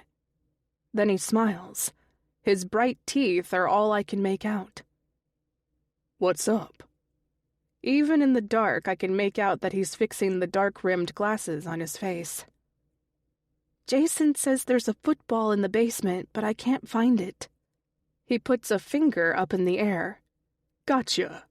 Without opening the door, he walks across the dark room to a shelf and picks it out quickly. I thought I looked there. He tosses it to me underhand, but in the darkness I easily miss it. I quickly find it near my feet and stand up. "Thanks, Dad," I say. He walks back to his office door and slightly opens it, revealing his wide smile. And don't worry, I won't tell. What? I ask, confused. The light from the room behind him makes a dark silhouette of his body. His white teeth show again as he laughs. I won't tell Mom that you've been playing in the woods. Chapter 18. Present. Aunt Sandra shakes her head as we continue to watch the news. Sophia Hughes is still missing. Clips of a search party in the woods led by police are shown as the newsman explains how people can get involved in the search. Sandra takes a sip of her tea and looks at me. A neighbor of mine is in one of those search parties, she says. She asked me to join. I don't know. It'd feel weird after everything this family has gone through. She takes a deep breath. I told George about it and he got really upset. I nod in agreement. After what happened to his brother, my father, who can blame him? He was killed for being the suspect, George yelled. She continues. Now they think we should help find the real murderer? She shakes her head. And you know your uncle. When is he not smiling or jovial, but he was red mad, almost as much as Jason. She takes another deep breath. How is he doing? I watch the television as it shows a man and a woman in the search party, walking slowly through a wooded area, poking at bushes and at the ground. At first, I wonder why they're doing that, until it hits me that they're poking around for a body or loose earth. I almost feel sick at the idea of it. The thought that this is happening in this small town again, and so close to where I sit now, is scary. Aunt Sandra repeats herself, and I'm almost startled by her voice shaking my thoughts. Sorry, I say. Jason's not well. He's not doing well with a lot of things, it seems. That divorce has really broken him, she agrees. I'm worried about him. The bags under his eyes are so dark these days. She looks at the TV. I'm sure this isn't helping either. A breaking news bulletin grabs both of our attention. A newsman looks sternly into the camera. We watch with anticipation. Have they found the girl? Is she alive? Worse? I couldn't handle it if they showed a clip of a small body bag on the news. Would the media be deranged enough to show such an image? I let out a breath when it's not what I thought it would be. The town of Cadestill and the whole of Kananaskis County now have a curfew of 7 p.m. Anyone found outside their house after curfew could be subject to heavy fines. Here we go, I think. Just as it was when we were children, a curfew is back as well. How long until a second child goes missing? The curfew that they had in effect when I was younger didn't stop the murderer from taking another child. The thought of it nearly brings me to tears. It's something I try not to think about. It was me who found the ribbon. Oh no, Sandra lets out. I mean, it makes sense, but this is scary. I nod as we continue to watch in silence, hanging on to every word the newsman says, watching each clip the program shows. It switches between images of Sophia, the search party, and the breaking news of the new curfew in effect. The front door opens suddenly, and a metal thud scares Sandra, who immediately puts a hand to her chest. Hey, Jason says, his metal lunchbox banging against the door. Did you hear the news? The curfew? I ask, and he nods. Just like last time. I wonder who the town will blame now. Jason walks into the kitchen and drops his lunchbox with another clunk. I follow him. When he turns to me, his face says it all. He looks like his body's been running on fumes all day. Did you manage to sleep before work? I ask. He scoffs. Nope. Maybe I'll try and sneak in a nap since you're both here. I can't get over how broken down he looks. He looks so exhausted that if I shoved him, he wouldn't just fall to the floor, but fall asleep. Get some sleep, I encourage him. Uncle George is coming by later, so you don't have to worry about anything. We got it all covered here. He smiles at me. Thanks. A quick nap, maybe. Take as long as you need. Jason's smile vanishes at a knock on the front door. He opens it quickly, and his face tightens. Well, look who it is, he says, raising his hand. Constable Anderson takes a step inside. Jason, he says quietly. He looks at Sandra and waves. She doesn't respond with words or a gesture. Ben looks at me and tips his police cap. Allie, he says. I thought that was you earlier. I nod back, but don't say a word either. Now, what could bring you here, I wonder? Jason says playfully. I just wanted to check in on you folks, Ben says. A lot is going on right now, and I know you have questions. I do too. Oh, we don't just have questions, Jason says, shaking his head. We're beyond pissed. He jabs a finger at the cop. How many times did we tell you? How many times? Well, look now. He points to the image of Sophia on the screen. Another child is missing, and that's on you. There was very little I could do, he says. We're trying to figure out what's going on, too. The major crimes unit is in town. This won't be like before. We'll figure out what happened. When are you or someone from your department going to tell everyone that my father was innocent? Jason shouts. When? It's already been a whole day since that little girl has been missing, and yet nothing public has been said about Dad. He was never charged with anything, Jason, Anderson says. No, Jason shouts. Not good enough. Sure, he was never charged, but he was found guilty by this town, and that included you, his supposed friend. Jason lowers his head, and when he raises it again to look at the officer, I've never seen as much rage in someone as I do now. Dad was killed, murdered, all while you stood by and watched. You probably applauded what happened. You all did. This time, Jason takes a step forward and digs his finger into the cop's midsection. Ben takes a step back immediately. That's enough, Jason. Don't touch me again like that.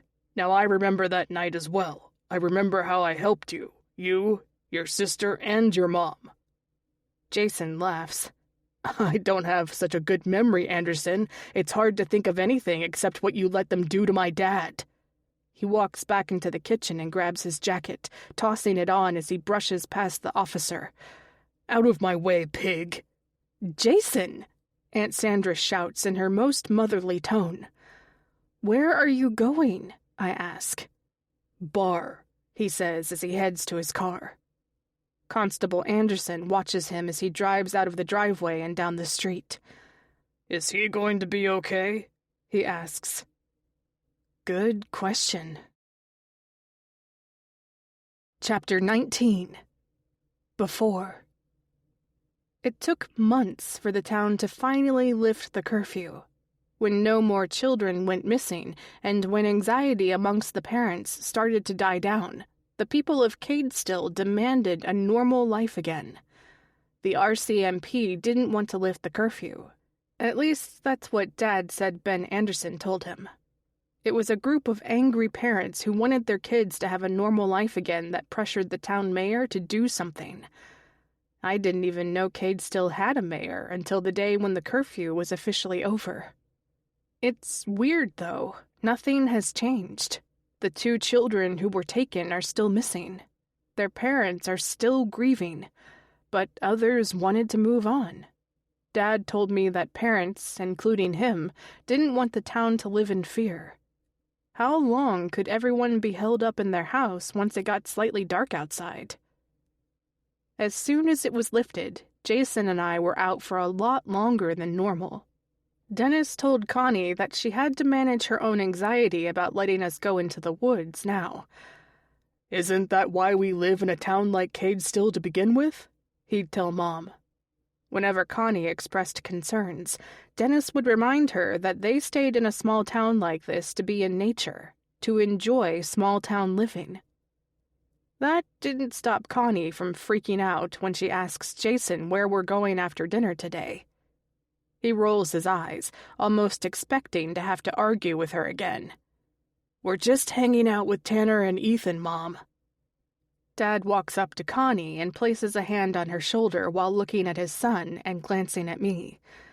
That sounds fun, he says. Come back before 8.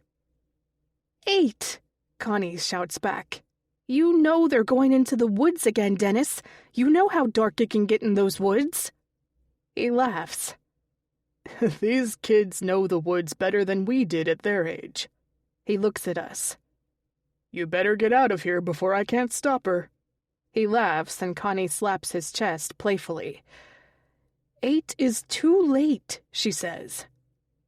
He sighs and looks at us again. 7:30, he says sternly. And not a minute over. Now, go have fun, kids.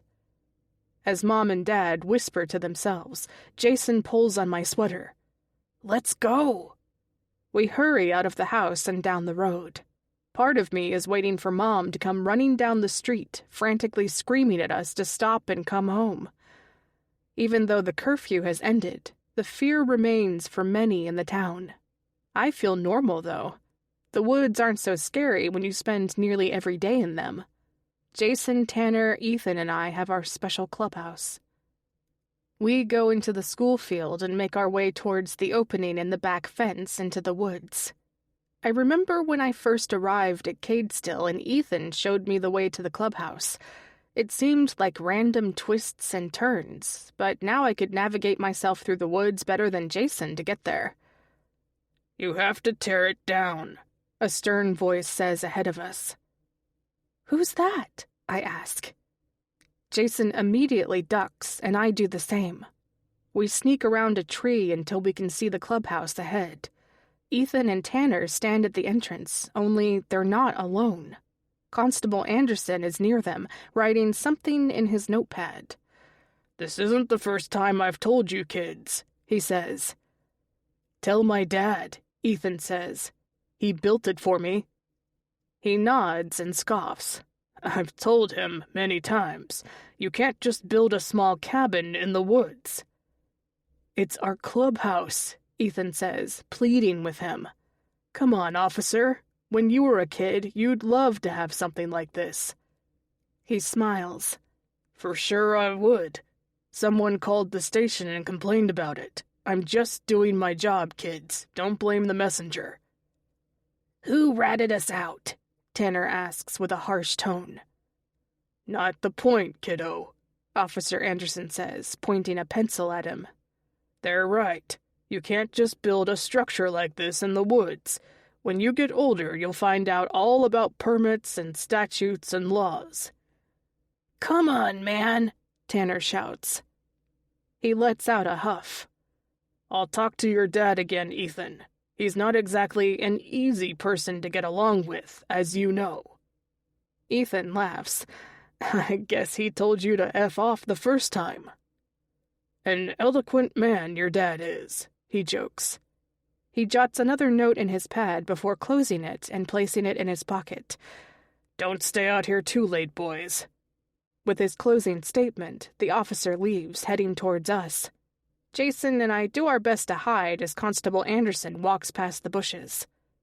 When he's out of sight, Jason and I head to the clubhouse.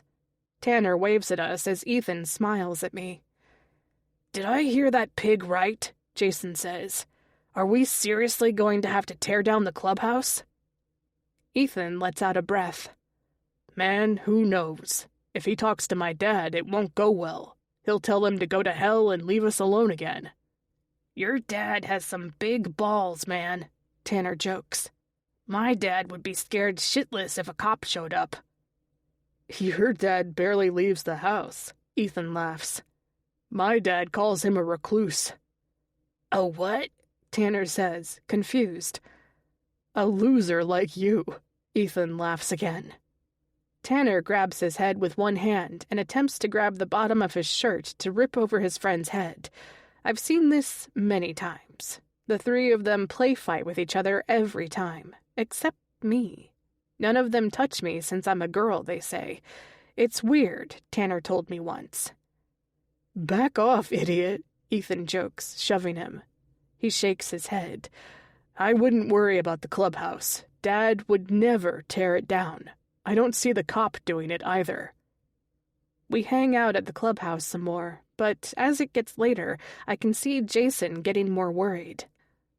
Dad says we need to get back before 7:30, he says, shaking his head. Man, before the curfew, we'd be out here until past 9 sometimes. Mom and Dad never cared. Tanner nods. They're so worried about us, but we could handle ourselves if we had to. We're not little kids like the others that were. He doesn't finish his sentence. I mean, some kidnapper comes up to me and... He throws a massive kick in the air. Straight to the balls. Game over. Police arrest the bad guy, he goes to jail. Game over. No, Ethan shouts. That's a surefire way to get killed yourself. You can't just kick an adult in the balls. They expect weaker people to go for the family jewels. Tanner attempts to kick Ethan playfully, and he jumps out of the way. See, you're telegraphing the attack. What? Tanner says. Jason answers for him. It means the bad guy can see your stupid kick coming a mile away. Tanner shakes his head. So, the bad guy comes at you, what do? Ethan looks at me. Pretend you're the kidnapper. I laugh, not sure what to do. I put up my hands to make myself seem taller. Give me your kids, I say in the deepest voice I can manage. Tanner laughs and Jason shakes his head. No, Ethan says with a dumb voice of his own. He lifts up his leg and just like he said, I expect the kick and catch his foot. Suddenly, he karate chops towards my head and stops a few inches from my neck. Boom! Throat punch, he shouts. Bad guy down, barely breathing, an attack he didn't see coming. Jason laughs. That's dumb. Well, I didn't see it coming, I say. Throat punch, I joke, throwing my own hand towards Ethan. He doesn't flinch as I get closer to him. He just stands still and smiles at me as my body comes closer to his. Let me try that, Tanner says, pushing Jason to get his attention. Do it to me. The trick, Ethan says while looking at me, is not to wind up your fist. Just let your arm rip out from the side. He moves his hand close to me, but with me being so close to him, there's not much space left between us. Take that, Jason says, whipping a fist in the air towards Tanner. Tanner easily moves out of the way. You're not supposed to announce it, dummy. As the two continue practicing their karate chops, I can't stop staring at Ethan. His light brown eyes fix on mine. He continues to look right back at me, and I realize he has the same thought I have. He takes another step and quickly kisses me on the lips. He takes a step back as if he's in shock himself over what he did. I smile at him, unable to hide how much I loved it. I feel my brain short-circuit and my heart skip a beat. I imagine I'm melting in his gaze now as he looks at me. All I want is for him to take another step closer and kiss me again. Dude, Jason shouts. What the hell? Chapter 20. Present. How much 24 news can one person watch in a day? The answer is a disgusting amount. All day the television remained on. Images of Sophia Hughes were displayed across the screen constantly. Now, with the breaking news of the curfew, major news outlets picked up the story. Everyone across the country, and even internationally, knew about the red ribbon disappearances, past and present. Every so often, I turn off the television only for Aunt Sandra to put it back on to see what's happening. When she eventually gets fed up with the news and turns it off herself, Uncle George comes over and turns it back on. He sits on the couch, taking off his gray flat cap and placing it on the nightstand beside him. "Where's Jason?" he asks. Aunt Sandra and I exchange a look. "Ben Anderson came over to check on us," she answers. That exchange didn't go so well. "He's at a bar," I say. "Which one?" George asks. Neither Sandra nor I know, but how many bars could be in a small town? When I ask, I'm a little shocked that there are 3 close by. 3 bars to service the 300 citizens in Cadestill? "Maybe I should go pick him up," George says, getting up from the couch. "I'm not sure him drinking is a great idea right now." He looks at Sandra. "You know how he gets." Sandra nods. "Don't make it too obvious why you're there. It will only aggravate him more." He takes a deep breath. "I think I need a few beers myself." Sandra scoffs. "Well, call a taxi if you need it." "Dennis?" Connie calls out from her room. "Oh, man," George says with a defeated tone. "These are some hard times." Before George arrived, I spent time with Connie as Sandra helped clean up the house. "I'll go," Sandra says, walking quickly down the hall to her room. George glances at me and we share a moment of silence. I can almost read his mind. Hard times indeed. "I'll start with the bars in town," George says, standing up and heading towards the door. "There's a few in nearby towns that he could have gone to as well." "Wait," I tell him, noticing his hat on the nightstand. I hand it to him and he places it hard on his head. "Thanks." "I need a beer too," I say, shaking my head. "Want to come? I'm sure Jason won't mind the company, if we can find him." "That's okay," I say. "Next time." George nods as he leaves the house. I walk into Connie's room. Sandra sits on the chair beside her as the two share a conversation. "Allie," Connie says to me. "Oh, I haven't seen you in so long. Come give me a hug." She extends her hands towards me. I smile at Sandra and she laughs. "She's very with it right now," she says. "She greeted me by name." Her smile says it all. It's almost like the woman I knew is back. I instantly wrap my hands around Connie, and she squeezes me with as much strength as she can, which is shockingly weak. "How's Toronto?" Connie asks, letting go. "Are you staying with us long?" For a few moments, we talk. I update her on my life. She even remembers that I'm a social worker. When I look at Sandra, a tear is running down her face as she watches us talk. It doesn't take long for that to change. "Where's Dennis?" Connie asks suddenly. "Is he in his office downstairs?" Sandra and I look at each other. She lowers her head in defeat. I take a deep breath. "He's not here," I answer in a soft voice. Connie lets out a laugh. "Just go downstairs, Allie. Knock on his office." I look at Sandra. "I just need a break." Sandra nods back and I turn to Connie. "I'll be back soon, okay?" She smiles wide and nods back. I've spent days with her and not once was she able to recognize me, and when she does, she doesn't know exactly when and where she is. She still thinks Dennis is alive. I go for another walk. This time I have no destination in mind.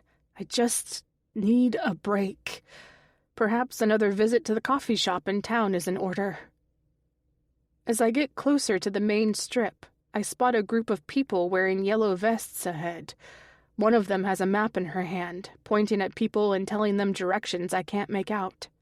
Another woman in a yellow vest is at the corner of the street, taping a poster to the light pole.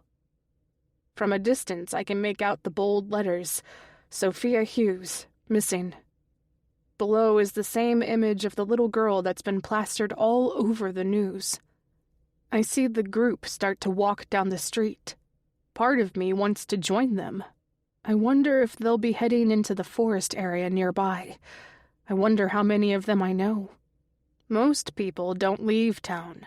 Once you move here, you're stuck. Even after what happened with Dennis, Jason and Connie couldn't leave. I was truly surprised to find out Ethan's dad left town. My cell buzzes in my pocket. When I look at the screen, it's a random number not saved on my phone. I answer it quickly. Hello? There's a pause on the other side and no reply, only heavy breathing. Hello? I say again, slightly irritated. I look at the number on the screen before I hear his voice. Hey, Allie, he says. I take a deep breath. I blocked your number for a reason. Now you're calling from a different one? You didn't get the hint? Leave me alone. I know you're pissed, he says. I saw in the news, though. I know it's hard going back to Cadestill, and now all this is happening. I should be with you. I don't want you with me, I say. I don't want anything to do with you. He lets out a breath of frustration. You can't just avoid me, Allie. We have something special. You know that. We can work through this. Work it out with your new girlfriend, I tell him as I hang up. I quickly block the new number he's calling from before sliding my cell angrily into the back of my jeans. Frustrated with how he thinks he can keep bothering me, I watch the group of people down the road heading towards the woods. That little girl needs to be found. I can't leave Cadestill until she is. I can't leave until my own conscience forgives me. I can't run away from this town like I did before. Something needs to be done before another child is taken. Chapter 21. Before. 3 years pass. In a small town, I thought time would move slowly, but not when I'm with Ethan. Everything seems magical with him. I can be with him for hours, and it feels like seconds. When I first arrived in Cadestill, I was nervous about being part of a new family, a new town, a new school. With the red ribbon disappearances, I was truly scared for a while. Most kids were, even the ones who pretended to be tough. I never thought I'd find much happiness in life before I was adopted. Part of me felt like I didn't deserve it. I didn't deserve to be part of my new family. I didn't deserve to be part of a life that was so carefree. I can't help but think about how happy I am, how happy I've been as Ethan continues to kiss me. It's starting to get dark. There hasn't been a curfew for a long time now, but I told my parents I'd be back before dark. There's no lighting in the clubhouse, of course, but Ethan brought a few flashlights. As he caresses my face, I feel his tongue enter my mouth. I almost spit it out, laughing. What's that? He laughs and brushes his curly hair to one side. He grew out his hair more, and while I prefer it shorter on him, I like feeling his curls between my fingers. It's called a French kiss. I don't know, he says. I heard about it and thought it would be fun to try. I smile back and kiss his lips quickly. Well, I guess it's okay. Maybe give me a warning next time? As his lips get closer to mine, I notice the time on his watch. I say in defeat. I've got to go back home. Family time. My tone is mocking. As much as I make fun of it, there was a time when I thought spending time with family members was odd. I'll walk with you, he says. Just not too close to my house, I say. I remind him how we almost got caught last time. As much as I love spending time with my family, I really wish I could spend more time here with Ethan. I know we'll be back here tomorrow night and the night after, but every moment with him is special. We don't do much together at the clubhouse anymore. Tanner comes infrequently. Jason rarely ever comes by now, too. He skipped another grade and is going to be graduating high school soon. He's already planning out college, while I couldn't care less. Jason doesn't see himself staying in Cadestill. All I want is for time to freeze, so I can stay with Ethan forever. That would be my heaven. Ethan kisses me again before we stand up from the bench he and his dad made years ago when they built the clubhouse together. I would be happy if I never left this town. If I could stay in this moment forever, I'd be happy. Jason isn't really friends with Ethan or Tanner these days. Sometimes I wonder if that's because of me. Maybe it's because he's starting to make new friends in grade 12. When I asked Ethan what he thought, he told me that Jason was always the type to do his own thing. He missed hanging out with him too, and maybe at some point they would again. With Tanner not coming by the clubhouse much now, it's almost like Ethan and I have our own house out in the middle of the woods together. I even got Ethan to agree to take down the poster of Pamela Anderson. After school, we spend hours here. Sometimes we'll lay and stargaze the night sky. I point out different constellations. Ethan makes up his own, like a grouping of stars that look like a penis, according to him. While Ethan is drop-dead gorgeous, he has his dumb moments as well. I try and focus on the positives. He made up for it by bringing some beer to the clubhouse today. He snatched a few warm bottles from his dad's stash. Not the first time he managed to get away with it. We hold hands as we walk through the woods together, navigating our way back to the schoolyard. Just as it is any time I'm with Ethan, our time comes to an end faster than I imagined. Soon enough, we're a few blocks away from my house. Ethan grips my hand and kisses me again before letting go. "Meet you at our spot tomorrow?" he says. It's not exactly a question. Meeting him at the edge of a field near the woods is a daily activity as much as brushing my teeth or breathing in air. I kiss him quickly before he leaves. Of course. He smiles. "Good night." He watches me as I walk towards the cul-de-sac. I quickly wave to him as I turn down my street. My head is in the clouds as I walk into my house. "Where were you?" Dad says with a stern voice. "You know it's family time." He looks at me with a raised eyebrow before his face lightens. "And it's your day to choose the movie." I let out a laugh. "Sorry I'm late." Jason walks up to us. "I was out with Stacy," I lie. Stacy is a close friend of mine I made recently. If I'm not with her, I'm with Ethan. Jason smirks at me, decoding my lie, and shakes his head.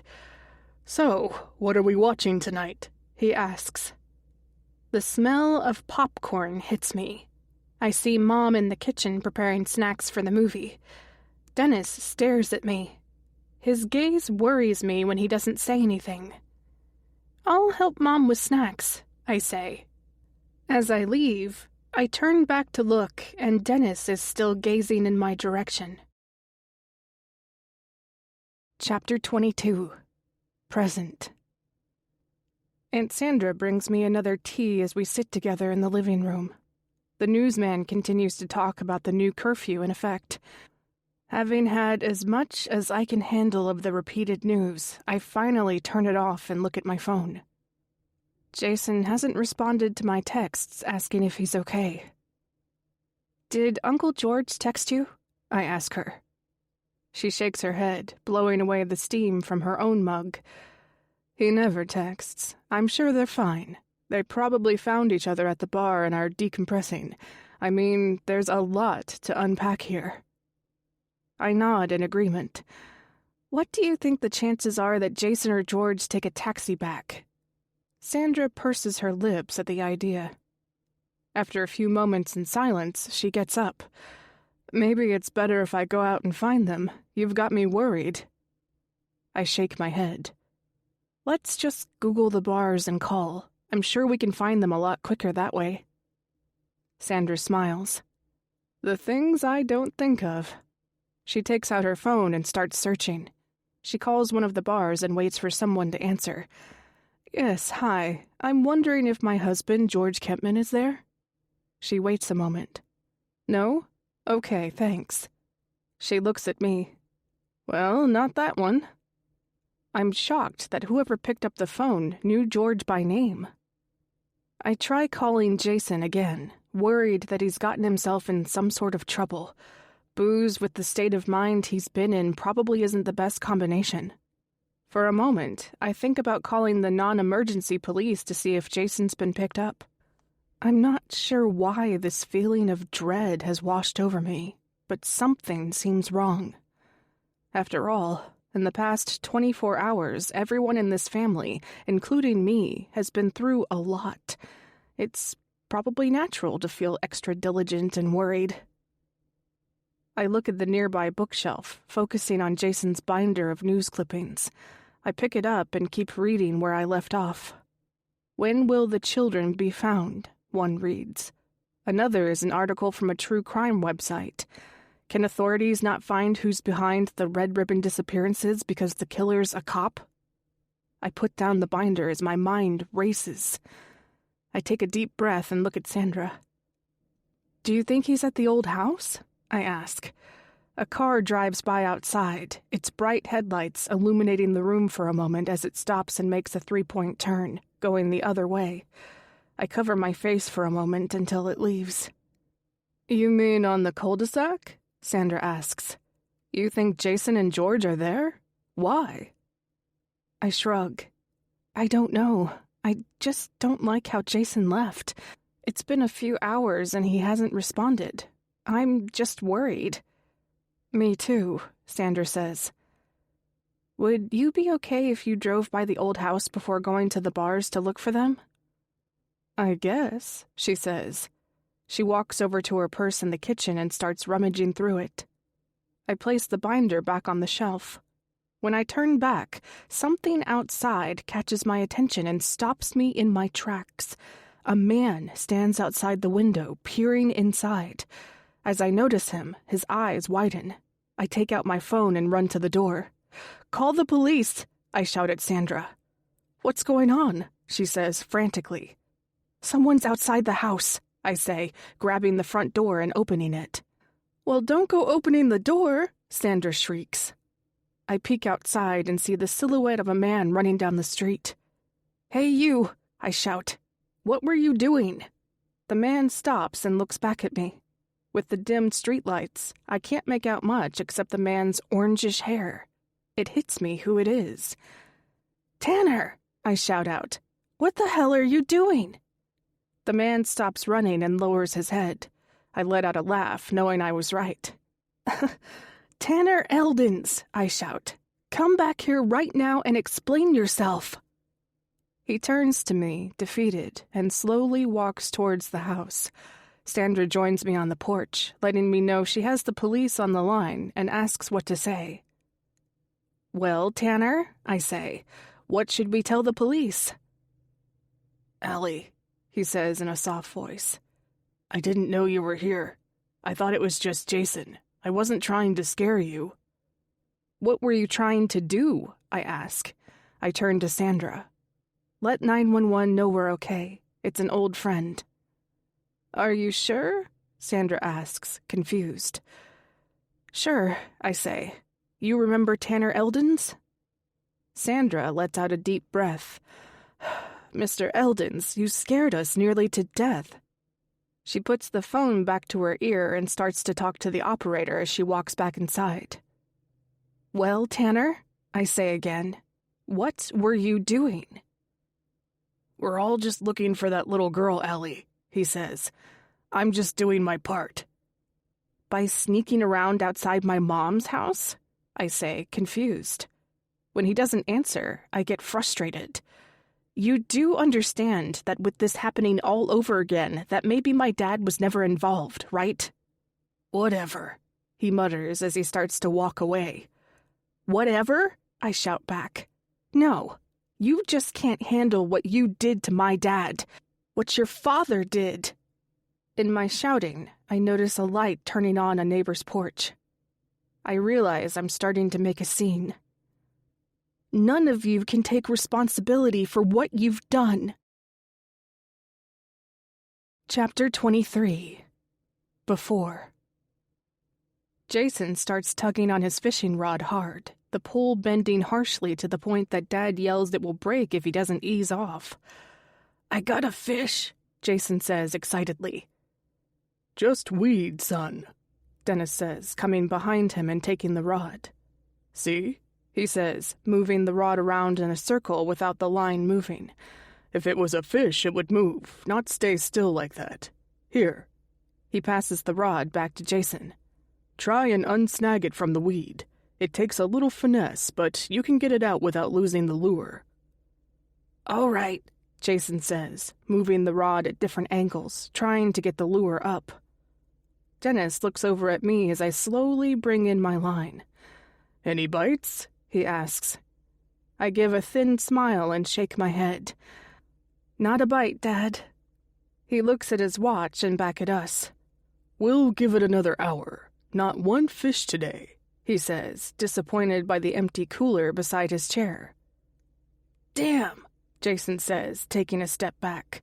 He reels up the broken fishing line, the lure stuck at the bottom of the lake. Dennis laughs. "Don't worry about it. Grab another lure from the box. Try one of the spinners." Lately, Dennis has been getting into fishing again. He says he hasn't done it much since he was a kid, but said it was time for us to learn now that we're older. It's our second weekend with him taking us to the docks on the lake. Last weekend, each of us caught a fish, mine being the largest. "Which is the spinner?" Jason asks. Dennis throws his line deep into the lake and laughs. "The one with the blade that you can spin with your finger, remember?" "I'll get it," I tell him. The fishing gear is near me anyways. As much as Dennis likes to think I'm new to fishing since he showed me, I don't tell him that Ethan took me plenty last summer. Jason was invited to come with us, but he refused. It's hard not to notice that ever since Ethan and I became more serious in our relationship, Jason's distanced himself from his friends. He doesn't even call him Ethan anymore when he talks about him. He's morphed into being my boyfriend. Or worse, he just asks me how What's-His-Face is doing as if he forgot his name. I open the tackle box, but don't see any spinners. I sift through the box more, and my eyes widen when I see what's inside. A spool of red ribbon with several lures on top. My mouth opens in disbelief, wondering why ribbon would be in his tackle box. Dennis looks over at me, his eyes widening more than mine. "Did you find the spinners?" he asks. "What's this for?" I ask, raising the ribbon in my hand. Jason looks at it strangely and glances at his dad as we wait for his response. Dennis smiles back. "I got that box from my dad when I was a kid," he says. "I was about your age when he gave it to me. It's about the only good thing he ever gifted me." He shakes his head and spins the reel, bringing in his fishing line. When it's out of the water, he leans the rod on a rail near the dock. He walks up to me, the smile plastered on his face, grabbing the ribbon. "My dad traveled often for work. Well, traveled a lot, actually. He spent some time in Asia, and he told me how when he fished there, the men would cut off a piece of red ribbon and tie it to their rod for good luck." "Did it work?" Jason asks. "Did you get a lot of fish?" Dennis raises his eyebrows. "Well, how about we try?" He takes out the ribbon and a pair of rusted scissors from inside his tackle box, cutting 3 pieces of ribbon. He takes his time tying a piece to each of our rods before we start fishing again. We each toss our lines back in. After 10 minutes of nothing happening, it's Jason who points out the obvious. "Guess it's not very lucky," he says. "Too bad. If the red ribbon was a good luck charm, I'd tie it to my locker at school." I look at him strangely. "You don't need luck at school. You already have good grades." He laughs. "That's true, but I need luck with Jessica Mercer." He makes a clicking sound and raises his eyebrows at me. "Ugh," I say, unable to hide my disdain for the girl. "She's so fake." Dad shakes his head. "You're too young for that," he says. "With your smarts, you need to keep focusing on your grades, Jason. You're going to be able to go to university 2 years before the rest of the others that are your age. You can't mess that up." He tosses his line back in the water. "Dating makes everything more complicated at your age. Just focus on school. You've got plenty of years to chase girls around." He glances at me. "That goes for you too, Allie." Jason glances at me with a wide smile, and I try not to engage with him. At least my boyfriend is a decent person. Jessica Mercer? Really, Jason? The girl is way out of his league, looks-wise. She's on the cheer squad. Besides her looks, there's not much else to her. The type of girl who practices her smile for all the photos she's in. When we looked at last year's yearbook, there were several photos of Jessica, and in each and every one she had the same exact smile and expression on her face. I would have thought Jason would be attracted to someone as smart as him, or more genuine. "Oh," Jason shouts, moving his rod. "I got something. It's not seaweed." Dennis places his rod down and walks over to Jason. "Reel it in." As he attempts, the rod bends until it straightens up suddenly. "Damn," Jason shouts again. "I think it got away." "Happens, son," Dennis says. Suddenly, I feel my fishing line tug. I start to turn my reel and the rod bends. "I got one," I say. Dennis walks up to me, but I tell him I got it. "Grab the net," I tell him, and he smiles at me before gathering it. As I reel in the fish, its head pops out from the water, splashing frantically. A smallmouth bass. I watched Ethan catch one last summer. I smile as it gets closer to me. Dennis swoops it up with the net and pulls out the lure. "Well done," he tells me. "It was my fish first," Jason points out. Dennis makes a face.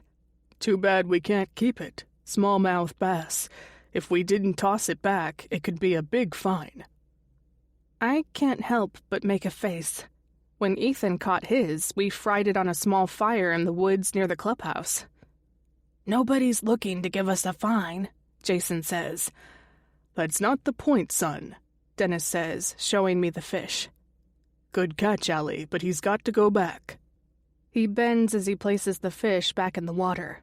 I watch as it swims deep into the water and is out of sight a moment later. Chapter 24. Before. Ethan kisses me as we head out of the school doors. He wraps his arm around me as Tanner comes up to us. "What are you guys up to tonight?" he asks. "Clubhouse," Ethan says. "You in?" "Yeah, man," Tanner says. "You're grabbing some more beers?" Ethan makes a face. "If I can without the old man catching me. I'm not sure how much more of his stash I can take without him noticing." Tanner laughs. "I can grab some of my dad's wine. He has a whole wine rack in the basement." Ethan laughs. "Your dad is too upscale for us." "I wouldn't mind some wine," I say. I'm not exactly a fan of beer, anyway. I've only tried wine once, when Dennis offered me a sip. Connie immediately gave him hell for it. Ethan sighs. "Grab a bottle." Jason walks past us. "Maybe your brother can bring the crackers and cheese," Ethan jokes. Jason doesn't respond, though. "Hey, man," he calls out to him. "You want to come to the clubhouse tonight?" "I'm not sure," he says.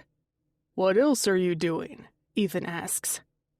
"Stuff," Jason says, not looking back. "Stop," I whisper to Ethan. "Just let him do his thing." Ethan nods. Tanner, Ethan, and I walk together as Jason walks ahead. We're all heading towards our house, but Jason's making it a point not to walk with us.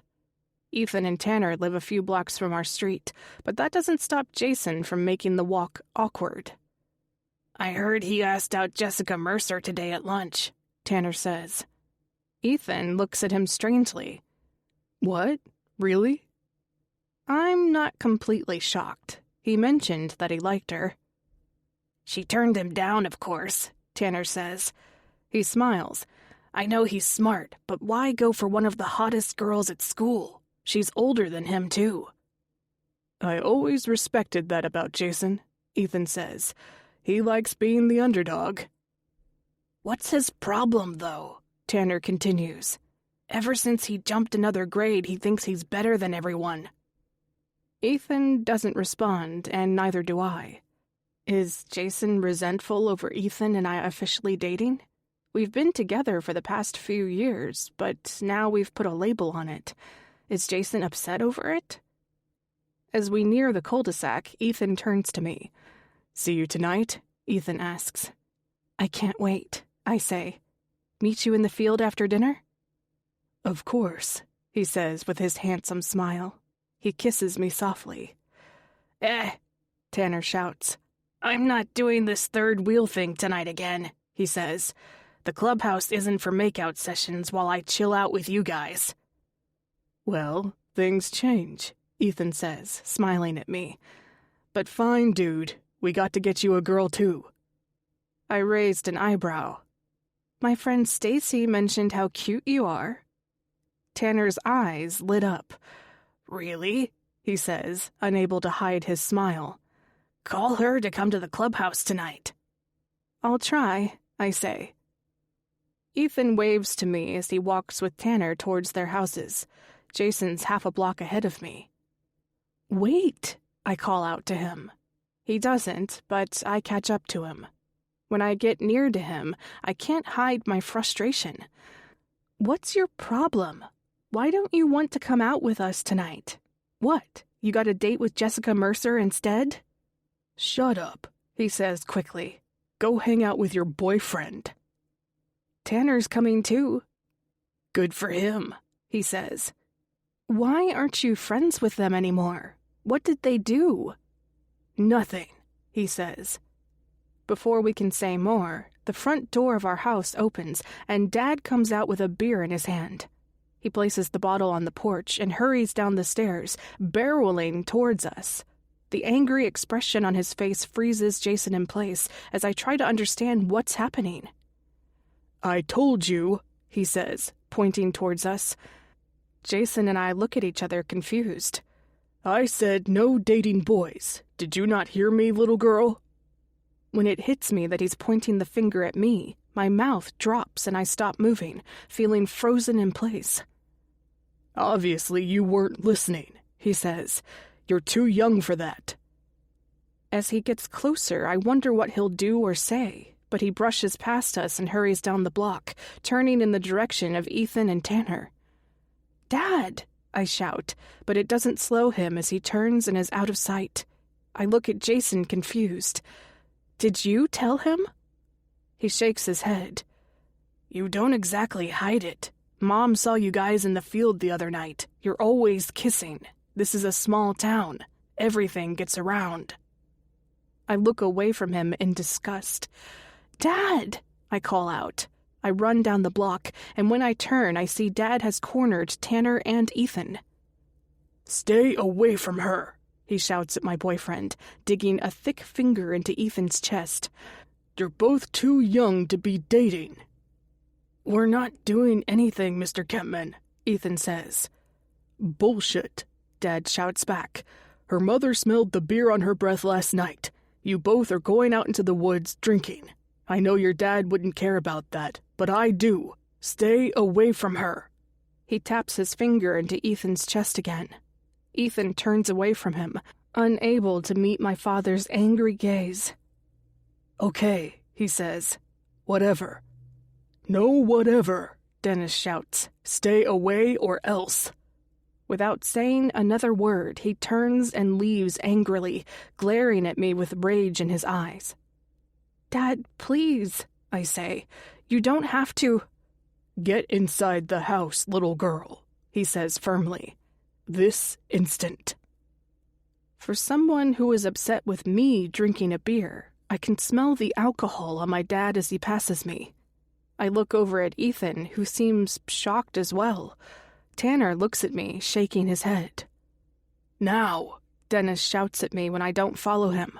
Do as you're told. Chapter 25. present.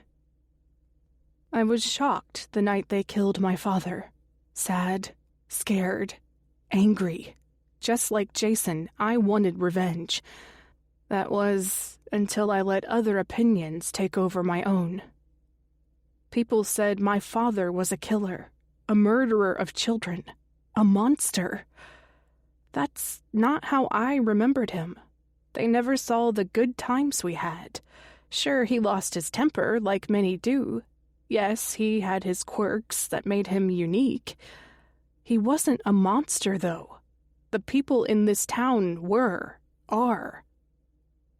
Aunt Sandra paces the living room. "This is all too much," she says. "Now people are coming to your house. It's just like last time." She looks at me frantically. "We should get out of here. Take your mom and leave." I let out a breath I didn't know I was holding. Things are getting tense. "Do you have Constable Anderson's number?" I ask. "He'll help." She blurts out a nervous laugh. "Huh, George does, not me. And we don't know where he or Jason are." She looks outside the window and I quickly turn my head. "What if others come?" she asks. "Oh, we must leave. Let's just go to my house."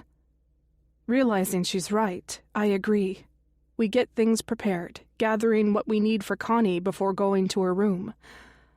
"Where are we going?" she asks as we help her into her wheelchair.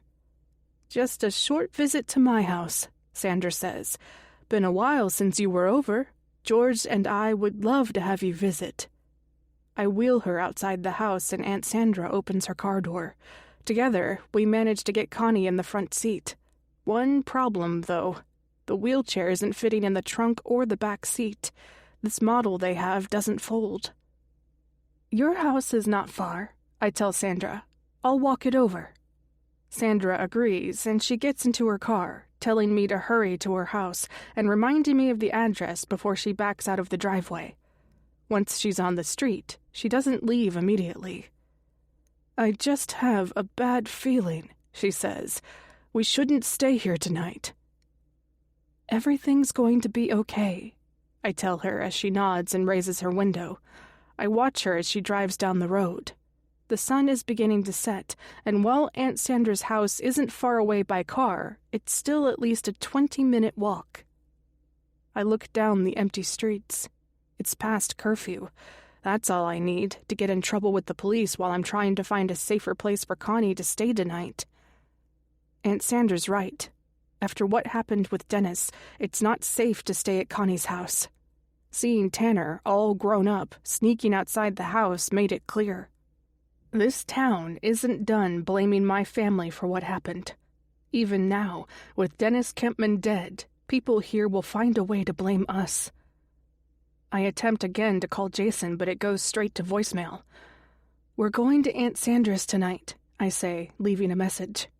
I quickly message Uncle George that we're on our way to his house as well, forgetting after I send it that Aunt Sandra mentioned that he never texts back. Sandra likely called him, or will soon, though.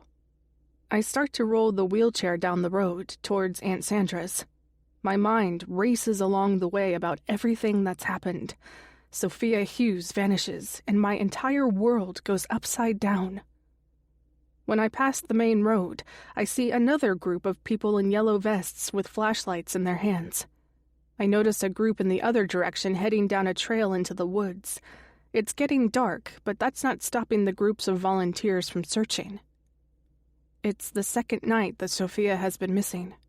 Everyone has heard that the first 48 hours are crucial to a missing person's case, with that missing person being a little girl, and her potentially being a new victim of the red ribbon disappearances. Many people in this town, and outside of it, are doing what they can, curfew or not. And me? I'm trying my best to keep my family safe. I turn down the road. The clunky wheelchair makes noises and gets stuck in a large pothole. I back in and out of the hole using momentum to finally get a wheel out. I'm not paying attention where I'm going. My mind is too busy. Ahead is my old school. The grass in the long field behind it looks almost blue under the moonlight. At the back is the opening towards the woods near the old swing set. The swing set was rusty and deteriorated back when I was a kid. I wonder if it's even still there. I wonder if the clubhouse is still in the woods. I remember Constable Anderson demanded it be taken down. Did that ever happen? I used to be able to get through the woods to the clubhouse night or day. The town of Cadestill is full of trails. The woods nearly surround it. Many people are focusing on searching the areas where Sophia was taken. Has anyone tried the woods around here? I wonder. I know Aunt Sandra needs Mom's chair. With how petite Mom is now, Sandra likely could get her inside her house with relative ease. What if I took a moment to help the search effort? I'd be by myself, but I know this area well. A quick look couldn't hurt. The streetlights turn on, reminding me how dark it's getting. It's light enough that I could walk into the woods for a little and make my way back easily. Without much thought to it, I park the wheelchair in the school lot and the handicap spot. I walk through the school's field towards the back opening in the fence. As I do, I think about visiting the clubhouse, even if it's just for nostalgia. It's been years since I've been there, though. With how quickly it's getting dark, I know it's not a great idea. When I see movement ahead of me, I realize being alone here also isn't a good idea. I stop in my tracks as I notice something swinging in the air. It takes a moment for it to register that it's a foot. I guess even kids aren't taking the curfew too seriously. As I take another step, I see a much larger silhouette on the swing. An adult is on the old swing set by the opening in the fence. I freeze in my tracks. Nobody else is here except this person and me. Whoever it is, they don't seem to have spotted me yet as they continue to swing into the air. Thankfully, I'm wearing dark clothes. The man on the swing stops suddenly and stands up. I can't make out his face, and then I realize why. He's wearing a black ski mask. The man and I look at each other, then he starts to move. He grabs something long and black that's leaning against the frame of the swing set. Frozen, all I can do is watch as the man with the black mask takes a step towards me, the long, thick stick shuffling in his hand. Only, it's not a stick. He's holding a shotgun. Without saying a word, he takes another step towards me. Immediately, I snap out of it. I don't scream or shout. Instead, I turn and run as quickly as I can the opposite way. Before I know it, I'm blazing past the school's parking lot, leaving the wheelchair behind. I'm not really thinking. I'm just running with one destination in sight. Downtown is only a few blocks away. It feels like once I'm there, it will be too busy for the masked stranger to follow me. I can make it to the search party I saw leaving into the woods. I just have to make it. That's if he's still coming towards me. I imagine if I look behind me, I'll see the man in the black mask chasing me, getting closer. I can't look back. I can only look forward as I hurry to the main street. As I'm about to cross a road, a red truck nearly strikes me. "Ellie!" A familiar voice cries out. "What the hell are you doing?" George sits in the driver's seat of his truck, looking at me strangely. I pull on the door, trying to open it, but it's locked. "Open the door!" I shout. It feels like it takes forever for him to do so. Feeling safe, I finally look behind me. The stranger isn't there. I look around the dimly lit streets, but nobody is there. I quickly shut the door once inside. "Drive!" I shout at George. "Hurry!" I grab my phone out of my pocket and start dialing. "What's going on?" George says, confused. "Who are you calling?" "The police." Chapter 26. Before. "That was a bit much, Dennis," Connie whispers to her husband in the kitchen. Jason and I sit at the kitchen table doing our homework. Both of us pretend we can't hear them talking, and both pretend we don't know what they're talking about. "She's been drinking, Connie," Dennis whispers back. "You smelt it on her breath the other day. You know that's what they're doing in the woods, and who knows what else. You know what that kid's dad's like. A drunkard." Connie shushes him. He's just a kid, she tells him. Maybe I should talk to his mom. No, I shout, turning to them. Don't embarrass me like that. Finish your homework, Dennis says sternly. That's enough from you. Connie pats his chest and looks at me. No more drinking alcohol, she says. Do you understand? Sorry, I tell them.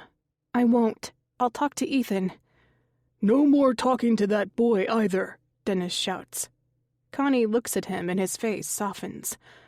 What? We talked about this. She's too young. Before we can say more, a thud on the front door startles me. Dennis looks at Connie before walking towards the door. Answer the door now, Kempman, a deep voice says from outside. You and I got to talk. I stand up from the chair, knowing who it is immediately. Ethan's dad, Richard, is an intimidating man, being over 6 feet tall, with a grizzled beard and a gaze that would frighten anyone. It's shocking to know that he owns one of the few stores in town. Many people put up with Richard Harris out of necessity because it's better than driving to the city to buy things. Dennis opens the door. Richard glares back at him, only he's not alone. It takes me a moment to realize who it is. I never met him in person, but the red hair is a giveaway. Tanner's dad, the one who never leaves his house much, according to Ethan, is outside our house as well. You think you can threaten my son, Kempman? Ethan's dad shouts, pointing a finger at him. Connie runs up and grabs Dennis's side. Just come back inside, Dennis, she pleads. Dad doesn't listen. Your boy has been giving booze to my kid, he shouts back. I saw them kissing today, too. So what? Richard shouts. Don't pretend you didn't kiss girls at their age, Dennis, Tanner's dad says. You were always chasing girls, even as a boy. Stop pretending to be mad. Richard laughs. Your brother George was the one who gave me my first joint back in the day, too. Now you grow up and you're a huge hypocrite. You forget the kind of trouble you used to get into at their age. Dennis squeezes his palm into a fist. That's not how I'm raising my children. Ethan's dad points at him again. No, you're Mr. Perfect. Holier than thou, Dad. The kind of man who threatens a kid. He shakes his head. You touch my kid and I'll kill you. You hear me, Kempman? Dennis takes a step into the porch, but Connie grabs his waist, stopping him. She can't stop his mouth, though. Before he says the words, he glances at me. If your son touches my daughter, he'll regret it, I promise you. And you'll regret it, too. Chapter 27. Present. He was just sitting there, I say to Constable Anderson. I point towards the swing set in the field that's now empty. Why were you even here, Allie? He asks. She was going to my house with Connie's wheelchair, Uncle George answers for me. That's right, I say, looking at the wheelchair that's thankfully still there in the parking lot. When we called the police, it took forever for Constable Anderson to arrive, but he asked to meet us by the school to get a full report. A second officer was with him, a man I didn't know. And you couldn't make out anything about the man you saw? The second officer asks. He had a mask on, I say. Black clothes, a black ski mask. I couldn't make out anything. No noticeable symbols on his clothes, shoes, or anything? Ben Anderson asks. No, I confirm. Nothing I could see, at least. I don't remind them that I was running for my life in the moment. Are you sure it was a shotgun? The other officer asks. I shrug. I'm not entirely sure. It looked like it to me, but I guess it could have been a rifle or something else. The two officers exchange a look as a familiar vehicle drives into the parking lot. Are you okay? Jason says, barreling toward the four of us. I got your texts. Now he gets them. I don't make a scene in front of the officers, but Sandra and I have been attempting to get a hold of him forever. I look at George. We were trying to contact him as well. I'm okay, I say. Who was it? Jason asks. Tanner? Sandra told me he was harassing you." "I'm not sure," I say. "You mean Tanner Eldens?" Anderson asks, and Jason nods. "He was harassing you today?" He turns to me. "When and what did he do?" "He was sneaking outside Connie's house," I say. "That's why we decided to move to Sandra's house for the night." Jason stares at the constables. "We wouldn't want what happened to my father happening again, would we?" he says with a tone. "It's better to keep Mom there, but maybe we're not safe in this entire town." Constable Anderson lowers his head. "You have a right to be worried, guys. I won't say you don't. We're figuring this out." "This is the second night that little girl is missing," George says. "If you don't do something, well, we know what happens." "If you feel like you should leave town, you can," Constable Anderson says. "I can check around your neighborhood tonight while I'm on shift to ensure your safety," the second officer says.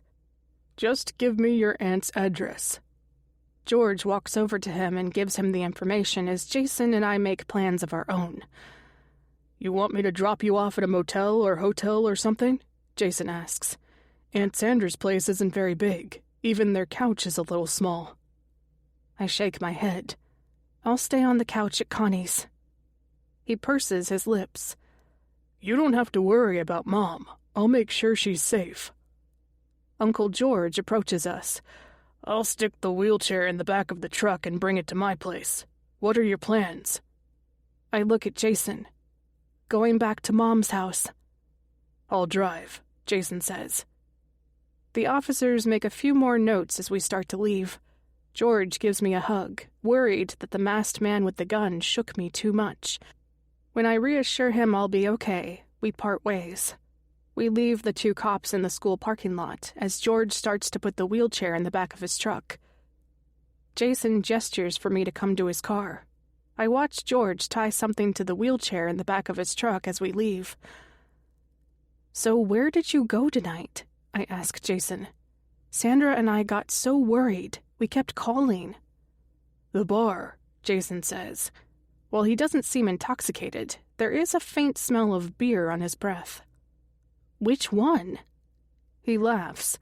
"The one in town, the Wilson house. You remember it? It's been in town forever. There's only a few in town." "Did Uncle George find you?" I ask. "He said he was going to grab a beer with you." Jason shakes his head. "No, he didn't." He glances at me as we get closer to the house. "Are you still scared?"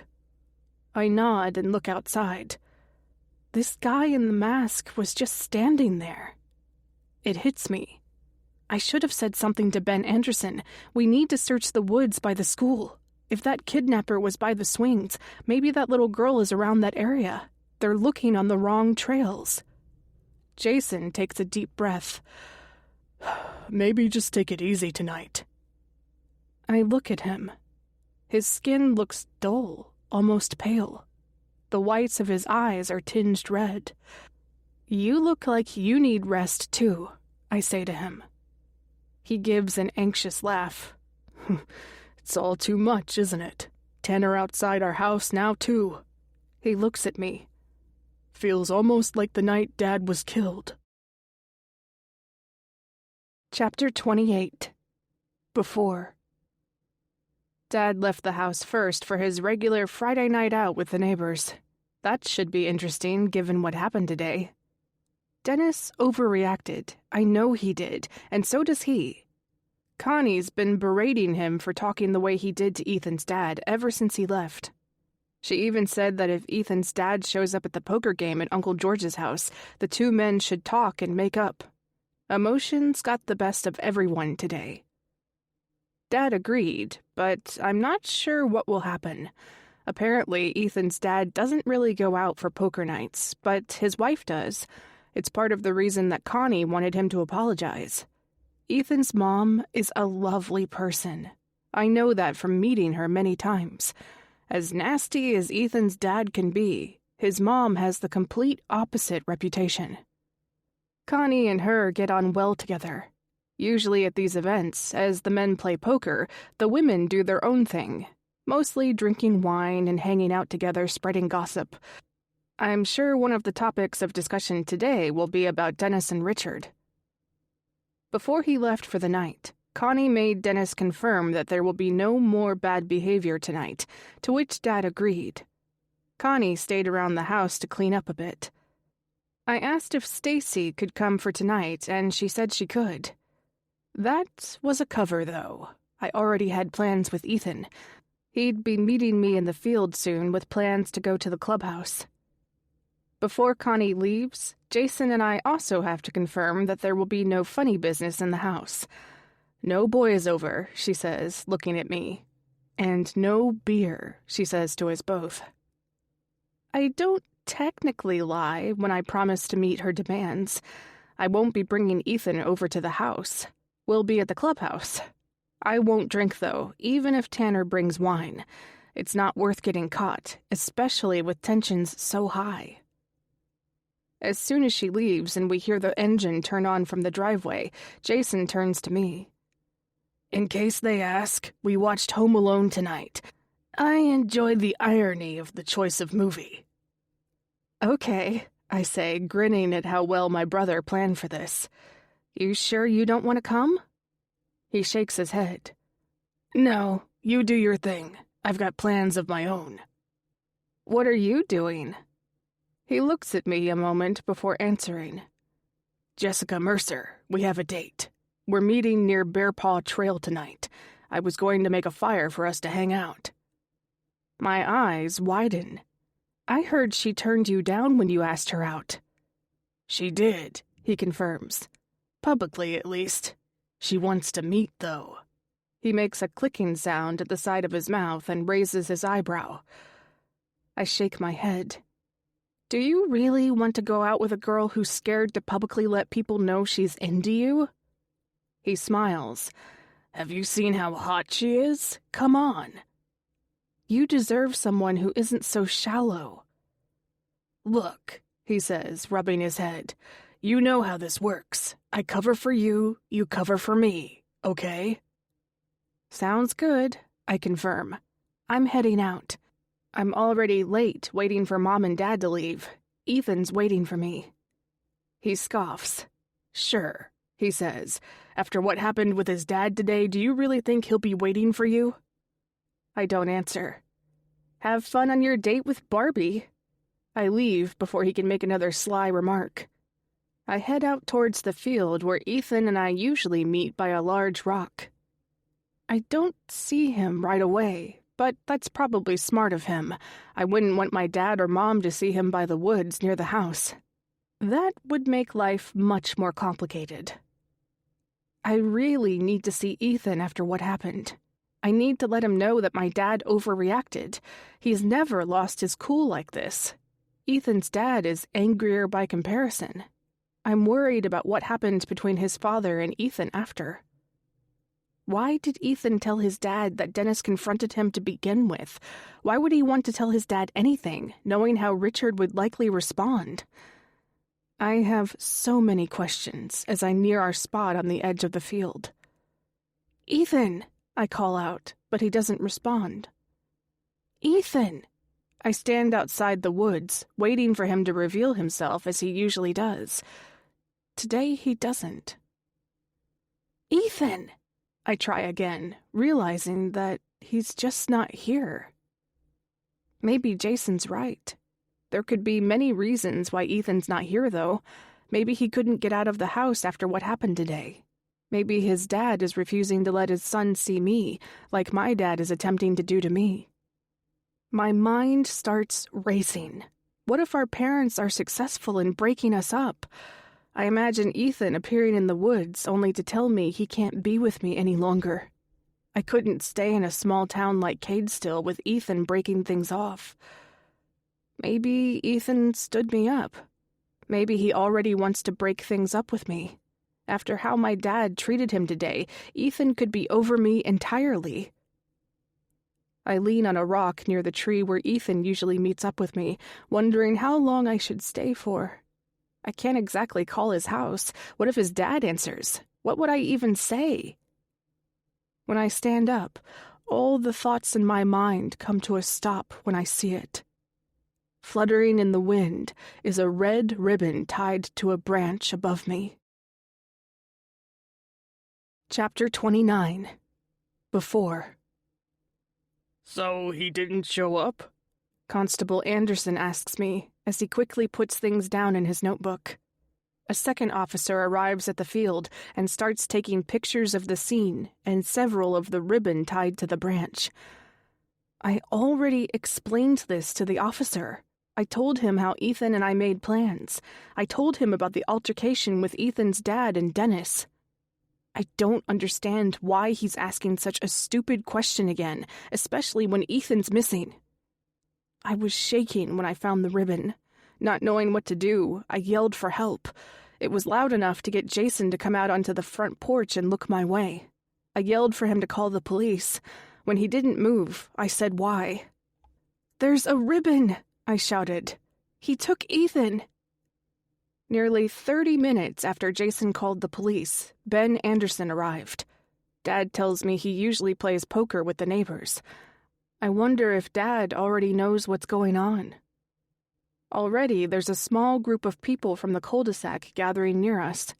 As this quiet moment unfolds, let the soft music guide your thoughts into a calmer space before the story returns.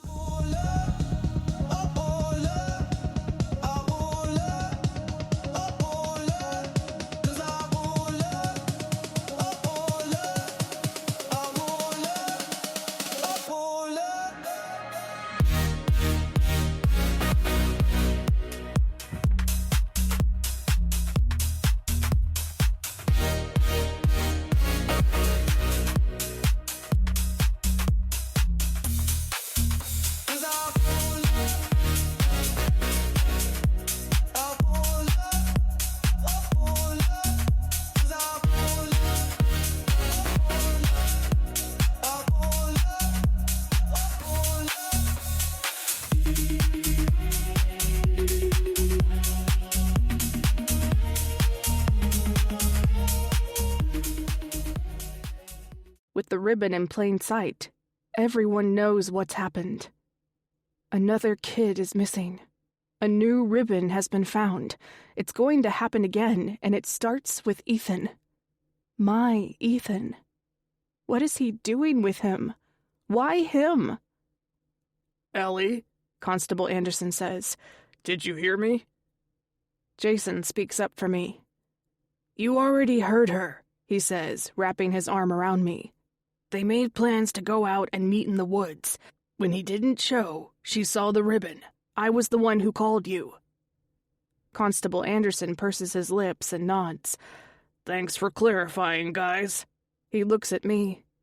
"How are you doing, kiddo?" I let out a heavy breath. We need to stop talking about what happened and do something.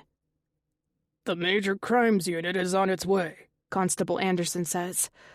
"More officers are arriving soon. The search will begin as soon as possible." I shake my head.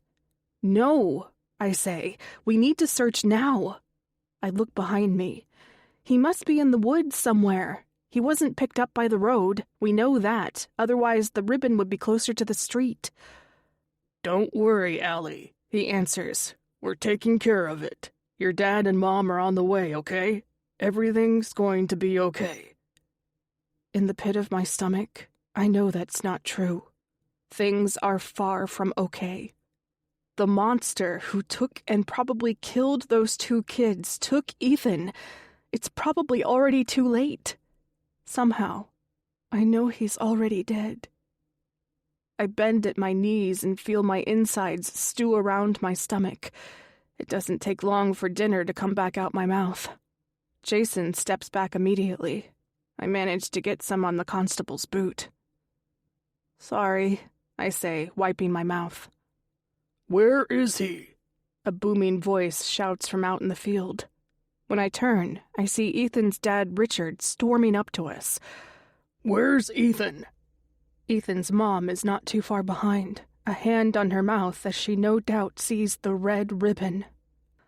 "Oh no," she says loudly. "No." Constable Anderson steps towards him. "I'm sorry you found out before I could speak to you," he says. "We just got here ourselves." Richard storms up to him with a finger pointed.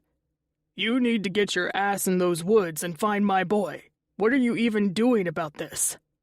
Constable Anderson explains the plan he just told me. "That's not good enough, Ben," Richard yells. "Come on." He turns to his wife. "We're starting a search now." He looks at the small crowd of people. "Who's coming with me?" A few men and a woman step towards him. "Good. We need to leave now. We don't stop until we find him." Constable Anderson looks at him. "I'll come too, but we have to be careful. We can't mess with the crime scene." "Crime scene?" Ethan's mom repeats. "Oh no." She puts a hand to her head. "There's no time for that," Richard shouts at his wife, grabbing her hand forcefully. "Stop it. Get yourself together." He starts to shake her forcefully. "Easy, Richard," Ben says. He looks at him, his scowl deepening. "Don't you tell me what to think or do. We need action. We need to search for Ethan right now." I agree with him. We need to start moving. Start looking. Ethan must be out there. "Allie." I turn and see Dad running up to me. He immediately kneels in front of me and holds my hand. "Are you hurt?" Richard answers for me. "No, she's not hurt, Kempman. My son is the one who's missing." Dennis stands up and looks at him, confused. I point towards the branch and the ribbon tied to it. Dennis turns to me again. "We need to go home." He glances at Constable Anderson. "Are you done talking to my daughter?" When the officer nods, he grabs my hands and starts to drag me back towards our house. "Dad," I say frantically, "I need to help them find Ethan. He's out there." Dennis doesn't stop or respond. By the porch, Connie looks out towards us and the crowd, a hand at her eyes as if to see better what's happening. "Where's my boy, Kempman?" Richard calls out to us. That makes Dad stop in his tracks, but he doesn't respond. "You threatened my boy and now he disappears? Where is he? What did you do with him?" Dennis looks back towards Richard with a rage in his eyes that I have never seen before today. It's the exact same look he had when he told Ethan to not see me anymore. It's the same expression he had when confronted by Richard earlier today. "Don't respond," Dennis says. It seems like he's saying that to me, but it feels more like he's telling himself. "Child killer," Richard shouts. "Don't look back," Dennis whispers as he continues towards the house. "Don't say a word. Just get in the house." Richard continues to shout at us as we leave. "Murderer!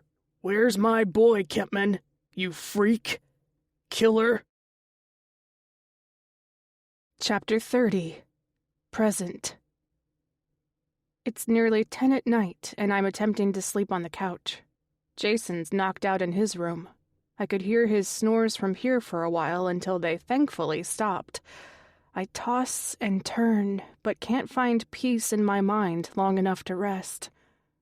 I can't stop thinking about everything that's happened since I returned to Cadestill. I can't stop thinking about all the things that happened before I left this town as a girl. It's all too much. Too much for one person to go through. A little girl is missing. A new curfew is in place. I know what happens from here. Soon another child will be taken. Unless the killer is discovered, it won't stop. It will never stop. It will follow me around like a bad dream. And worse, there's nothing I can do. I turn my head and look out the living room window. I carefully examine the branches moving in the wind outside. For a moment, a bush across the street almost looks like a person. My mind is just playing tricks with me, though. I have every right to be scared. Someone was lurking outside this house tonight. An old friend, Tanner. Someone who I used to consider harmless. Then there was the masked man at the swing set. There's something about the black ski mask that bothers me. It reminds me of the last night we had at our house. The day that changed my life. First, Ethan was taken. Then my father. I take a deep breath, reminding myself that I'm supposed to be sleeping. But when I look outside, that damn bush seems like it moved. It's not a person. It's just the wind. And to stop my brain from overthinking, I get up and close the curtains. No more tricks, out of sight, out of mind. Ethan was never found. Several search parties continued for months. Just like the other children, Ethan disappeared. A door behind me creaks open, startling me. "Sorry," Jason says, calming me immediately. "Thought you were sleeping," I say. "I thought you were too," he says with a yawn. "You okay?" "I'm fine. I'm more worried about you. And my stomach. I was going to make a ham sandwich. Want one?" I shake my head. "I'm okay. Well, I'm not hungry. And I'm not actually okay." I let out a nervous laugh. "It's just so much.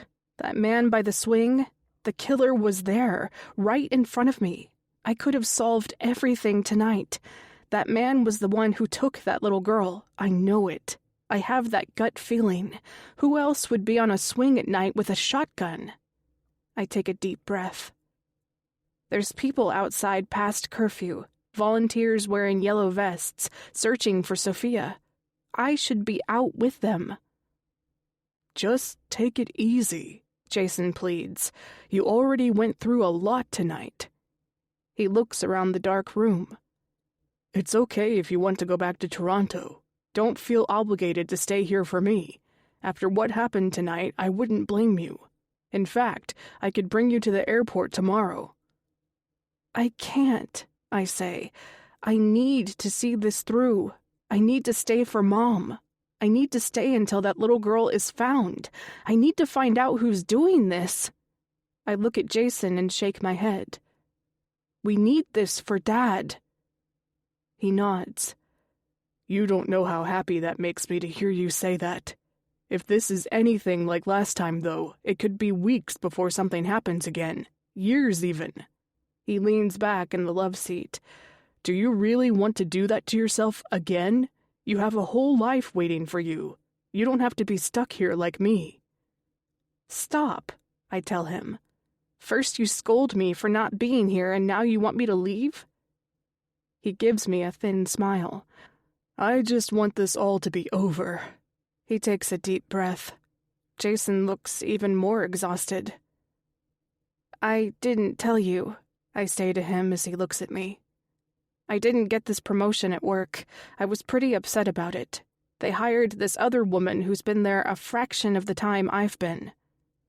"Sorry, Allie," he says. "Hopefully you get the next promotion." "She's nice and everything, but her focus is on metrics and grant money, not the actual job itself. It just seems so ingenuine, hiring her for the top spot." Jason shakes his head in response. "There's more," I say, finally opening up to him. "Andrew proposed to me." He smiles and lets out a laugh. "That's great, Allie. I'm happy for you. Why didn't you say something before?" It takes me a moment to find the right words until I say them bluntly. "He cheated. A week after he proposed, I found out he had cheated on me." Jason scoffs. "Drew did that to you? What happened?" I read a text on his phone that I wasn't supposed to see. Pig. What a dick. When I confronted him, at first he denied it, but after a while he came clean, claimed it was only once with an ex-girlfriend. He wanted to make sure that he was doing the right thing after proposing to me. He said sleeping with his ex was a test to make sure he really loved me. I shake my head. "I'm sorry, Allie," Jason says. "I still have the ring he gave me," I say, looking down. "I don't know what to do with it." Throw it away, Jason says with a smirk. That's what I did with mine. I went to the docks Dad took us to when we were kids and tossed it as far as I could. Felt great. He laughs, but when I don't respond, he stops. I don't know what to do with life, I say. Jason lets out a sigh as he watches me. These cheaters. Who do they think they are? Do they think we're dumb? I mean, you know how I found out about the affair Jessica had. She just left out her journal one night. I had my suspicions that she was sleeping with someone else, but she denied it. I even asked her, and she told me how terrible a husband I was for even suggesting she would do something like that. Well, her journal confirmed she did, and much more. Talked about the sex they had, the dick pics he sent, all the nasty shit they did behind my back. He looks at me. How stupid can someone be to leave their personal journal out, confirming it all? It's almost like Jessica wanted to be caught. He shakes his head. And here's you going through something just as shitty. I thought Drew was a decent guy, though. I thought you'd found a good man. I was even jealous. Here my marriage was falling apart while your relationship was blossoming. Well, he continues, consider yourself lucky. You could marry the ass and be where I am today years from now. You think you know someone, and then... I look across the dimly lit room at the wall near the bookshelf. Even in the dark, I can see Dad playing with us with the hockey mask on. They take off the mask, I finish. Show you who they really are. Or maybe they were like that the entire time, and we just didn't know. Don't blame yourself, Allie, Jason says. What he did doesn't have anything to do with you. It's ironic he says that, given how much his divorce and his ex-wife's betrayal has gotten to him.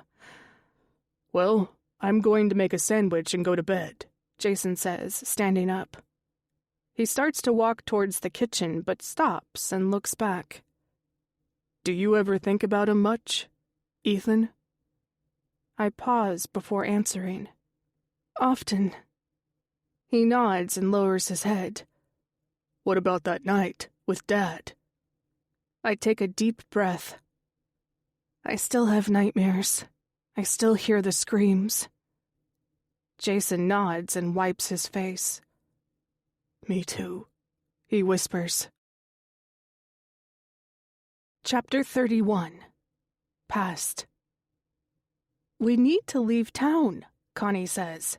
A few days at least. It'll be fine, Dennis says. Besides, how will it look if we leave? There's nothing to hide. As my parents fight in the kitchen, I stare out the front window towards the field where a new group of people gather. It's getting darker, but I can make out a handful of them, some with their flashlights on already, pointing aimlessly around the woods surrounding the empty field. It's been nearly 2 days since Ethan was taken, since I found the red ribbon tied on the tree where we were supposed to meet. Since the night he was taken, Ethan's dad has been blaming my father more and more. The accusations started that night and spread fast in a small town like Cadestill. It didn't help that Constable Anderson drove Dad to the police station to be interviewed for hours. He didn't come back home until late that night.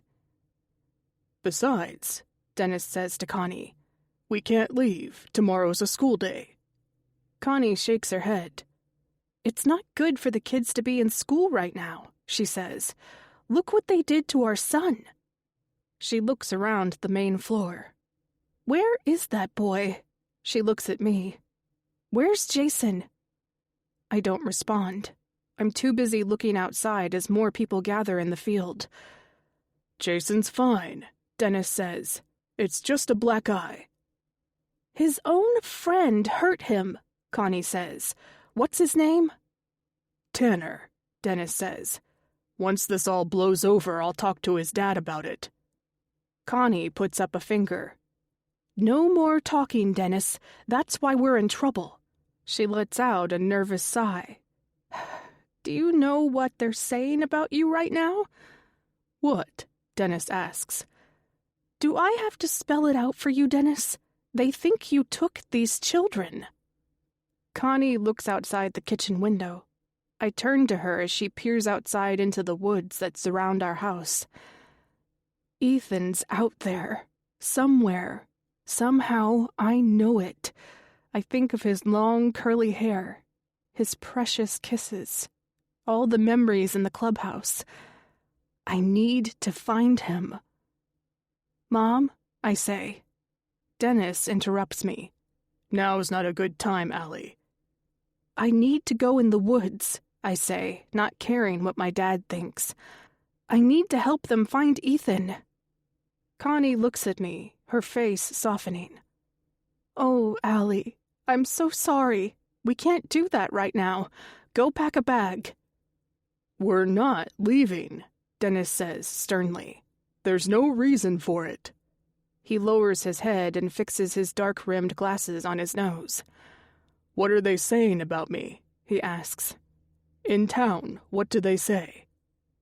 Jason walks into the house, a scowl on his face. It doesn't take me long to realize he has a new bruise on his face. "What happened?"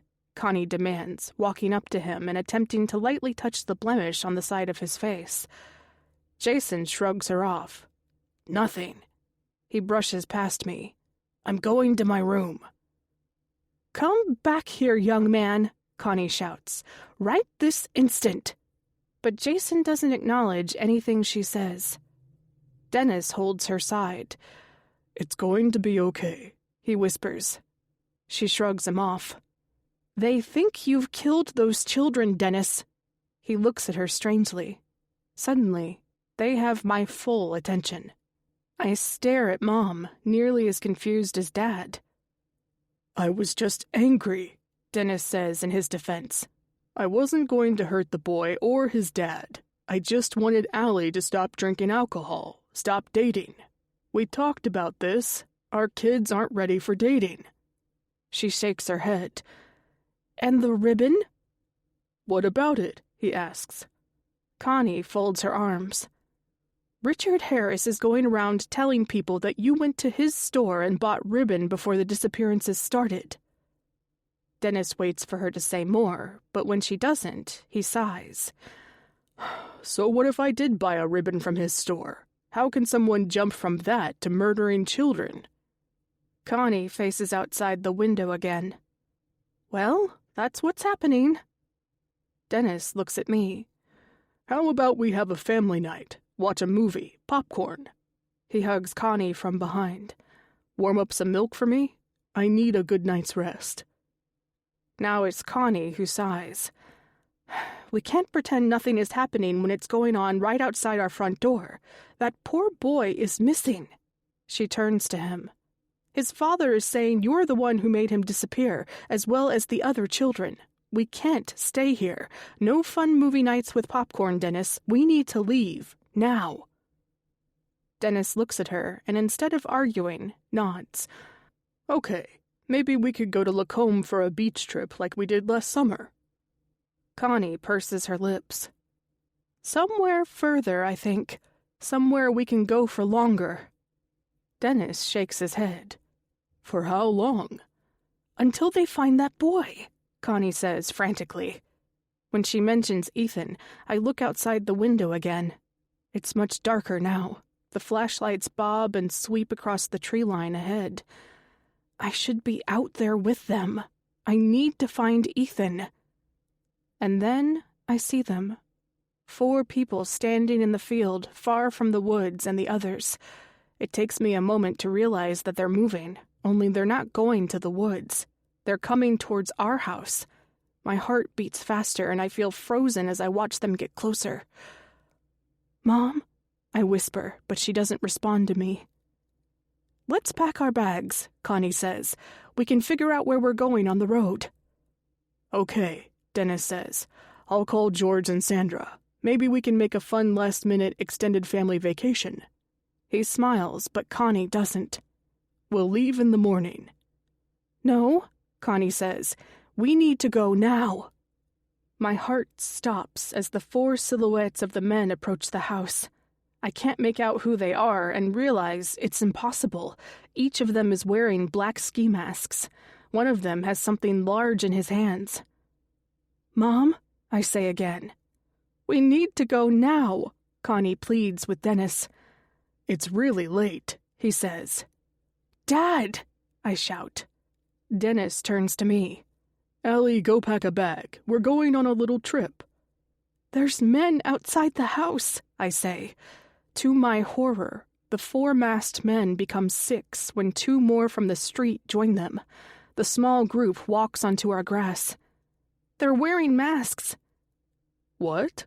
Dennis says, confused. He peers outside the front window. He looks at the 6 men and his face drops. "Go upstairs," he says. When nobody says a word, he turns to Connie. "You need to go upstairs with Allie. Grab Jason." But she doesn't answer. Instead, she stands beside him and looks outside at the men. "What are they doing?" she says, frightened. "Dad," I say, going to his other side. Jason comes halfway down the stairs. "What are you guys doing?" The group of masked men slowly walk up our porch steps one by one. A loud thud on the door startles us. "Open this door, Kempman," one of the men shouts. "This is your only warning. Open it or we'll burn you and your family out." "Go upstairs," Dennis says, grabbing Connie's hand. "No," she shouts. "You—" "I'm not coming with you," Dennis says. A loud pound on the door makes me and Connie jump. Jason's frozen as he watches us. Dennis stares intensely at Connie, grabbing her shoulder, his eyes wide. "Go upstairs now," he shouts. "Take the children. They're not here for you." "Dennis," Connie pleads. "Now!" he shouts again in rage. Connie grabs my hand and forces me to the stairs as the loud thuds continue. "Hurry!" Dennis shouts. The door is kicked inwards, flinging back on its hinges and slamming against the wall, barely clinging onto the frame. I watch as 2 men enter our house. Dennis punches one and manages to push him back. The other masked man grabs Dennis. 2 more men run into the house and huddle around my father. Connie frantically hurries us up the stairs, looking only once at her husband before shouting at us to go faster. Jason doesn't listen, shrugging off Connie as he watches in horror what the men are doing. "Dad!" Jason shouts. But Dennis doesn't reply with words. His shouts turn into terrified shrieks. "No!" Jason cries out. Connie grabs him as we go up the stairs together. "Into our bedroom," Connie demands, opening the door and pushing us inside. Connie wraps her arms around us. She lowers us to the ground, and the 3 of us sit on the floor. Connie rocks herself as her husband cries out for help below. She attempts to cover my right ear, but that doesn't stop the terrible sounds of what the men are doing to my father. Then it stops. The sounds of the intruders, Dad's shouts. It's quiet again, but it's Jason who smells it first. "Is that smoke?" he says, confused. Connie's eyes widen. "Oh God, they're burning the house." "Mom," Jason shouts, "we need to leave." She shakes her head. "They could still be in the house. We can't go down there." "Mom," Jason shouts, "I can feel heat through the floor." Footsteps from outside the bedroom door freeze us all. They come closer until there's a thud on the door. Jason stands up, putting himself between Connie and me and the closed door. "Leave us alone," he shouts bravely. When it swings open, Constable Anderson stares at us, wide-eyed, his gun in his hand. "We need to leave now," he shouts. Jason takes a step forward. "We need to get Dad, too." Anderson looks at him. "We need to leave, boy, and when we go downstairs, don't look in the kitchen. Trust me." He grabs Connie's hand and forces her off the floor. "Hurry." Chapter 32. Present. A knock on the door wakes me. I sit up on the couch and look around the dark room. At first, I think it's my mind playing with me, scared about what's happening in town and what could happen next. Then the person outside knocks harder. Jason's door is shut. I think about waking him, but instead quietly get out from the covers and cross the living room floor. I open the curtain slightly, attempting to make out who it is. Constable Anderson stands outside the front door, his notepad slapping against his other hand. I think about not answering the door. What's the worst that could happen? There's something about tonight that feels off. A terrible dread that's been slowly coming over me. I felt it when I was in the field at the school before I even saw the masked man. After seeing the stranger on the swing with a gun, all I could do is think about that terrible night and the men who came after my father. Was the man on the swing one of those who were at my house years ago, who participated in the murder of Dennis Kempman? Now that man is back, terrorizing our small town. Constable Anderson knocks a third time. He's about to leave when I quickly open the front door. "Hey, Allie," he says softly. "I wanted to check in with you after what happened. Are you doing okay?" I lean on the door. As good as I can be. "Is Jason up?" he asks. "I was hoping to talk to him, too." To check in with him? I ask. Sort of. I have to talk to him. What about? I ask. He pauses for a moment, but answers. After what happened in the school field, I started doing a search of everyone who has a registered shotgun in the area, the officer says, clearing his throat. Jason is one of them. I just wanted to talk to him quickly. You think he's done something wrong? I ask, confused. You think he kidnapped that little girl? He lets out a heavy breath. I'm just following a lead, Allie, that's it. There's plenty of others around here who own weapons. Jason's just one. And yet you're on our porch tonight, I say, my tone getting harsher. My dad was innocent, and you let those brutes kill him. You never pressed charges against the men who killed him. You did nothing at all. Allie, Nothing, I shout. You and Dennis were friends. He told me that you and George were close. We were, he says softly. And yet you did nothing to stick up for my dad, I say, shaking my head. You did nothing. When Ethan's dad accused my dad of being involved in the kidnappings, you could have said something. The day Ethan was taken, you were with my dad even. You were playing poker together. He didn't get to the game until later, he says. Look, he didn't deserve what happened, but I did what I could for you and your family. That night it was me who ran into a burning building to save you. Those men weren't going upstairs to hurt you, but they weren't going to do anything to help you either. It was me who made them leave. After they killed him, I shout. What good was that? Why didn't you do anything before? I only got the call later. A neighbor called it in. It was already too late when I got there. He was dying. I couldn't save Dennis, but I could help you, your brother, and Connie. What about after? I shout, tears running down my face. Nothing again. You didn't charge anyone for his murder. How could I, Allie? They wore masks. I questioned everyone I could. Nobody was willing to talk, and those that might got a warning to keep their mouths shut. A warning from who? I say, knowing the answer. Richard Harris, Ethan's dad. We know he was one of the men who killed my dad. Tanner's dad, too. He was there. I saw red hair sprouting out from his mask. I know, Allie, he says, putting his notepad in his pocket. It's one thing to know the truth. It's another to prove it. I shake my head. And what, now you're here at our door to question my brother? When will the townspeople come to our door again with pitchforks and fire? I won't let that happen again, he says, shaking his head. You couldn't stop anything before. You couldn't find the real killer, the person responsible for those missing kids, the person who took Ethan.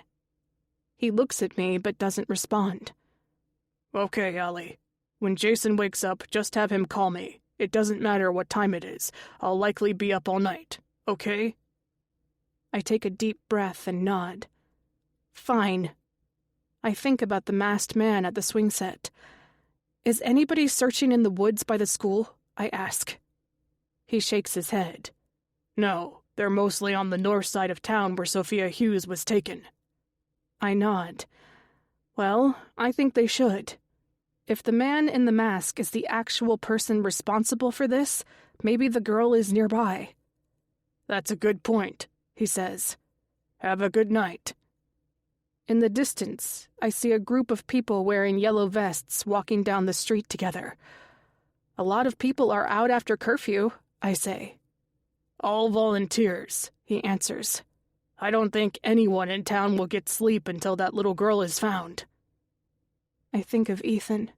I think about the newspaper clippings in Jason's binder of the other 2 children taken when I was a little girl. What if I wanted to join the search? I ask. The constable nods, taking out his phone. Take this number, he says, and I type it in as he reads it. That's the number for Heather Swandon. She's one of the neighbors of Sophia's parents. She's been really helpful with organizing the searches in town. Give her a call if you want to join. Thanks. Do you know when Jason may wake up? The constable asks, testing my patience. I shake my head. He's really out of it. Between working long days at the factory and taking care of Connie, he's exhausted. I'm hoping he sleeps in. Maybe talk him into taking a day off work. As I talk, Anderson looks at me confused. Well, that's good to know that Jason is back to work. I was really worried about him. He worked at that factory for so long. I figured they'd take him back. Now it's me who looks puzzled. He was fired? Anderson shakes his head. I had to escort him off the property. He looks down. It's late. I'm not thinking straight. I shouldn't have told you that. I thought you knew. I think I need sleep myself. Why did he get fired? I ask. Anderson gives me a thin smile. Just ask Jason to call me when he does wake up. Chapter 33. Before. As a fire truck pulls into the cul-de-sac and sets up outside our house, Mom, Jason, and I watch in horror as our house burns, the fire spreading quickly. While those responsible for the flames and my father's death are no longer present, more people from the neighborhood and streets around us gather. Together, we watch the firemen put out the blaze. An ambulance soon joins the collection of first responders, as well as another police cruiser. "Are you hurt?" a voice asks. I don't reply. All I can do is watch the explosion of water from the hose, putting out the fire in our house. All I can do is think about what happened to our dad. I look over at Jason, whose eyes are wider than mine. Connie covers her mouth and chest, tears streaming down her face. They killed him. The men wearing black masks murdered our father, set our house ablaze. "Are you hurt?" Constable Anderson asks me again, touching my shoulder. I look at him in a daze. "Ellie," he says. He gives up, and his soft touch turns into a half hug as we watch the firemen put out the blaze. "It will be okay." "Dennis!" Connie shouts at the burning house. Jason starts to cry, and Connie pulls him close to her. Tears of my own fall freely. "Allie," Connie calls to me. "Come here," she says softly. They killed him, I say, confused on how something so terrible could happen so quickly. "Come here," she says again. I try to wipe the tears from my face, but it's useless. New ones come easily down my cheek. From the corner of my eye, I see a bright red truck park in the middle of the street, nearly striking several of the onlookers. Uncle George runs out of his vehicle and up to us, his eyes wide as he watches the flames. "Where's Dennis?" he says frantically. "Inside," Connie whispers. "They killed him." "Who?" George shouts, trying to understand, but Connie doesn't answer. George turns to our burning house, his mouth gaping, muttering to himself. He slowly removes his gray flat cap from his hand and holds it tightly to his chest. Constable Anderson turns to the growing crowd. "That's enough," he shouts. "Everyone gets out of here now." He puts one arm by his sidearm and gestures for everyone to leave. At first, the group doesn't listen. They're just as mesmerized as we are. "Move it," he shouts louder. "Now."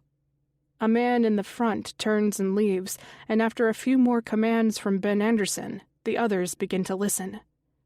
A fireman comes up to the officer. "You guys can go in now," he says. "It's safe. No structural damage." Constable Anderson nods, but is too focused on the crowd that's not moving at an appropriate pace. "I said leave, or I'll start making arrests." That seems to do the trick. The remaining few neighbors start to head back to their homes.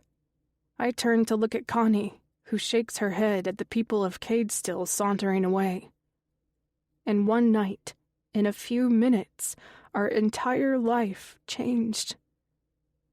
I look at my family, but only see Connie and Uncle George. My eyes widen as I realize he's gone. "Mom, where's Jason?" Connie furrows her brow as she looks around. "Jason!" she shouts. "Where are you?" Constable Anderson and George look and call for him as well. The four of us scan around the dark night, the emergency lights of the combined vehicles illuminating the entire street. "He's inside!" I shout, knowing that must be where he is. "With Dad!" Connie's eyes widen. I run to the front door, and I'm nearly knocked over by a fireman who's exiting at the same time. I run around him and see Jason immediately. He's kneeling over a white sheet, peeking underneath at his father. Chapter 34. Present. "Jason!" I shout, pounding on his bedroom door. "Take off your headphones! Wake up!" After the constable left, I politely knocked on Jason's bedroom door. When he didn't respond, I knocked harder, nearly yelling. Worried that if I kept this up, a neighbor would call Constable Anderson right back to the house, I thought of another idea. I step outside the front door and look at the dimly lit street. No nosy neighbors outside staring at my house. The last thing I want is to draw more attention to my family right now. But I need answers. Constable Anderson wanted to talk to Jason about his registered shotgun. Since when did he own one? Then there was his supposed job that he was fired from. If he wasn't working, where was he all those times I was with Connie? Did he not tell me he was going to work? I know for sure he didn't mention being fired. Not just fired, though. It was bad enough for Constable Anderson to be called. What's happening? A feeling of nausea hits me as I think about Jason. Why is he lying to me? He could be looking for work during the day. He would be the type too embarrassed to talk about being dramatically fired. Jason's been on edge since the divorce. If I'm being honest, he always had a chip on his shoulder. The feeling of nausea turns into a pit in my stomach, causing physical pain.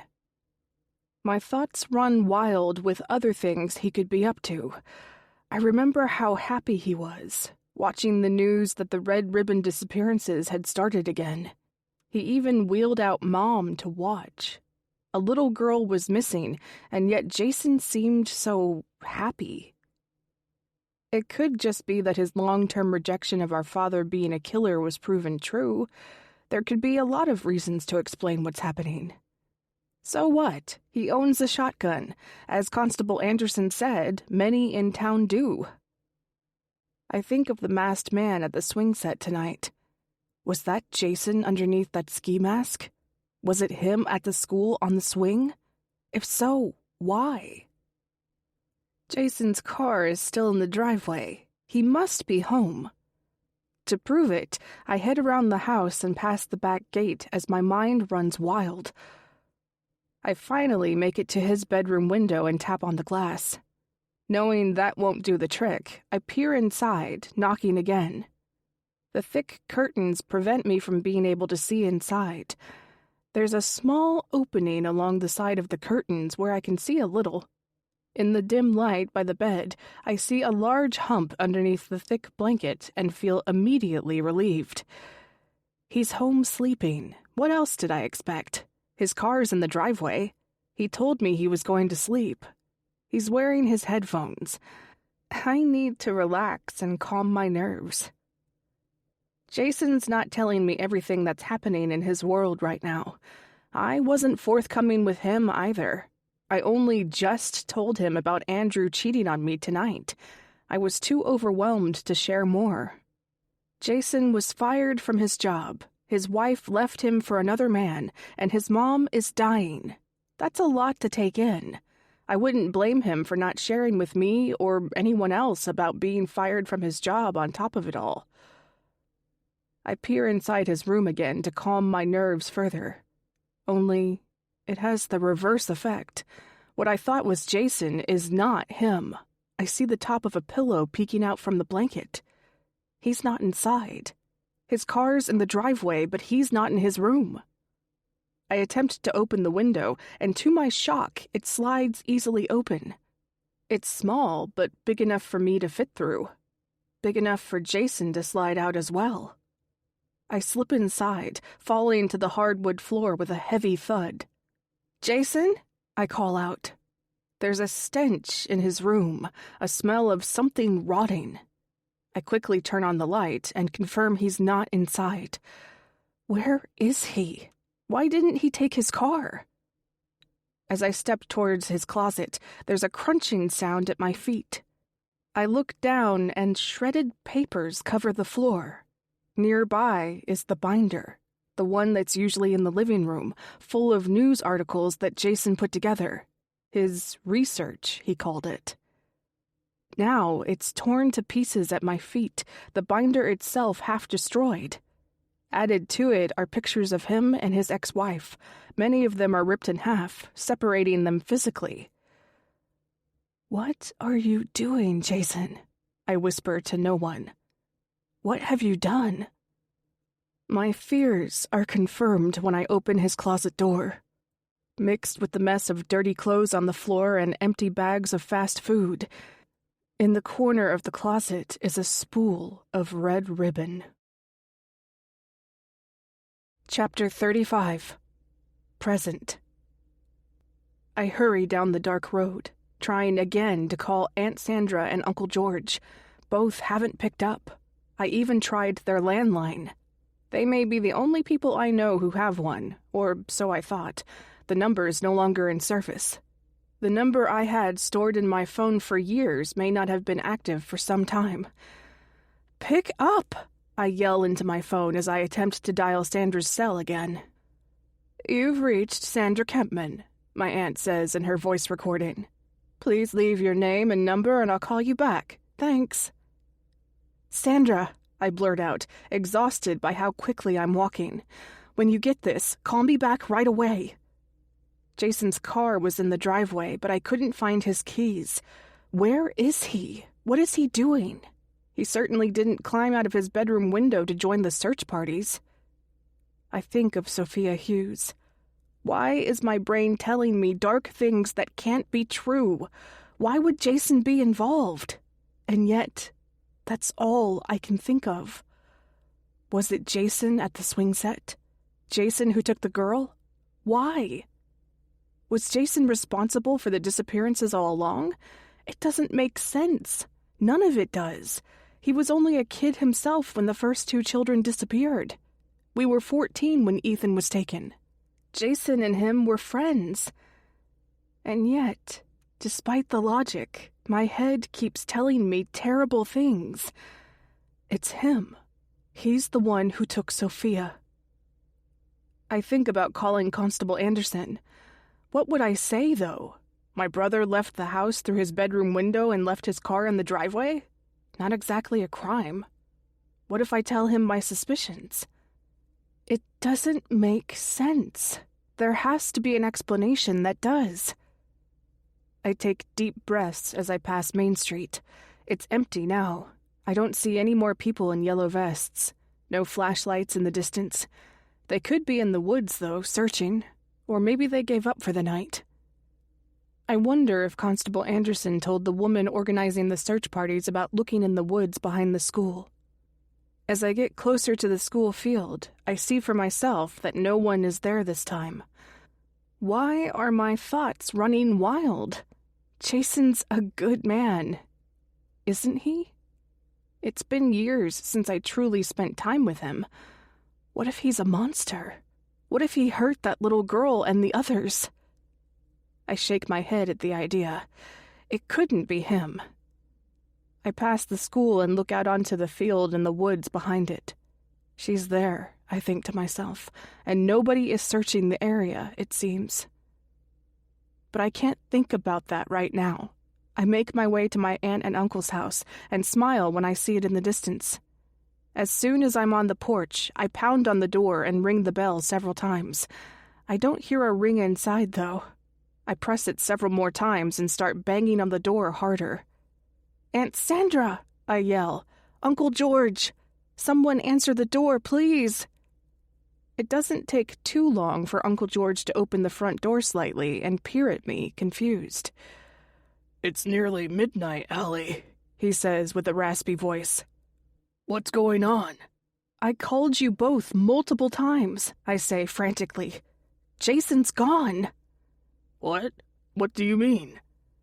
"I have a bad feeling," I continue. "He's not in his room. Ben Anderson came by the house and wanted to talk to him. He's trying to track down people in town who own a shotgun, like the masked man on the swing, and Jason's on the registry. Anderson left, though, because I thought Jason was sleeping. I think he snuck out his bedroom window. His car is still in the driveway. Does Jason have a shotgun? Is that true?" George looks at me, puzzled.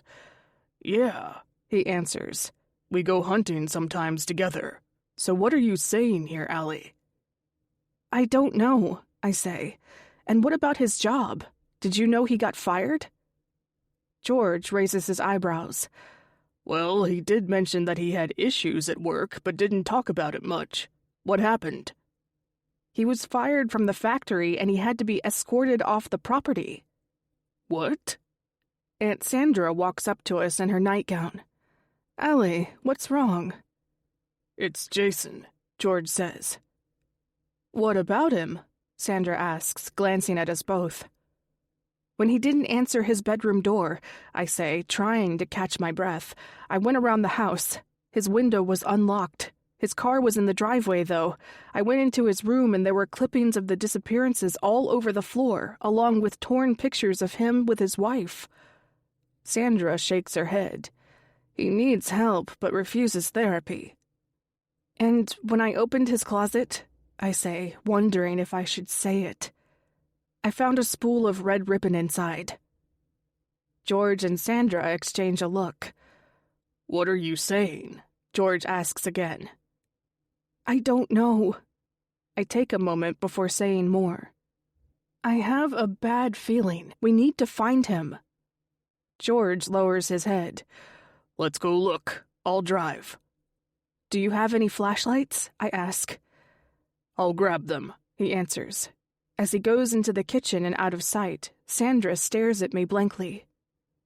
"You think your brother took that little girl?" she says in shock. "Allie, I'm not saying anything right now," I say. "Our family has already had enough accusations put on us. I'm not trying to add any more. We just need to find him." A loud thud comes from the kitchen. "George!" Aunt Sandra shouts. "I'm okay," he says. "Dropped the flashlights." He comes into the room and turns each on separately. "They still work." "Dennis?" A woman shouts from another room. "She woke up," Sandra says with a sigh. She looks at George. "Go with Allie and find him. I'll stay with Connie." George nods back. "Let's go." Uncle George tosses his keys around his finger as we walk towards his bright red truck. "Dennis?" Connie shouts louder. Sandra asks me to give her updates as she watches us pile into the truck and waves at me before closing the front door. Okay, George says, turning on the ignition. Should we call Ben? I shake my head. Let's just find Jason first. I could just be overreacting. George taps his head. Forgot my hat. Be right back. I sigh to myself as George gets out and hurries back inside his house. That's Uncle George for you, always forgetting his gray hat. I'm pretty sure that cap is older than me. This truck is just like the one he had when I was a kid. Same color, maybe a bit brighter red though. Much nicer features than his last truck. Heated seats, leather interior, self-parking and lane assist. I smile as I look at the glove compartment. When we were kids, Uncle George would stuff it full of candy. I wondered if he just did that for Jason and me, or if it was more for himself. I open it to find out. A sugary snack sounds good right now. My eyes widen with what's in there. No lollipops or Twizzlers or other junk food. A folded map. One I recognized instantly. A cartoon sun with sunglasses lowered on its nose. It says Kananaskis Trail Map in bold on the front. I grab it and open it halfway. Inside, I see markings that I also recognize. Several circles with X's marked through them are on the page. One of the markings I recognize. When I was a child, I saw Dad writing on the same map. There are a dozen more marks I didn't see when I was in my father's office. These ones are made with just an X. Besides the new markings, there are other differences. I remember I thought Dennis wrote a W above the marking he made. Now that the map is in front of me, I see that it's actually an M. There are 2 other circles with X's through them, and each has a letter in pencil above. One has the letter J, the last has an E. All the markings, including the ones I haven't seen before, are in treed areas on the map, far away from the trail routes. The front door opens and George walks out, fixing his gray hat on his head. As he walks up to the truck, I quickly fold the map and stuff as much as will fit into my jeans pocket. It's popping out, though, and there's no time to put it back as George opens the front door. In horror, I realize that the glove compartment is still open. I close it quickly as George looks out the front window and drops into the driver's seat. "Ready?" he asks. Worried that he'll notice the map in my jeans pocket, I open the passenger door. On second thought, I say, we should split up. We can find him quicker. Do you have your phone on you? He nods. Yeah, but it's late. You probably shouldn't be out by yourself, especially after what happened tonight. George said that he goes hunting with Jason. I'm sure that means he has a gun of his own. Does he own a shotgun as well? What kind of hunting do Jason and George do? I can handle myself, I say to him. Call me if you find him. I take one of the flashlights inside the truck before I slam the door shut. I move quickly before he can say another word. I start walking down the street, turning back once to look at him. When I do, he's watching me. Chapter 36. Present. I can't stop running. It's as if I stop, my thoughts will too, and I'll have to face everything. The map I saw in my father's office years ago is now in Uncle George's glove compartment. Now it has new markings as well. I had to get away from him. I had a flight or fight moment, and I decided to get away as quickly as I could. As I run down the block, I glance back several times in anticipation of George following me in his bright red truck. Only he's not. The truck is still parked in his driveway. And then there's Jason. What is he up to? Where is he? Nothing is making sense, and yet deep inside me, I have this twisted gut feeling that it's all connected. Part of me thinks about calling the police, but can I even trust Ben Anderson? I can't trust anybody in this town. The people who ruined my childhood, including Ben, still live here. The men who killed my father are still free. I should have never come back here. As I get close to the school, I climb the fence, nearly tripping over the metal links as I do. Thankfully, there are no masked men at the swings now. I go through the small opening at the back of the fence that leads into the woods. I've been here many times, especially at night with Ethan. We would take our special trail together as we hiked to the clubhouse. We would hold hands, kiss briefly along the way, and talk about what life together could be like. We were only 14, but even then, it felt like we were soulmates. The killer took him and the life I should have had. At that time, I never wanted to leave this town. All I wanted to do was go to the clubhouse with Ethan and pretend it was our real house, spend time with him, laugh with him, make more memories. All of that was taken the night Ethan disappeared. Nothing good remains in this town. I should have left while I could. But if that's what I want, why am I even in these woods? Sophia Hughes. She's missing. I had a gut feeling, even before seeing the masked man by the swing set, that she was in these woods. Who's responsible for this? Who took Ethan? Who took the others? What did they do with them? I think of the map that's folded in my pocket. When I look at it, I saw the markings made by Dennis when I was younger. The M that I thought was a W, and now a J and E. In the moment, finding it freaked me out to the point that I left his truck to go search for Jason on my own. Why, though? M, J, and E. I repeat the letters to myself as I search for the clubhouse in the dark woods. M, J, E, I say aloud as I move my head under a low branch. M, J, and E. I think of Ethan and the times we had at the clubhouse. I think of when we first met and when he told me about the missing children. There were only 2 taken at that time. I remember their names easily. Everyone who lives in Cadestill would be able to repeat the names of the victims. Melissa Henson and Jonathan Bayers. And then there's Ethan. M, J, and E. I stop in my tracks as it hits me. The letters are the first initials of the children who were taken. Another realization hits me.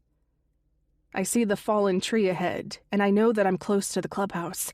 I quickly go over it, and then, out of the corner of my eye, I see a light. It's dim, but enough to make out where it's coming from. The clubhouse. From a small window, a dim blue light appears. I stop as I peer inside, confirming what I knew. I lower myself behind a bush as I look. Inside, the silhouette of a child moves in the dark. Her hand moves slowly to her head. My mouth drops as my worst fears are confirmed. I take a few steps closer and see her better now. She's smiling and lets out a laugh, fixing the red pair of headphones on her head. I can even make out her hand movements now as well.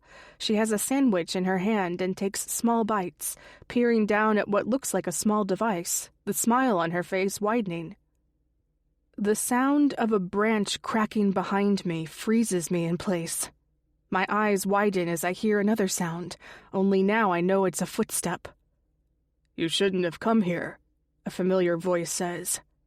I take a deep breath and slowly look behind me. A man with a black ski mask peers down at me, his shotgun aimed towards my head. "Don't scream or you'll scare her." Chapter 37. Present. I stand up slowly, the masked man holding the shotgun towards me. "Don't aim that at me, Jason," I say, peering at my brother's eyes through the ski mask. He nods and takes off the mask, revealing what I already knew. "You shouldn't have come here." He lowers his gun and aims it slightly to the left of me. I shake my head. "What have you done?"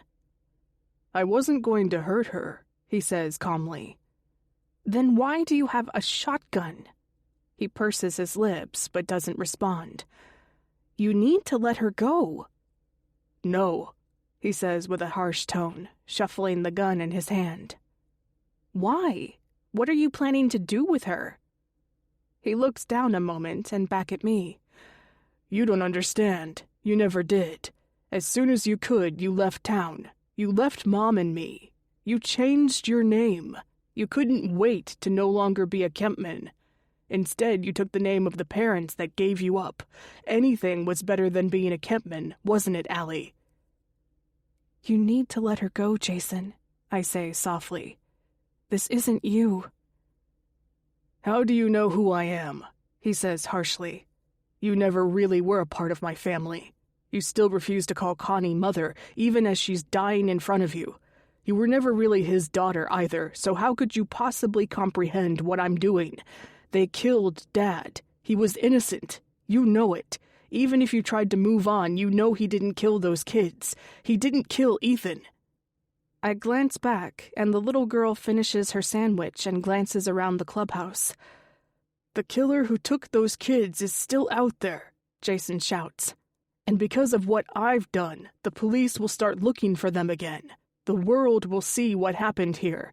They'll know that Dad couldn't have been the one who killed those kids.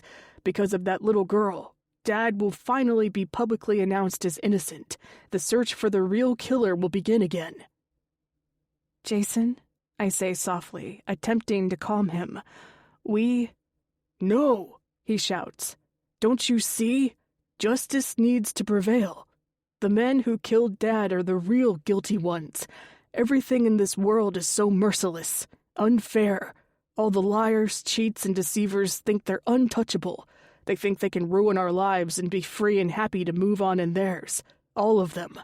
But there was one thing I could do to fix a wrong. The world will know our Dad is innocent. What you've done to Sophia Hughes is not fair or just. That little girl doesn't deserve any of this, Jason. He shakes his head. I took good care of her, Allie. I spent as much time as I could in these woods to be with her, fed her, gave her blankets to stay warm, a tablet to entertain her. I wasn't planning on hurting her. What does that mean? It's been days, and nobody's cleared Dad's reputation. What will it take to make sure the world knows he's innocent, to make things right? My eyes widen as I realize how unhinged my brother has become. We have a right to be angry, Jason. I take a step closer, my hands raised as I do. We do. What happened to both of us was wrong. We didn't deserve it. We should have had our dad in our life longer. I take another step closer. He shouldn't have been murdered. The gun lowers slightly in Jason's hand. You never deserved what happened with your marriage. She shouldn't have cheated. She shouldn't have left you. You should still be happy with the life you deserve. I know how much you wanted children of your own. Now a tear is forming in his eye. We deserved better lives. My biological parents shouldn't have treated me so poorly. They shouldn't have given me away. I shouldn't have left this town.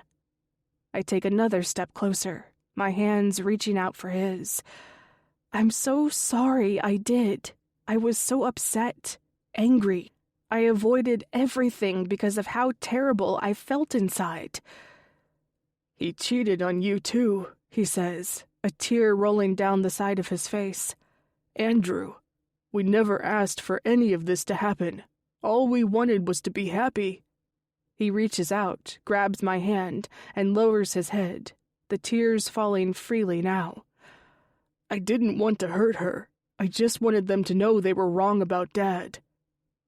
They'll know, I say. But all those terrible things that have happened to us are not that little girl's fault. He suddenly lets go of my hand. No, they're not, he confirms. It's Richard Harris's fault. We know he was one of the men who killed Dad that night. I suspect Tanner's dad was there too. I'll find out the other names soon enough, and one by one they'll get the justice they deserve. Richard Harris already got his. I look at him strangely as a smirk comes across his mouth. What have you done, Jason? He lets out a nervous laugh. He's out here in the woods somewhere, too. He wouldn't tell me the other names. Everyone in town thought he just picked up and left. That worked for me." He looks at me coldly. "Now, like I said, I wish you never came here. I can't let you get in the way." He aims the gun at me and with his other hand grabs me, reaching into my jeans pocket for my cell. He smiles as he tosses it hard to the ground and stomps on it. My eyes widen as I realize what he has in mind. My hand reaches into my pocket and I show him the map. "Do you know what this is?" I ask. "I found it in Uncle George's truck." I open it and show him the markings. "I believe it's him. I saw this map before." "What are you talking about?" he says, confused. "George took them. Look," I say, stretching out my hand to him with the map. Jason quickly snatches it and unfolds it. The markings are away from all the trails. The ones marked with a circle with an X through it have a letter penciled in above, M, J, and E. I believe they stand for Melissa Henson, Jonathan Bayers, and Ethan Harris. Jason lowers the map in his hand. "What about these other markings? The ones with just an X?" "I don't know," I say. "You think Uncle George is the real killer?" He stares at me, his face pale and a tear forming in his eye. Before I can say a word, he takes a step towards me. "Jason!" I shout, only he doesn't say a word. He pushes past me and walks into the dark woods and is out of sight within moments. Chapter 38. Present. When I enter the clubhouse, Sophia looks at me strangely. Several comforters, pillows, and bed sheets surround her, with a blow-up mattress nearby.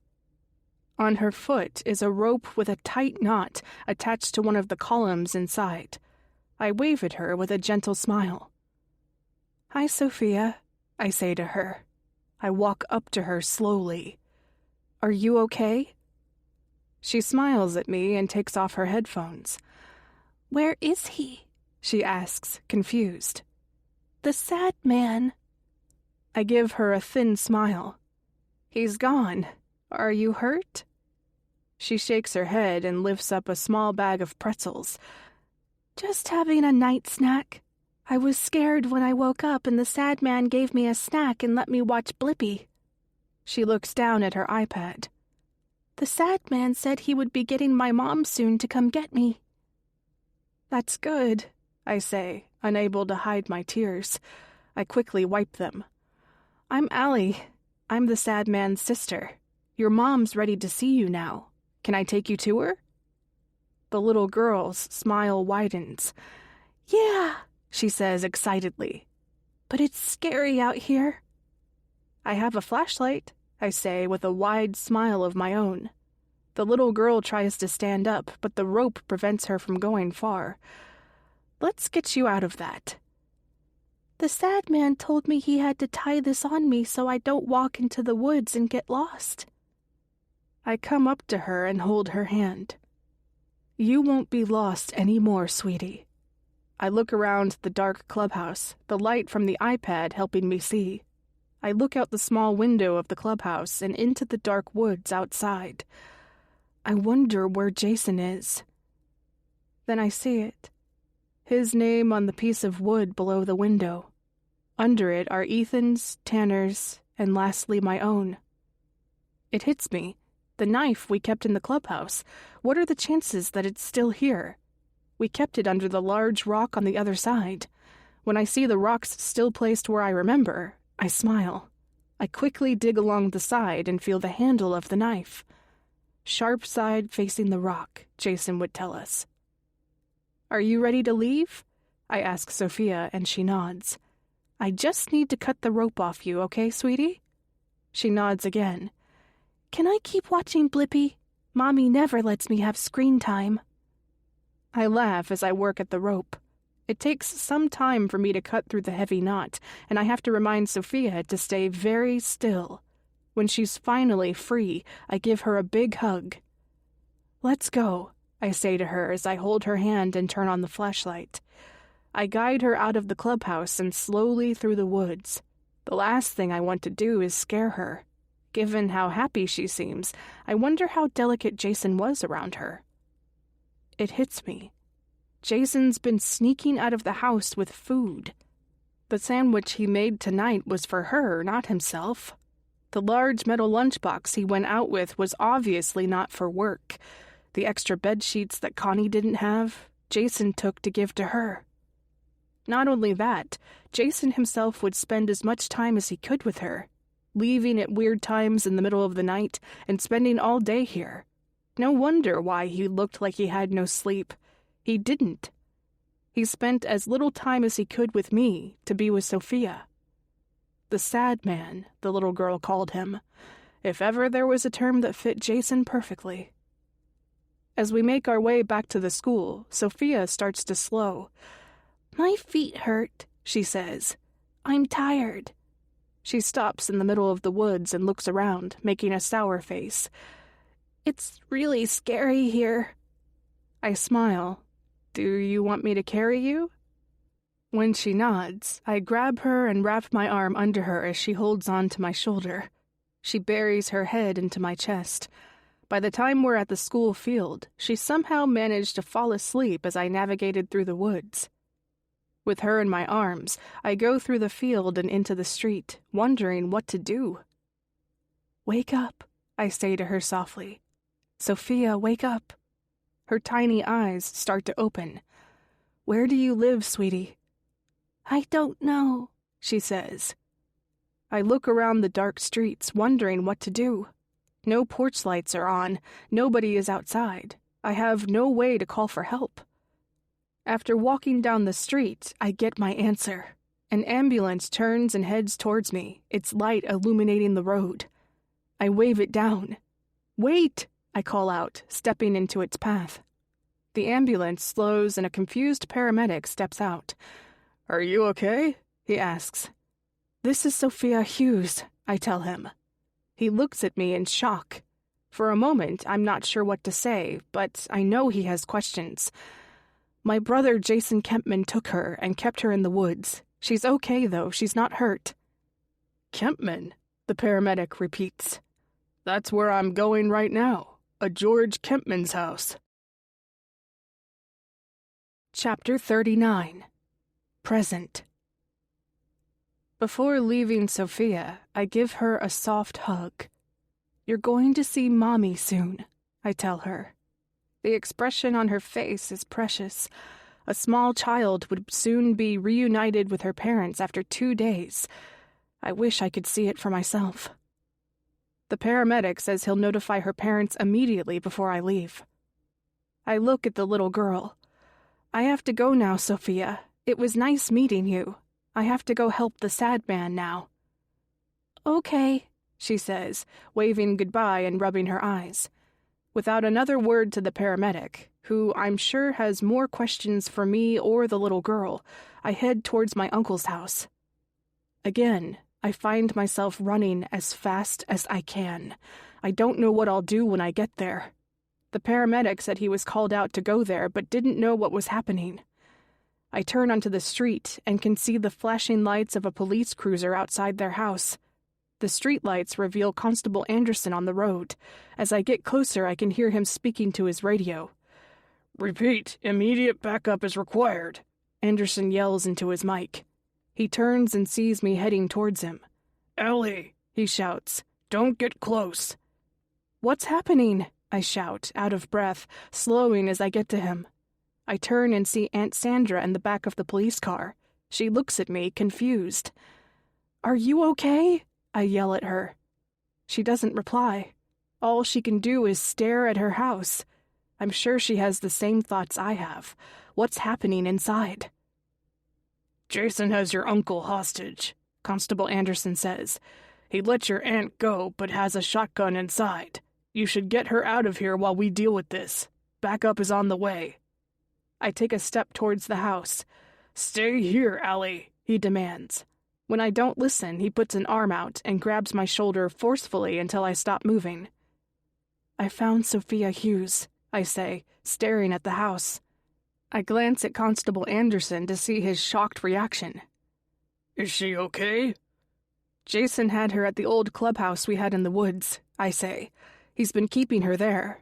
There was a paramedic on his way here, and the girl is with him. Anderson's mouth drops. Why would Jason do that? I take a deep breath. Because he wanted to clear Dennis's name. Because his dad was murdered in cold blood and nobody did anything about it. I look at him again. He doesn't reply immediately. I can see him collecting his thoughts. Why is he here? He asks, confused. It's George, I say. He's the one who took the children all those years ago. Anderson looks more shocked and confused. How do you know? I'm about to tell him the terrible truth, but shouts from inside interrupt. Admit it, a booming voice yells. Jason, I call out. I run past the constable as he shouts at me to stop. As I run up the steps and pound on the door, I hear Jason scream at George more. Admit to what you've done. The curtains are closed, but I can see a little inside the house. George sits on a love seat in the living room as Jason paces back and forth in front of him, the shotgun in his hand. Chapter 40. Present. Open the door, I demand, pounding hard. Allie? Jason says from inside. There's a pause for a moment. You need to leave. I deserve to be in there as much as you. The door opens quickly, followed by the end of the shotgun aimed towards Constable Anderson. Stay back, Jason shouts. He grabs me by my shoulder and shoves me inside, closing the door quickly. He turns immediately as George sits up from the couch. Where are you going? Sit down, now. Jason, George pleads, putting his hands up, but not sitting. Your mom's in the other room. Don't do anything stupid that you'll regret. Let me just leave. There's no reason for any of this to get rough, okay? You killed them, those children. Jason looks at me. He murdered Ethan. I look at George, and for a moment the usual smile on his face disappears. His softened features harden. His warm eyes turn cold. I know, I whisper. Dennis? A voice calls out from down the hall. Uncle George gives a wry smile. You don't want to do anything stupid, boy. Lower the gun. Let me just leave. I didn't do anything wrong. You don't want your own mother to hear you kill her brother-in-law, do you? Jason smirks. She won't remember if I do. George looks at him with a nervous expression. I did nothing wrong. What made you two come up with something so crazy? I would never hurt anyone. Jason pulls out the map he took from me in the woods. Allie took this from your truck. George's face drops as he stares at it. There's a bunch of markings on this map. What do you think will happen when the police go to one? What will they find, Uncle George? He looks back at Jason and then at me, but doesn't reply. He slowly sits down, his head lowered. You monster, Jason shouts. I should kill you now. He raises the shotgun towards him. Jason, I plead, don't do it. He deserves to rot in jail for the rest of his life. Let's just surrender him to Anderson. He's outside with Aunt Sandra. When I mention her name, George covers his face. Oh, God, he whispers. Just kill me. He looks up at Jason. Do it. Jason shuffles the shotgun in his hand, putting the barrel against his shoulder. A prison sounds good, doesn't it, Uncle George? Dennis? Connie calls out from down the hall. What's happening? Jason grunts. Mom, he shouts while pointing the gun at his uncle. Dad is dead. Put the gun down, Jason, I shout again. You didn't hurt Sophia. You took good care of her despite what you did. Just let George go and we can move on in life. Justice will be served. George laughs. It was you who took that little girl? He lets out a nervous laugh again. I guess it runs in the family. What? Jason says, confused. Kidnapping. Killing. George smiles. Did you really think I made all those markings on the map myself? He looks at us both. Your dad helped me, he says, staring at Jason with a wicked smile. That's not true, Jason shouts back. Stop lying. All you do is lie. He laughs. Am I? Just wait until I tell the police everything your father did with me. He looks at me. It was his idea to kill your friend Ethan. Shut up, Jason shouts. My mouth drops as his words hit me. The map that I found in his truck was the same that Dennis had in his office. I saw him make the markings myself. I've been running around all night trying to figure it all out when the truth was plain to see. George lets out a nervous laugh. Kill me, boy, he says with a harsh tone, and nobody will ever know. Shut your mouth or I'll blow it off. Jason lifts the gun and points it at his uncle's head. George even leans his forehead into the barrel. Go ahead, he says. Pull the trigger. When Jason doesn't, he tries harder to push him to. Why do you think your father adopted a little girl? He lifts his head and stares directly at me with the most wicked face I've ever seen. As I process his words and what he means by them, Jason takes a step back. He never went through with it, George says with a laugh. That was your dad, always weak. Shut up, Jason shrieks. He turns the shotgun and strikes the barrel against his uncle's face. Shut up, he shouts louder. As blood gushes from George's nose, he covers his face and lets out another laugh. Whose idea do you think it was to tie ribbons where we took them? Jason's eyes widen. As if he's in a trance, he turns the shotgun, only this time it's not pointed at George. With the barrel pointed at his chest, Jason looks at me and lets out a final shriek before pulling the trigger. Chapter 41. Present.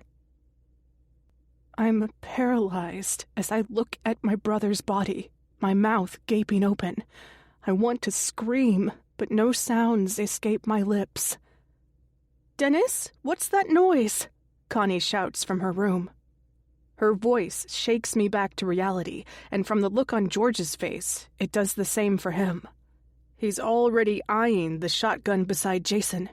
He glances at me before lunging towards it. I hurl my body towards him, grabbing the other end of the long barrel.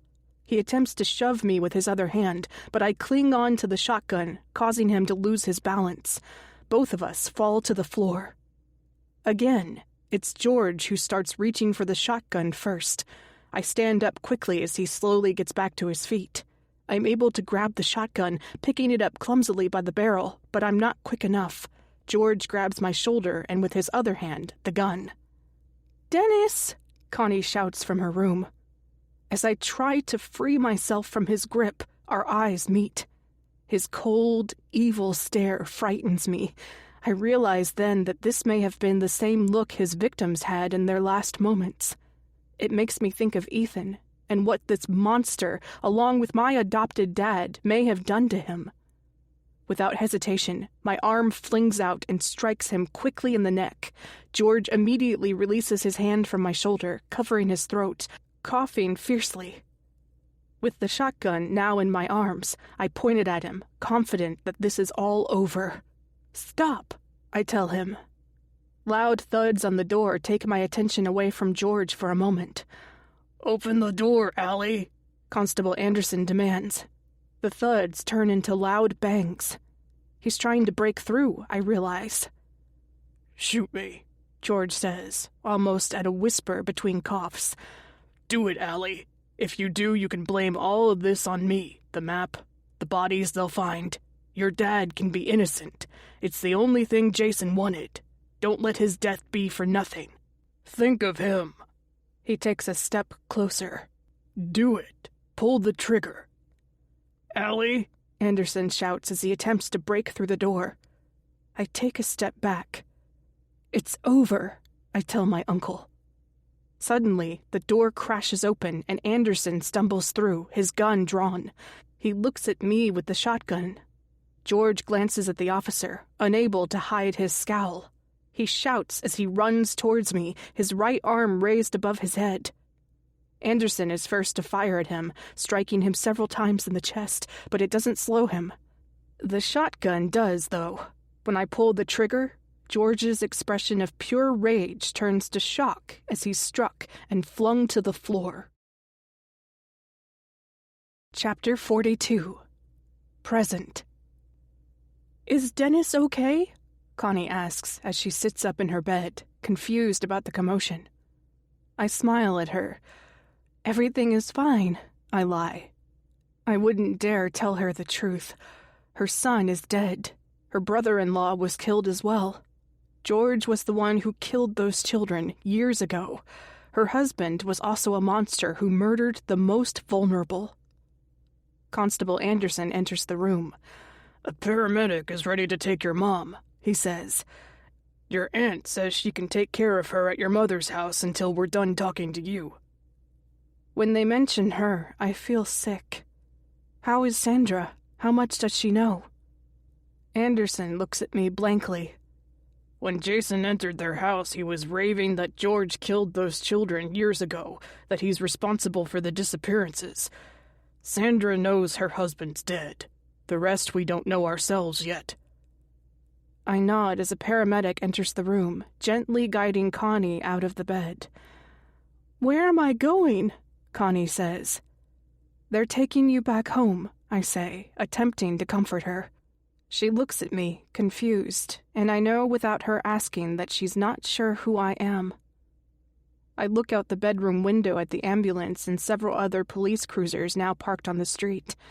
In the back of one of the cruisers, I see Sandra. She's staring at the back of the passenger seat, her face blank, expressionless. I can only imagine what she's thinking.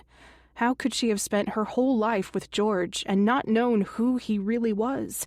He always appeared to be so gentle and kind. It was all an act.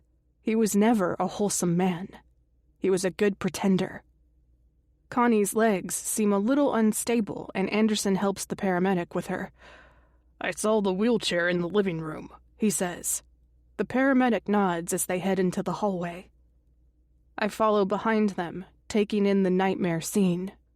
Blood stains the walls from Jason's self-inflicted wound, and from George as well. 2 officers walk around the room, jotting in their notebooks. On the floor are George and Jason, both dead. Sheets cover both of their bodies.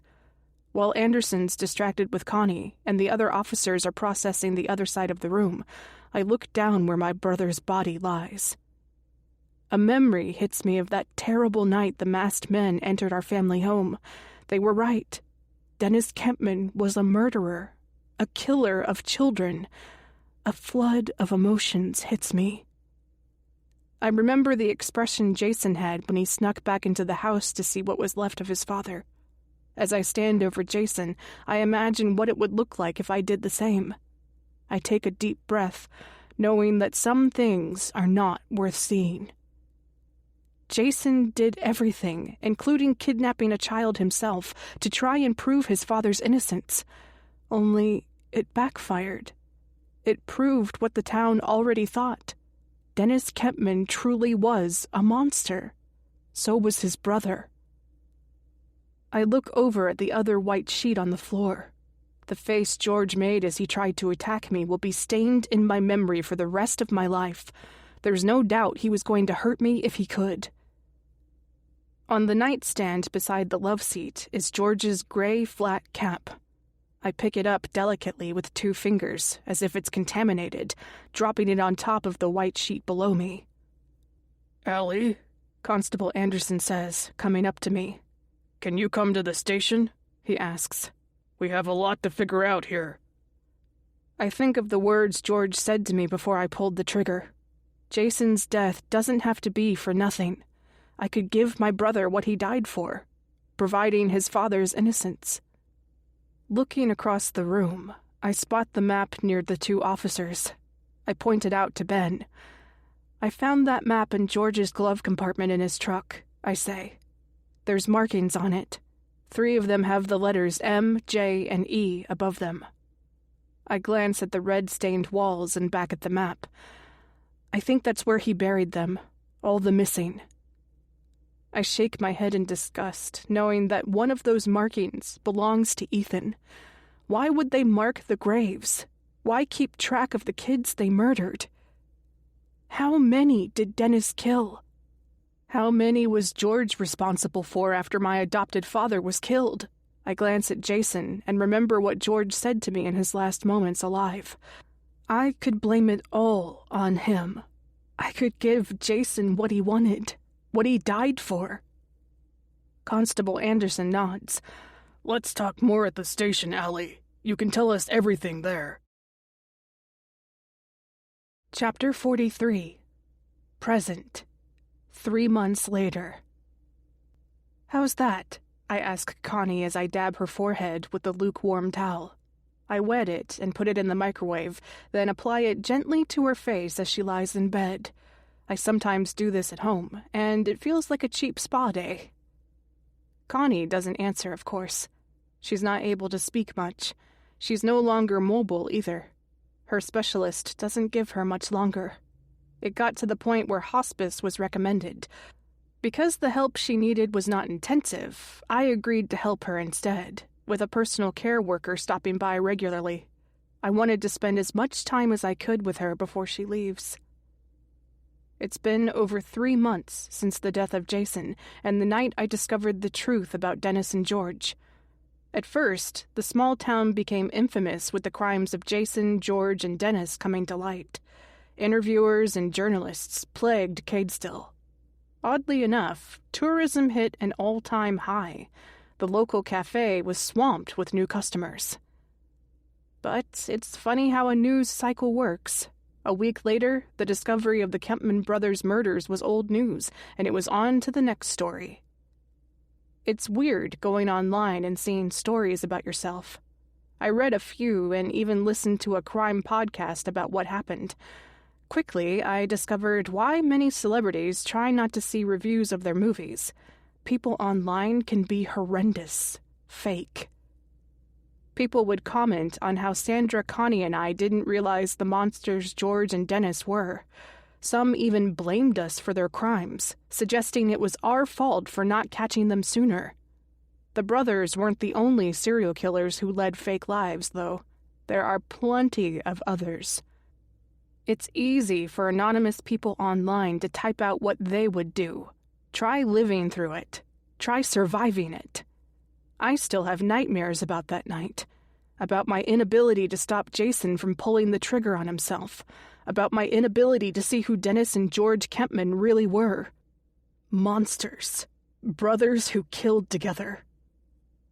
I try not to think about it much. Both him and George are dead now. The monsters of Cadestill can no longer hurt its citizens. Their lives can only haunt the town from here on, and the place will forever be known for what the brothers did. I wipe Connie's face with the cloth and notice it losing its warmth. I'll be back, I tell her, even though she can't respond and likely doesn't know what's happening. I like to think she does, though. I take the cloth and wet it in the sink, putting it in the microwave after. As it heats inside, a flash of memories hits me. Who really was Dennis Kempman, my adopted father, a man I called Dad at one time? Like Jason, I couldn't see what others did.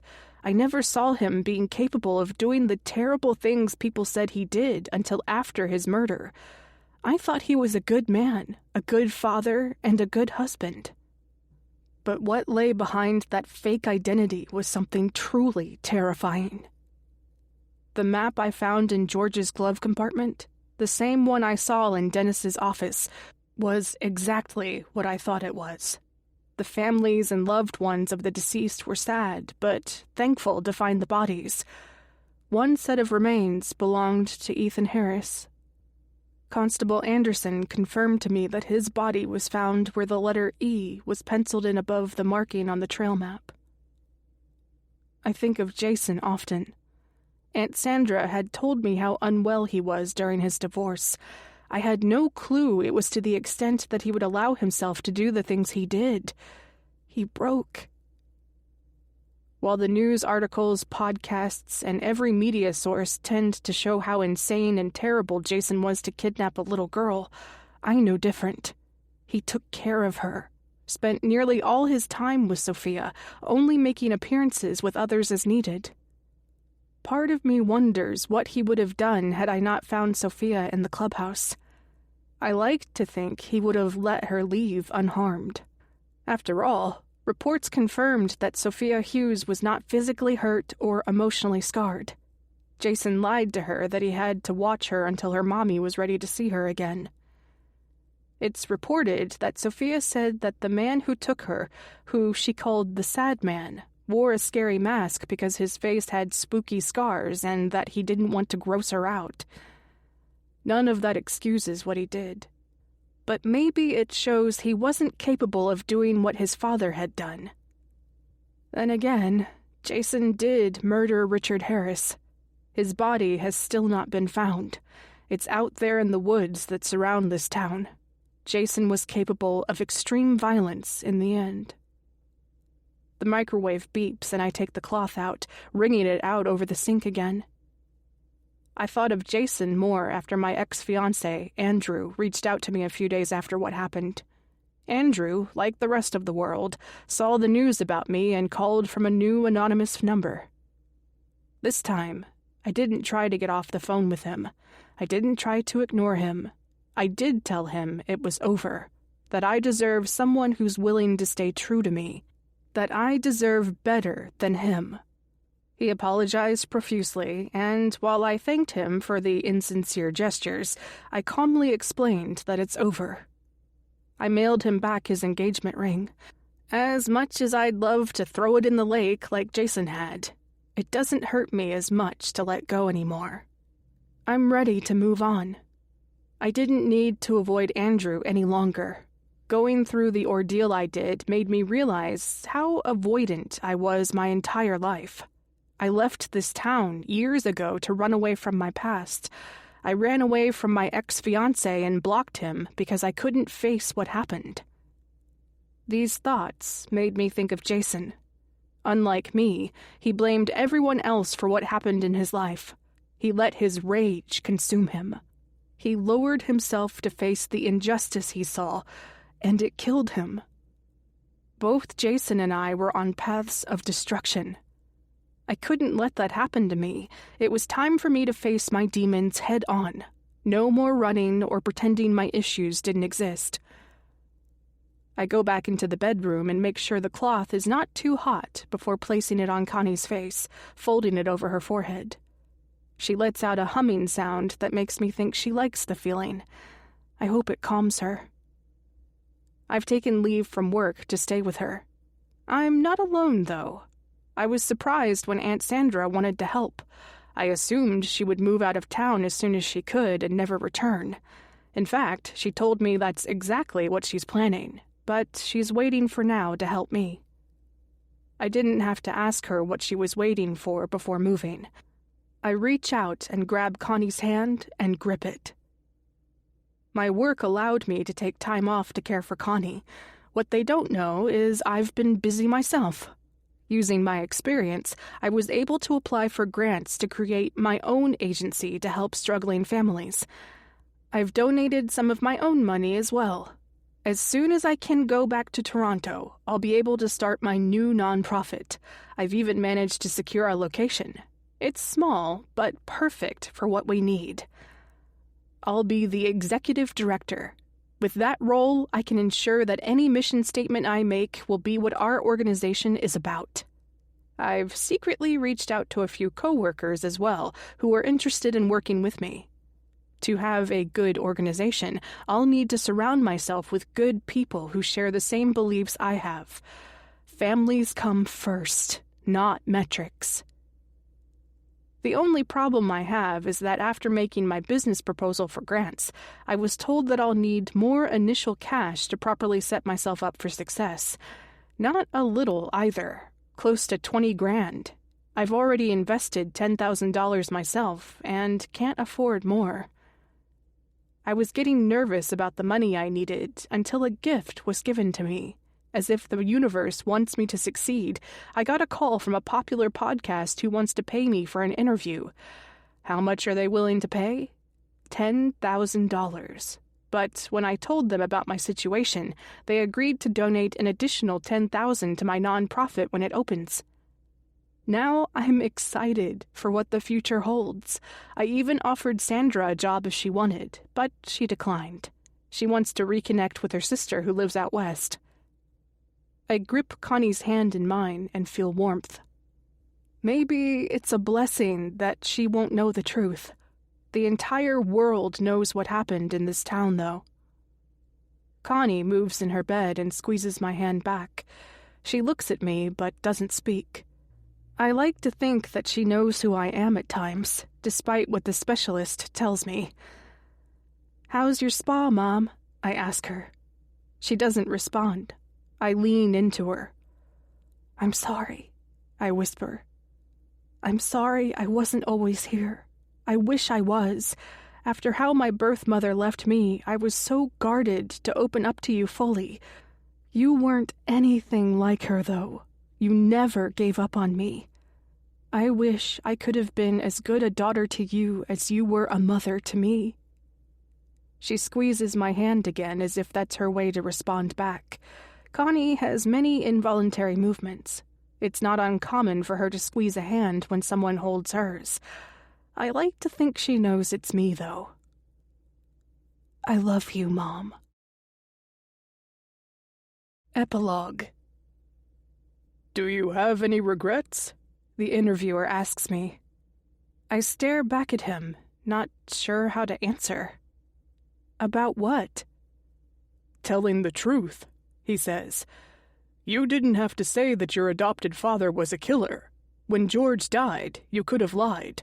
After what happened to your brother, if others were in your shoes, perhaps they would have. Have you ever thought about that decision? And do you regret it?" I lower my head and take a deep breath. I can see the fake smiles of Dennis Kempman. I see the costume he wore, pretending to be a good family man, a good human being. I imagine Jason and the hurt he felt when he discovered the truth. I realize I'm taking much longer to respond when the producer waves at me off set. "Are you okay, Allie?" she says. "If you need a break, that's not a problem." Part of me would love nothing more than to end this interview. The fakeness of the interviewer is really starting to bother me. The empathy and genuineness of the producer is the only reason I haven't left. That and the money I was promised for my nonprofit. I look at the camera directly. "We all wear masks," I say. Jason tried to hide his hurt. I tried to avoid mine. George and Dennis put on a smile and pretended to be like everyone else, but they weren't. They were evil men. Evil deserves to be revealed. I clear my throat and look at the interviewer. Do I regret telling the truth? No, I don't. We all wear masks. The real mystery is what lies beneath. This recording of Lie, Lie, Truth, a psychological thriller, was presented by Dreamscape Media, LLC. Narrated by Darcy Rhodes. Published by arrangement with James Caine. Copyright 2025 by James Caine. Recording copyright 2025 by Dreamscape Media, LLC. Thank you for listening. Please check dreamscapepublishing.com for Dreamscape's latest releases.